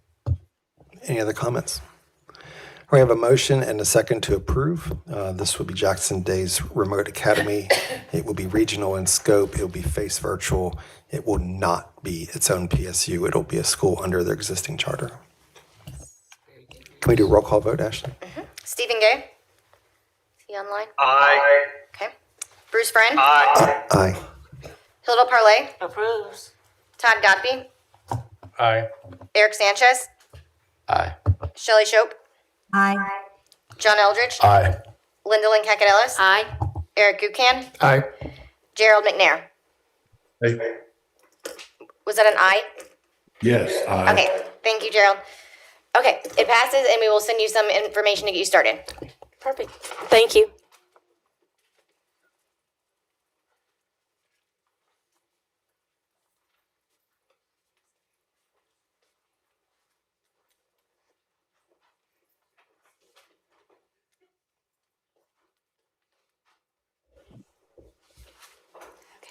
Our last request is from Phoenix Academy. They had also marked on the application that they were requesting a separate public school unit, separate charter, but they want their remote charter academy, if approved, to fall under the school, not be a separate charter. So I'd like to invite them up to make their presentation.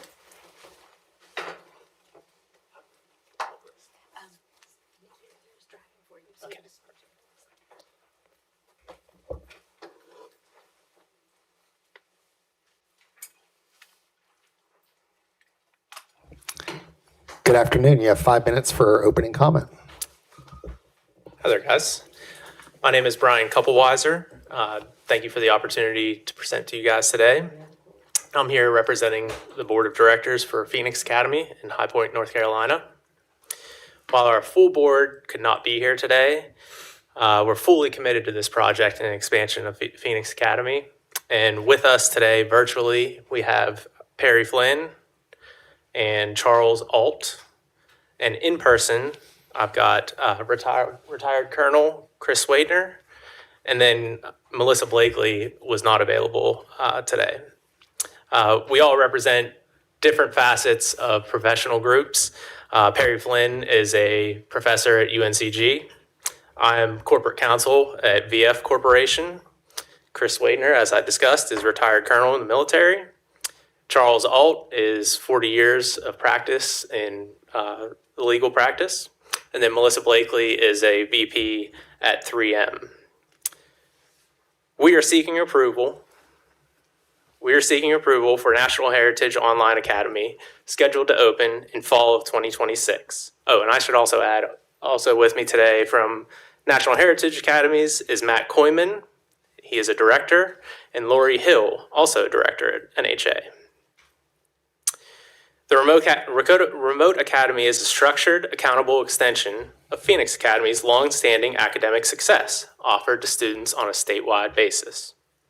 We're continuing our partnership with National Heritage Academies, which already operates a successful virtual school in Michigan. This partnership ensures we have the proven infrastructure and systems necessary for immediate success. Our program plans to offer two different pathways, well, three effectively. First, live online. This mirrors a traditional school day with a structured bell schedule and synchronous teacher-led instruction. Additionally, we'll have self-paced. This offers flexibility through asynchronous learning while maintaining strict weekly pacing, required check-ins, and consistent progress monitoring. And then lastly, both pathways utilizes proven curriculum, both pathways offer a proven curriculum through NHA. Slide 4. From the beginning, Phoenix Academy has been committed to staying on the cutting edge of educational delivery. And we recognize that virtual learning is an important and growing component of the educational landscape. Demand for this remote academy is driven by North Carolina's technologically fluent population and direct requests from families seeking high quality and flexible alternatives. As we sit here in the research triangle, obviously virtual and hybrid and asynchronous learning is very popular. I can attest to that through my education, both in grad school and in law school.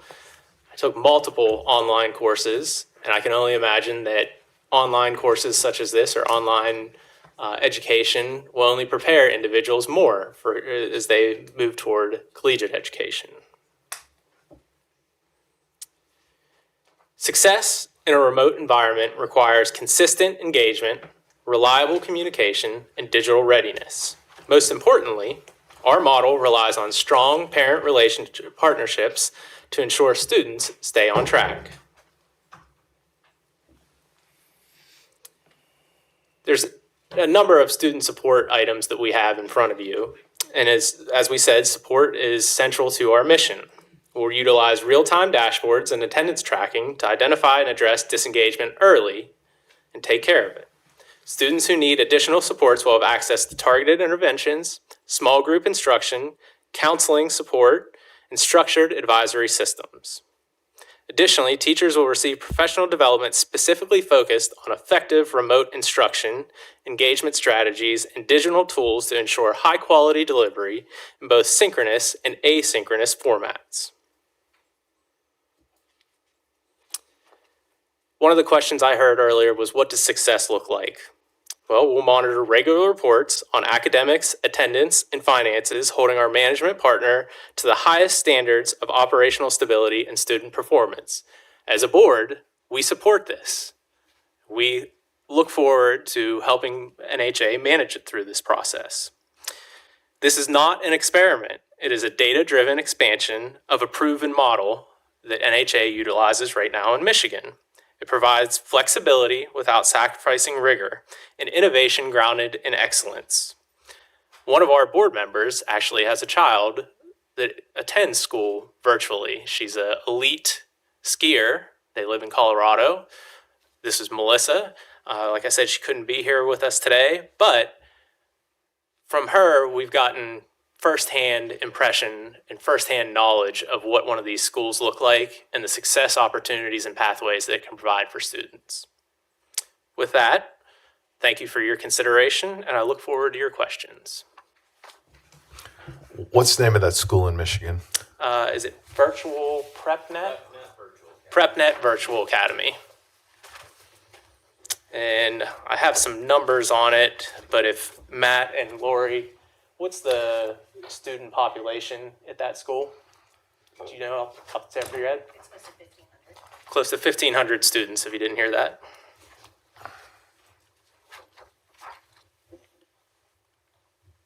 How many of your existing students would you anticipate choosing this option if made available? Yeah, I'll touch briefly on it, but then again, I'd like Melissa or Lori and Matt to touch on it. Certainly, I think we're going to have students that want to choose that pathway, but I think ideally, if this school is working properly, it's servicing a number of other students statewide. I think NHA and our board acknowledge there are certain underserved populations in North Carolina throughout the state. And having these opportunities available at a successful charter academy or charter school, along with a partner of NHA and the resources that it offers, I think it could go beyond, certainly beyond our students at Phoenix Academy. Anything else?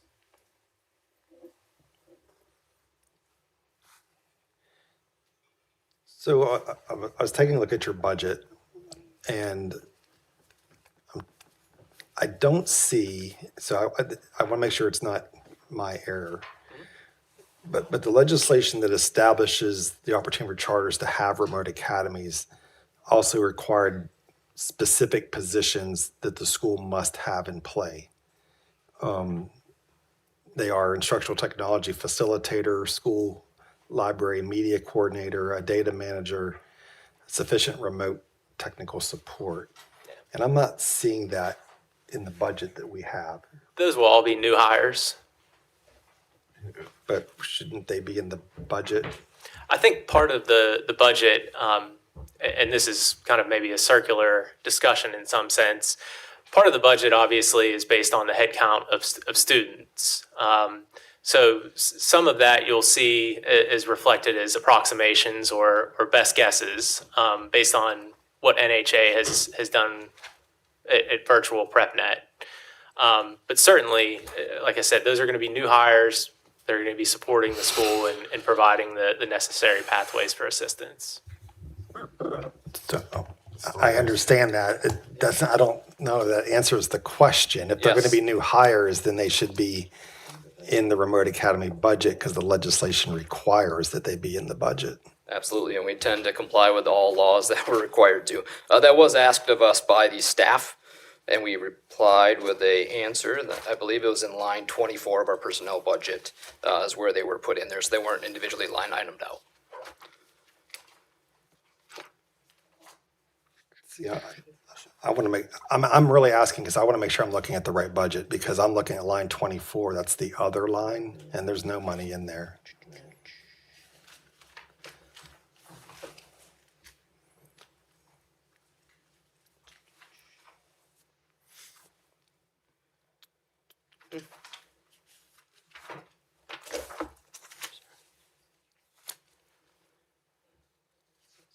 I see. Is that what you, am I the only one seeing that or not seeing that? I'm seeing what you said. Are you in the personnel budget? Instructional support. Yeah, I see instructional sorry. support. It might not have been in the personnel, sorry, it was in the other one. Instructional support, but it's still,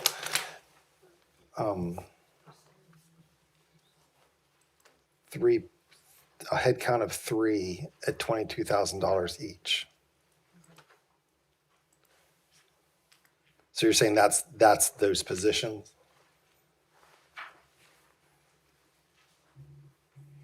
Yeah, I believe so.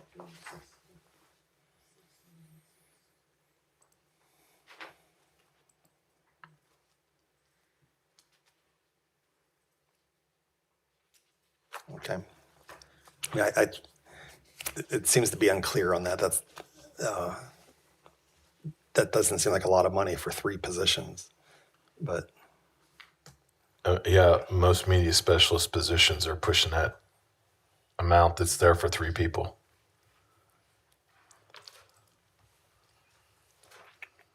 Be happy to take another look at it and send another budget if we need to.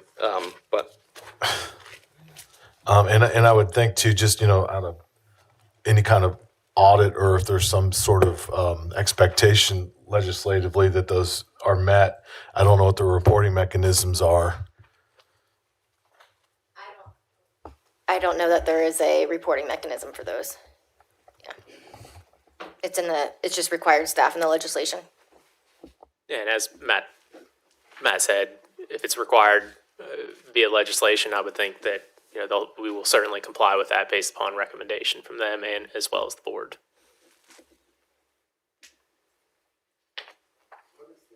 What is the curriculum that the students would be engaging with in this environment? Yeah, it'll be very similar to exactly the same as those that are on site at Phoenix Academy. They'll be held to the same structure, regulations, grading, all of that. So is that a curriculum that you've developed yourself, or is that a curriculum that other online or blended schools might be purchasing from a provider? I'm going to defer to Lori Hill on that. Okay. Hello. Yes, so our students that would be in the live online program would be using the NHA curriculum that's been developed by us for reading and math. Then we also use Pearson for science. And then our students who would be in the self-paced program would be using a curriculum called FlexPoint, which would be a K-12 curriculum, which also would include electives there as well. Yeah, FlexPoint's the old Florida Virtual School Global. Yep.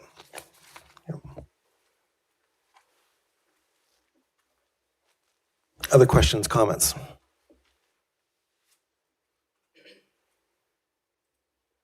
I know it's late in the afternoon, Bruce, but I'm kind of stuck on the $66,000 for 3 pretty crucial positions and them not being specified in the budget so that we know for sure, because I'm not trying to be flippant or anything. My dad told me about assuming a long time ago and what that tends to do to us, and so I don't want to assume that those are what that $66,000 is for, because then, like I said, I'm not trying to compare positions, but most media specialists have master's degrees, and we're talking, in upwards of $50,000 to $60,000 for an average salary for that position. Not looking at what what those are right now in North Carolina, but that's just a guess for me. And for those 3 positions to equal out to $66,000, it seems odd, or just I'm not clear. I think if there are more information that we could provide, but that was a question that was asked. And in one of our responses, we talked about those positions being in the general teaching staff budget. So all of our schools, especially this school, would have that tech facilitator. Our older school model also had the library and media coordinator, but we would typically put those in our general staffing. So I'm not sure if it's just somewhere where we don't have it clear enough for you. Well, I would expect it to say media specialist or tech coordinator. Okay. That's just me. Like, you got core teachers, and I understand what that is. And then Right. It says instructional support. That looks like one person for your IT at $66,000, but it says there's 3 people there. So, you got your teacher assistant spelled out, you got your EL, all that kind of stuff, but it doesn't specify the IT or the media specialist. So it just seems remiss to me. Would the remote academy share the same data manager that the traditional brick and mortar has, or do you anticipate needing your own data manager as well? We would anticipate having our own. Yeah, again, I think that's where we're getting tripped up on a little bit here, because the legislation is very clear in terms of the 4 positions you have to have, but we're not seeing it clearly spelled out in the budget that they're in there. Okay. And if you're not, like using that data manager example, if you're going to have your own data manager for the Merit Academy, which absolutely makes, for the size of what you're talking about, can make absolute sense, right? If it's not a person already on staff who you're just going to give more work to, then where is it at in the budget is the question that we're wrestling with here. Other comments or questions from board members? And I don't know if this is a possibility, because this is, I don't know the rules or the regulation for how we would proceed with this, but to their question about more information, would this warrant a second, bringing them back to be a little bit more descriptive on where those are in the budget? You could always do that. I will also point to the, on eBoard, we have the feedback that we sent to them. And so if some of those questions came up and they have specified that it's included within the instructional support staff on the personnel budget and is included in the budget as part of the general teaching staff. And then there is quite a deal of additional information there. So I'd probably look there first to decide It's if that's kind of what they're helpful or saying. not. It seems like that's what they're saying when they're staying at the mic, and it's still unclear. I mean, it may be me. Well, you guys you could definitely request a second interview. That's. Am I missing it? Are you, I mean, you're looking to open this fall, correct? correct. We're happy to revise any of those numbers if you think that would be best for us. And I want to make sure I'm not missing it in the feedback, so. Hey, I'm Chris Widener. I'm the treasurer, retired, but I also currently at work. I am on a day of leave here. This is that important. And everything we've done within our school is in terms of compliance. If this is a compliance issue, we will abide. We will resubmit whatever documentation you need to be able to see that. If it was an error on our part, I personally apologize, and we will address that and get that back to you. I hope we could solve that today, but if we can't, we will certainly submit and come back and readdress that with you. Yeah, I appreciate that. I think, so the other part that I think at least I'm wrestling with, just to be candid, is we don't typically allow applicants to come back. Even your second interview, they don't typically come back and Understood. change the Oh, yeah. budget. I mean, if it's, I'm splitting hairs here a little bit. I mean, if it's a matter of it's just spelling it out more clearly in the budget without the budget numbers changing, I guess that's one thing. If it's, we just didn't put it in the budget. It may be a matter of clarity, and that's why I say you can look at our financials. Maybe that's the reason that I want to be able to up here, is to be able to discuss the financial integrity of the school as it is right now is top notch. We have a significant amount of money set aside. In other words, this is not a question of can we afford to do it. Like I said, if the submission was an error, we, the board, can take that hit. We'll gladly take that and resubmit or follow up with any documentation that is required to be able to satisfy your concerns.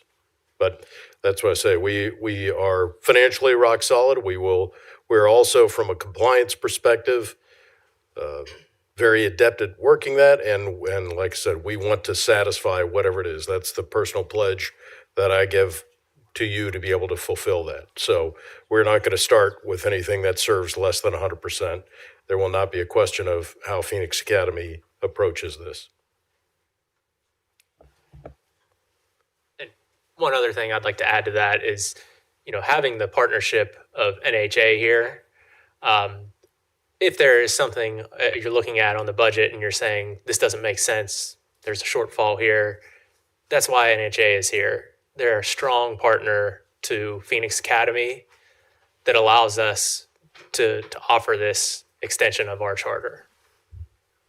I think it has to do with just the way that we have it on this form. Not that they're not going to do what's mandated or required. Like teacher assistants or instructional support.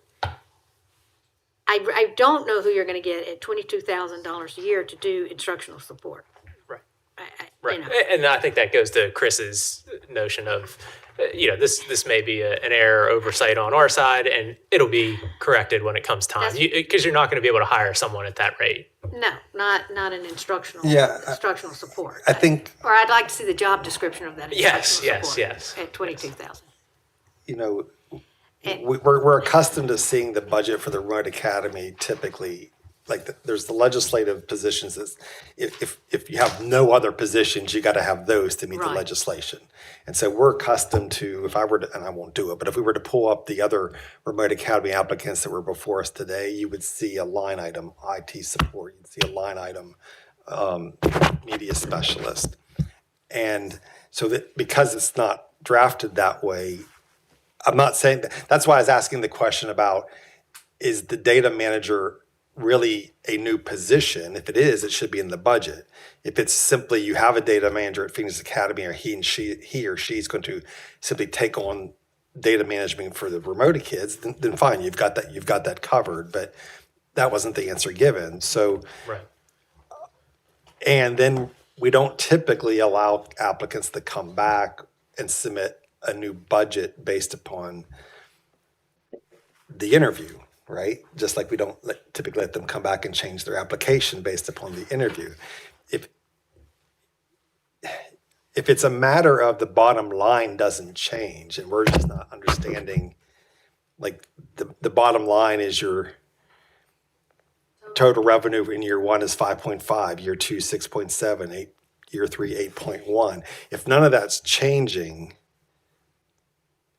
and you're just going to make it more clear that these 4 positions are in this budget, I guess by shifting money around, I guess is the way to, I'm a little more comfortable with that. Just labeling it different, I just would have a tendency that we're picking being. I know what National Heritage does. I know what Phoenix Academy has done. I think that we could go ahead and approve this and let them fix the budget. Fix the wording. We have the power. We can do what we want to do here. What makes me uncomfortable, Linda Lynn, is sometimes an applicant is before us and we'll look at their student population and we'll say, we think you need more EC teachers. We think you need a social worker. We think you need more guidance counselors. And at the end of the day, they can say, well, we disagree. This is our budget. Or thank you for that feedback. And by the time we open, we will implement your feedback. I guess my uncomfortableness comes from the fact that this isn't positions that we think they ought to have. They're legislative. This is legislative mandated. I'll be the first to admit, there's a remote academy for 50 kids needing a media specialist. I question that, but the lawmakers in our state said they need it. So that's where I'm having a little bit of an unsettling. Well, I think at least for me, is where I sit, and this goes to, I'm sorry, I don't know your name, but yes, I think it goes back to a history of compliance with Phoenix Academy. This is not a school that's been around for 3 or 4 years. NHA is not a new operation. Phoenix Academy has been around since the late 90s. NHA has over 100 schools across the country. This is something that can be easily remedied. I can speak for them. Yes. My first school is an NHA school. And I see Bruce's point as well, but I see Linda Lynn's point also. So what do? Are we hung up on this one thing? Kind of, because I want to make sure we meet the legislative mandate. But I think this could be a contingent upon, we can make a motion to approve contingent upon, it can be demonstrated that legislative mandates are met. And we can make that a quick agenda item on our next budget to verify that had been done. And if not, we can either bring you back to explain or deny at that time, or make a motion to let them keep rolling through. But I just would feel better knowing that on paper it shows that you've got these things in place so that nobody can say, well, they let National Heritage, whatever, Phoenix Academy, and somebody else comes in and does the same thing. We don't let them, right? It's about equity and fairness in this situation. Certainly. And I mean, I would expect NHA is going to turn that around very quickly to you guys to get that to where you want it. I don't think that's going to be an issue, especially with this being a legislative matter. And I know we're over time, but I have one just, what is $645,500 in marketing doing? Is that, am I missing that, or is there a decimal wrong, or Nope. on line 52 for marketing? Yep, that is the right number. We believe that covers more than just paid marketing. That includes communication staff and other staff back at NHA to support the school. I am going to make a motion that we go ahead and allow this to proceed forward contingent upon the verification that the legislative positions have been verified in the budget without altering what's been submitted to us thus far. Your I motion? second the motion. That's Gerald McNair. Okay, we have a motion and a second. Any further discussion? Who's the second? Okay, Gerald McNair. So again, the motion is to have approval contingent upon the applicant submitting to us verification that the legislative mandated positions are actually in this budget as presented. Ashley, you want to do a roll call vote, please? Stephen Gay? Stephen? Okay. Aye. Okay. Bruce? Aye. Aye. You can only vote once. Hilda Parlay? Approves.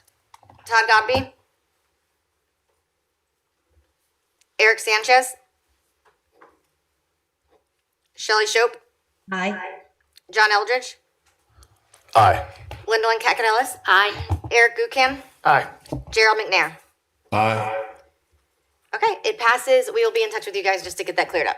Thank you, guys. Appreciate your time. Thanks.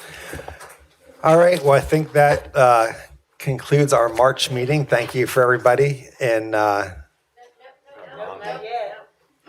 I am so sorry. I am very sorry. We have the association's Miss presentation. Dillingham, please accept my apologies. I missed that on the agenda. I saw steam flying out of the back of the room. No.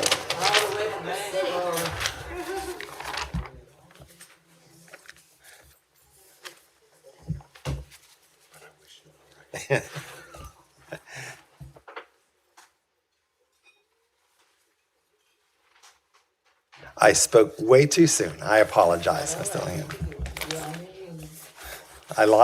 My visual was on the chart and I didn't see what was underneath there. So Yeah, I'm good feeling the afternoon. love there, Bruce. Thanks.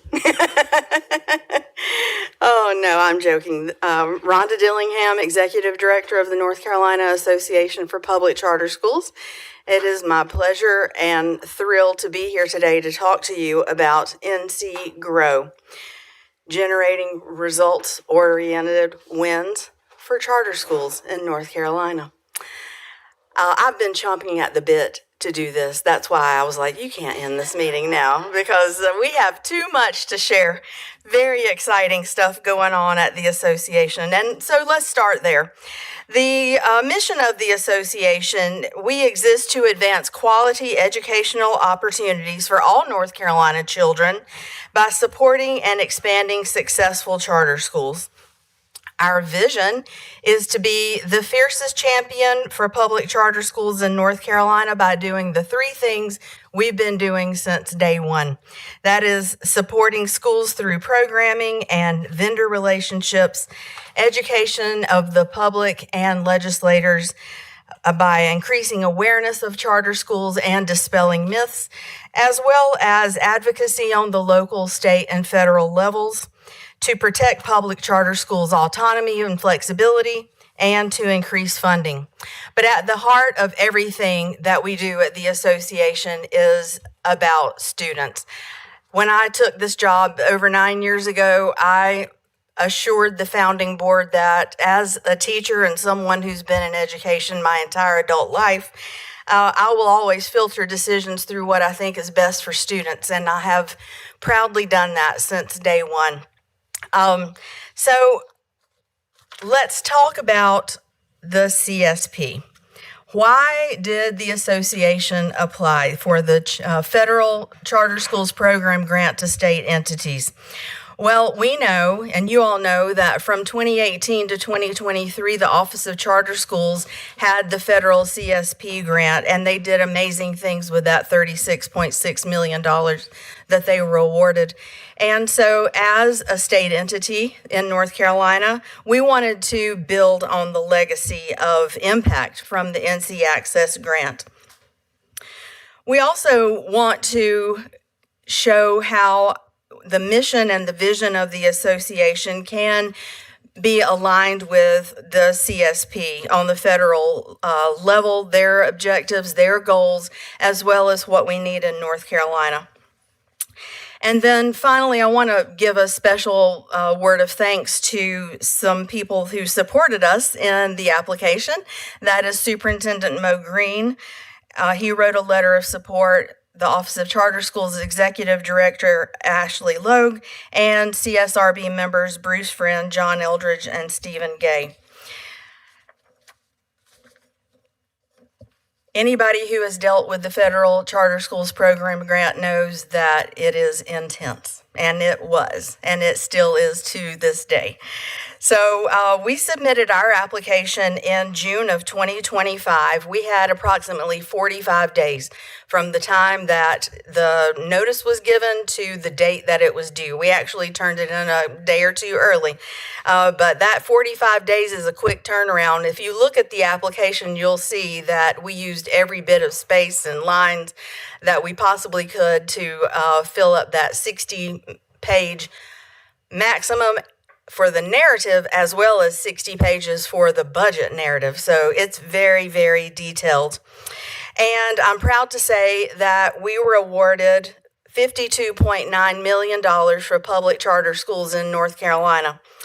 It's the first time in North Carolina history that the CSP has been awarded to a nonprofit organization. There were 6 state entities awarded this cycle. Our organization was the only state entity to receive the award for the first time. The other 5 awardees had received the CSP in the past. And then finally, another note that I'd like to point out is that it's the largest federal grant to charter schools in the 30 years of charter schools in North Carolina. So we're very, very pleased and excited about everything that we'll be able to do. Now, interestingly, shortly after we found out that we got the grant, the federal government shut down. And it was shut down for quite a while. And so I'm sure you can understand that that definitely adjusted our timeline. We didn't even meet with our grant officer until after that 40-day approximately federal government shutdown was lifted. And there's some work you have to do on the front end before you can actually roll it out to the schools. So we had to adjust our timeline, and that means that the original timeline had the request for applications being released in December. It is now in March. And the original timeline also had us announcing the start of our first grant cycle in February, and it will now be on April 2nd.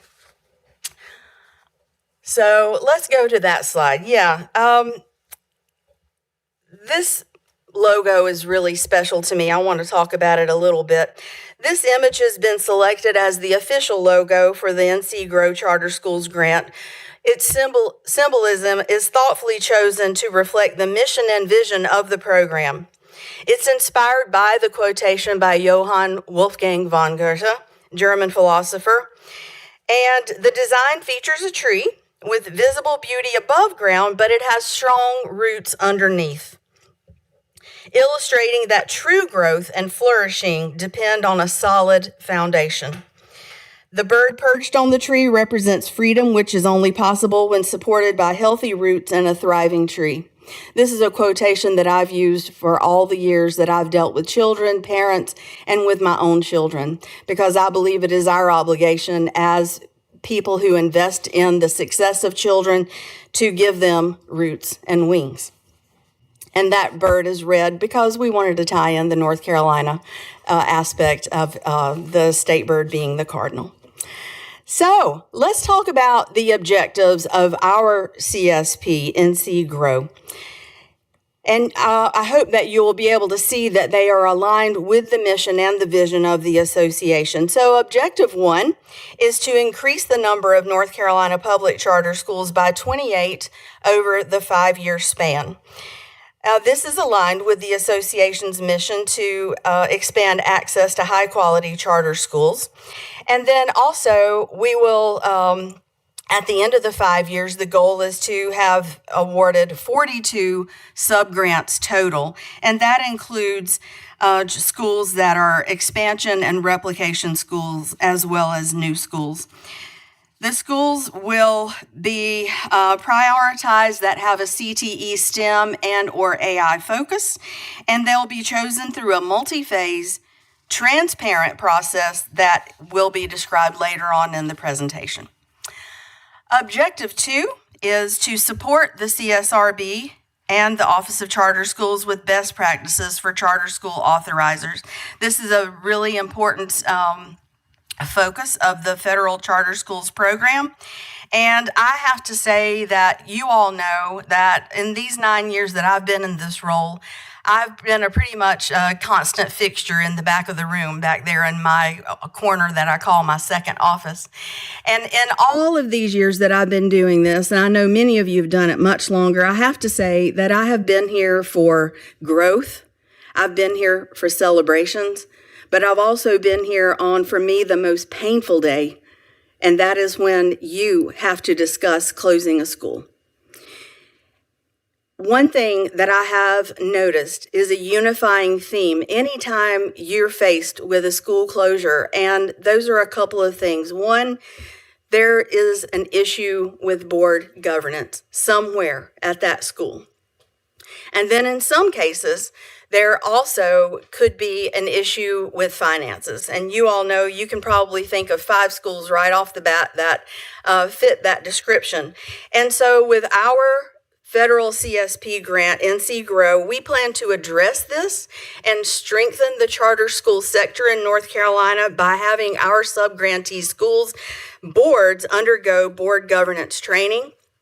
And we'll have representatives from the schools participate in a 1-year finance fellowship. That is for them to get a deeper understanding of charter school funding, finance, and budgeting. You all just spent a ton of time with this last applicant talking about their budget. So I know that this is something that's very, very important to you. In addition to that, we will have consultation and resource sharing in transportation best practices, as well as a plan to ensure schools have the leadership capacity to thrive beyond the grant period. We certainly do not want this to be a 5-year grant where charter schools get to grow and thrive and then suddenly they had to hit a wall in 5 years. And so we will be working closely with them to sustain the progress that they make. Objective number 3 addresses what you just spent many hours discussing, and that is to support remote academy implementation according to statute. I heard today, just today, and in previous meetings with the CSRB, words like guardrails, exploration. I also heard excitement about the idea of a remote academy meeting the needs of students. And again, at the end of the day, the association is all about students. And so objective 3 attempts to develop a comprehensive guidance and support system for charter schools, establishing remote academies. That's ensuring high quality remote instruction is available to all students enrolled through these innovative learning environments. I believe that just like Lindenlin, they are innovative, and we are here to promote innovation in charter schools, just like the legislation said many years ago. But we want to partner with you and our schools across the state in strengthening this aspect of innovation. And so that will occur in 3 parts. First, there will be a research project. And the research project is intended to create tools to help the charter school sector in North Carolina understand best practices for establishing and implementing remote academies. And then the 2 deliverables that will come out of that research will be a remote academy implementation guide. My hope is that schools will be able to use that document to assess their readiness, to learn about best practices, to see how remote academies have been successful in other places, and maybe even within North Carolina.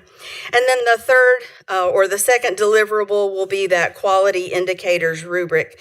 This will be an opportunity for schools and maybe even the Office of Charter Schools and the CSRB to discuss with schools and assess their readiness and their understanding of what it means to add on a remote academy. And so I'm very, very excited to offer that as our support to the authorizers in our state. And then objective 4 is probably the one for me that is the most exciting objective of all as a North Carolinian. And that is to meet the needs, the educational needs of students through innovative CTE, STEM, and AI programming.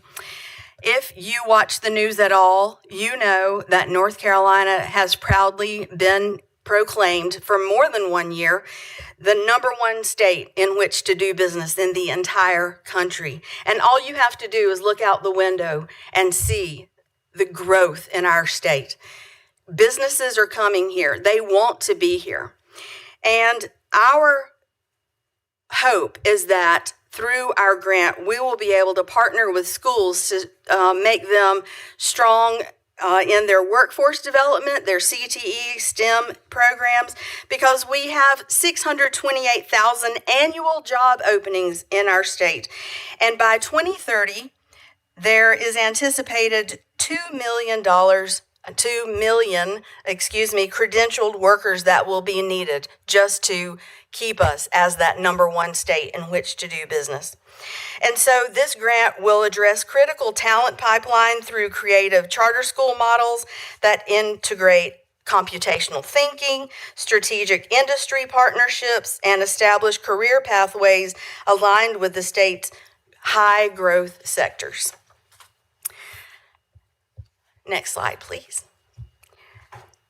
I wanted to be sure that I included a message from the board of the association. And I won't read all of this to you, but essentially the board wants you to know, and the entire charter school community of North Carolina, that even though the association is a membership organization, schools do not have to be members of the association to be eligible to apply for this grant. This grant is intended to benefit charter schools, whether or not they are members across the entire state, north, south, east, and west.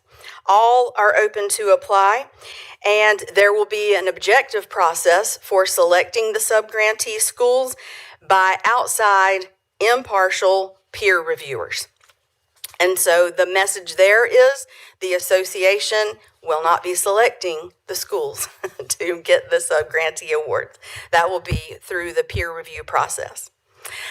Now, at this time, I'd like to introduce to you our project director, Meredith Flo. Meredith is transitioning from her role at the association. She's been with us for a couple of years in the role of chief of staff.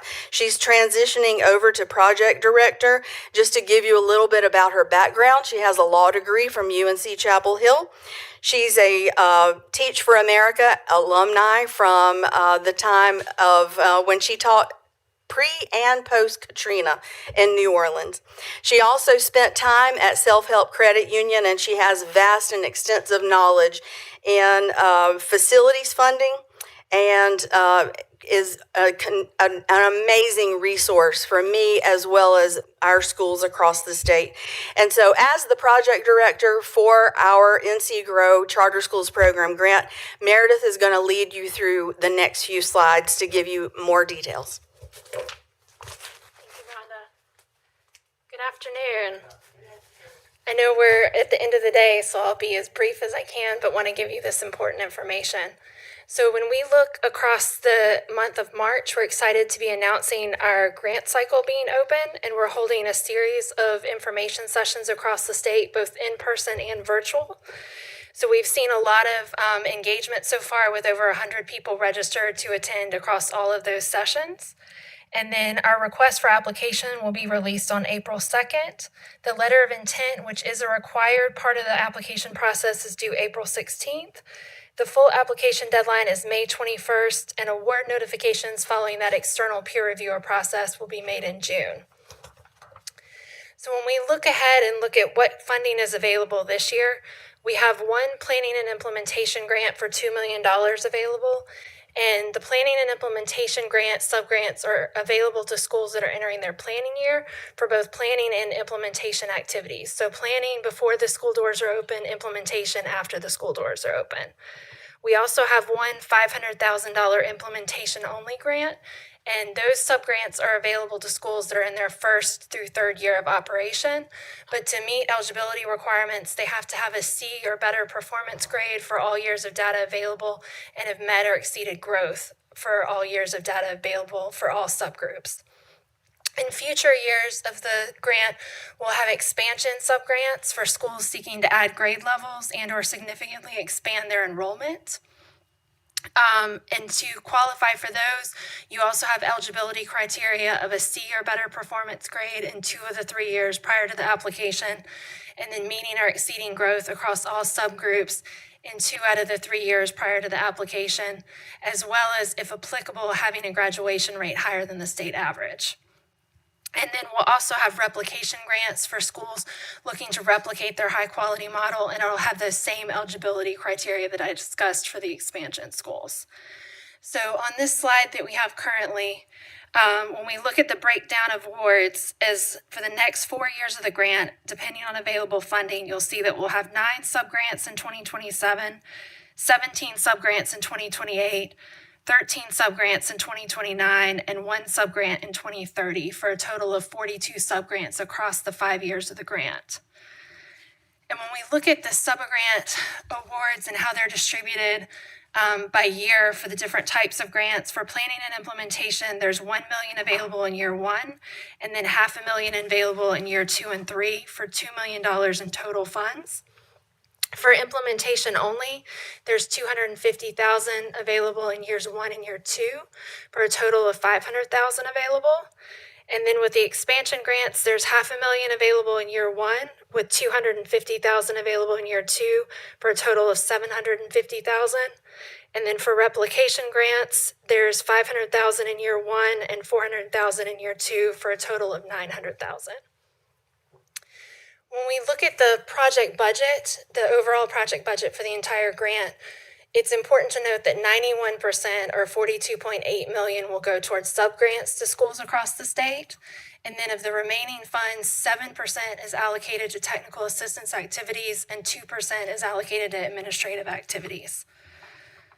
When we look at key outcomes we'd like to see by year 3, those include 28 subgrants awarded prioritizing CTE, STEM, or AI, 56 finance fellowship graduates, the Remote Academy Implementation Guide developed, subgrantees 4th and 8th grade proficiency greater than the state by 5 percentage points, teachers from 28 schools having participated in AI training, 15 industry partnerships established to support CTE, and hosted a CTE STEM AI showcase. When we look toward year 5, what we'd like to see for key outcomes include 42 subgrants awarded, 84 finance fellowship graduates, 0 closures due to governance for subgrantee schools, the adoption of the Remote Academy Implementation Guide and Quality Indicators rubric, subgrantees 4th and 8th grade proficiency scores outperforming the state by 10 percentage points, 500 industry recognized credentials earned, 75% of new schools implementing CTE, STEM, and AI programs, teachers from 42 schools participating in AI training, 40 industry partnerships actively supporting CTE, and active parent advisory councils at all subgrantee schools, which we think is important to promote stakeholder engagement with the grant. And as we implement the activities under NC-GROW CSP, it's our goal to work in alignment with the goals of CSRB, OCS, and NCDPI. And we hope to do this through growing and supporting the number of high-quality charter schools in North Carolina, providing relevant educational models that align with the current economic landscape, reducing the number of charter school closures, and supporting the Achieving Educational Excellence Strategic Plan, which of note in that plan by 2030, a goal was 41% CTE participation, which aligns with the NC-GROW goals as well. So we're thrilled as we're implementing the grant to have been able to grow our team. And we have with us today Vanessa Baker, our technical assistant specialist, Spencer Menzel, our grants manager, and Lakeisha Cherry, our budget specialist.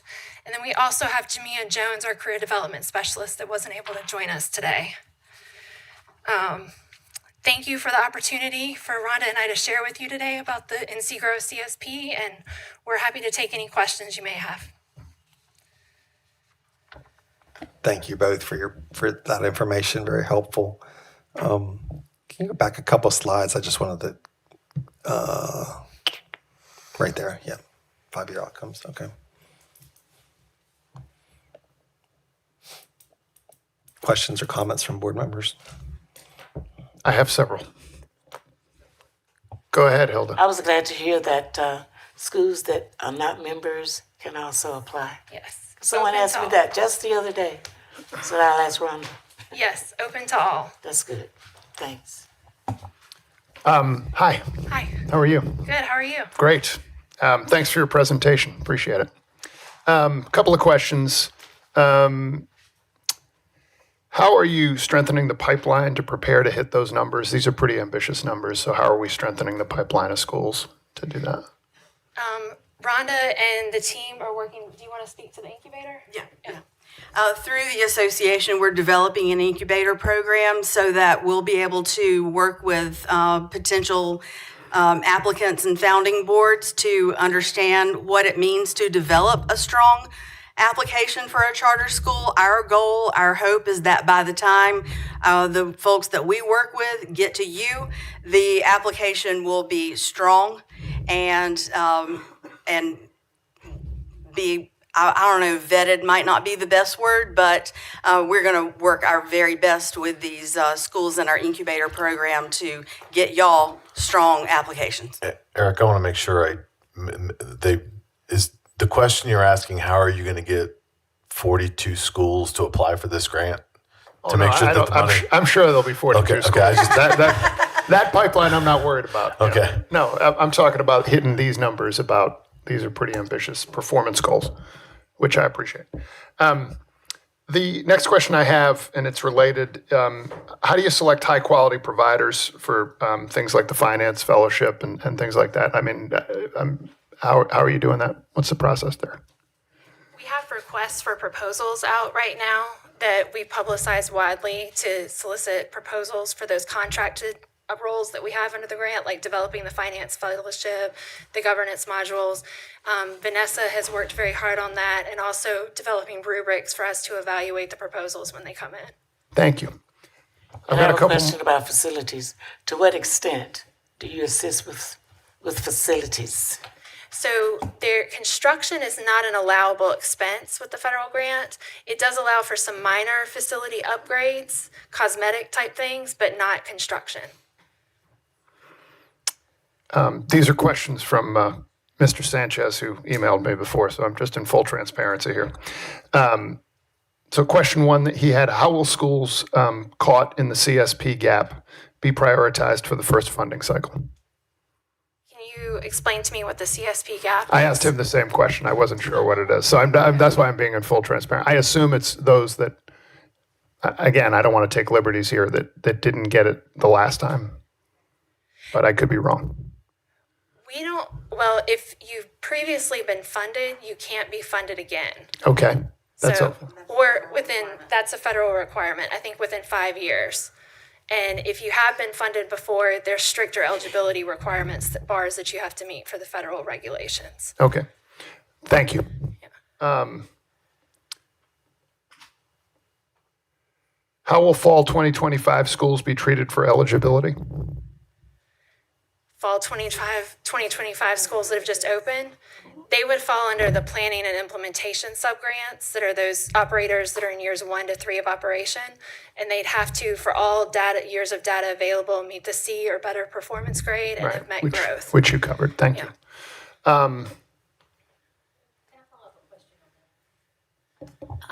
Of course. If they have not been opened, they don't have any data at all.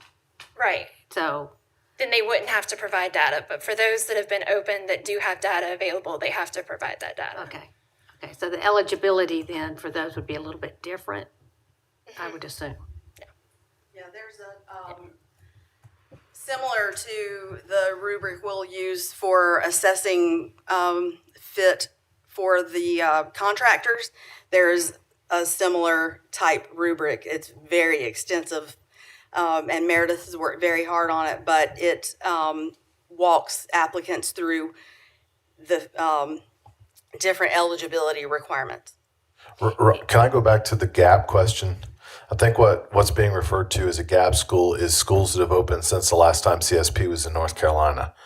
So if a school's opened up, right, I think that's in between the last time we had the grant and now, how do they qualify, or do they qualify?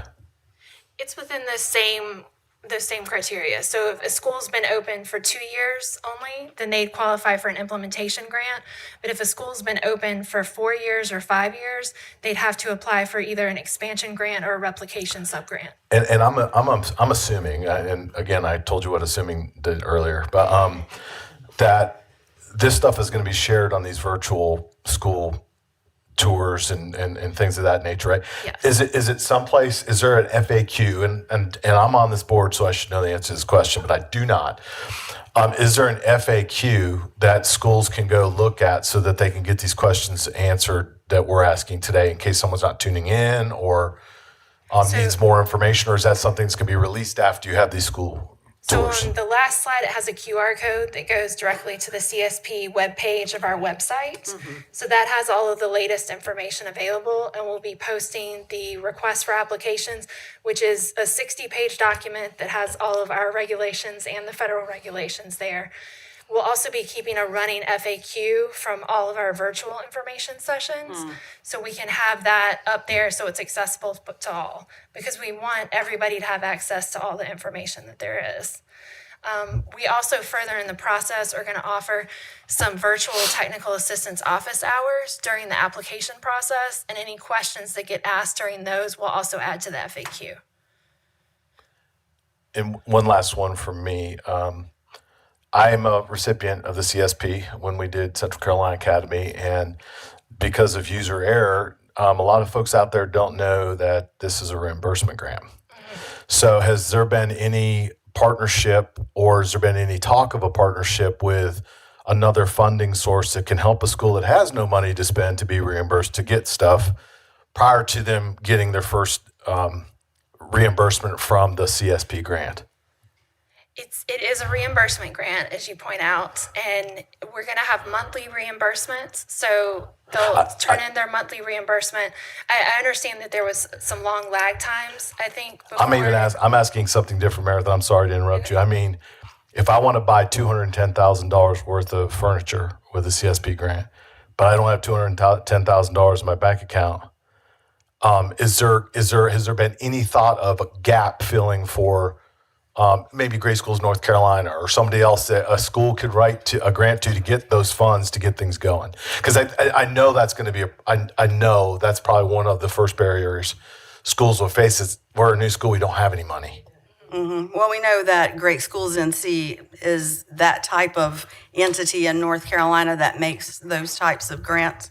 And we haven't had a formal agreement or anything like that with them, but at this leadership retreat I went to last week, I found out that in Colorado, they've partnered with a bank, And so the bank is like, well, it's guaranteed money, because these people have been, they've been given the grant. So that's something that I plan to explore as executive Awesome, because director. I think that's going to really add value to those trainings that you do or the information sessions that you do. Because some folks will come in that's blind and not realize that they don't have any money. They need to know up front. Right. You got to have some money. Yeah. Marketing alone is, a budget that most schools can't afford. So thank you for that. You're welcome. So one more from me. Now, what role will self-help play?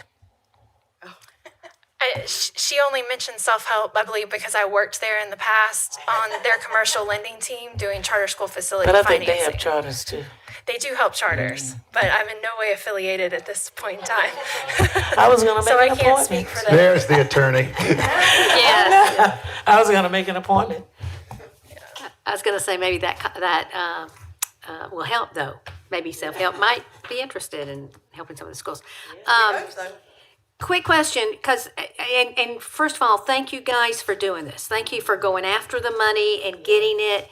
And federal grants are not for the faint of heart on either side. So kudos. God bless you. Objective 2, you talked about training and fellowship. That was interesting to me because I've seen, and Rhonda, you and I have talked about this before, that has been such a need in this state. Is that going to be open to everyone or just to the schools? I mean, how is that going to be, those seats be filled?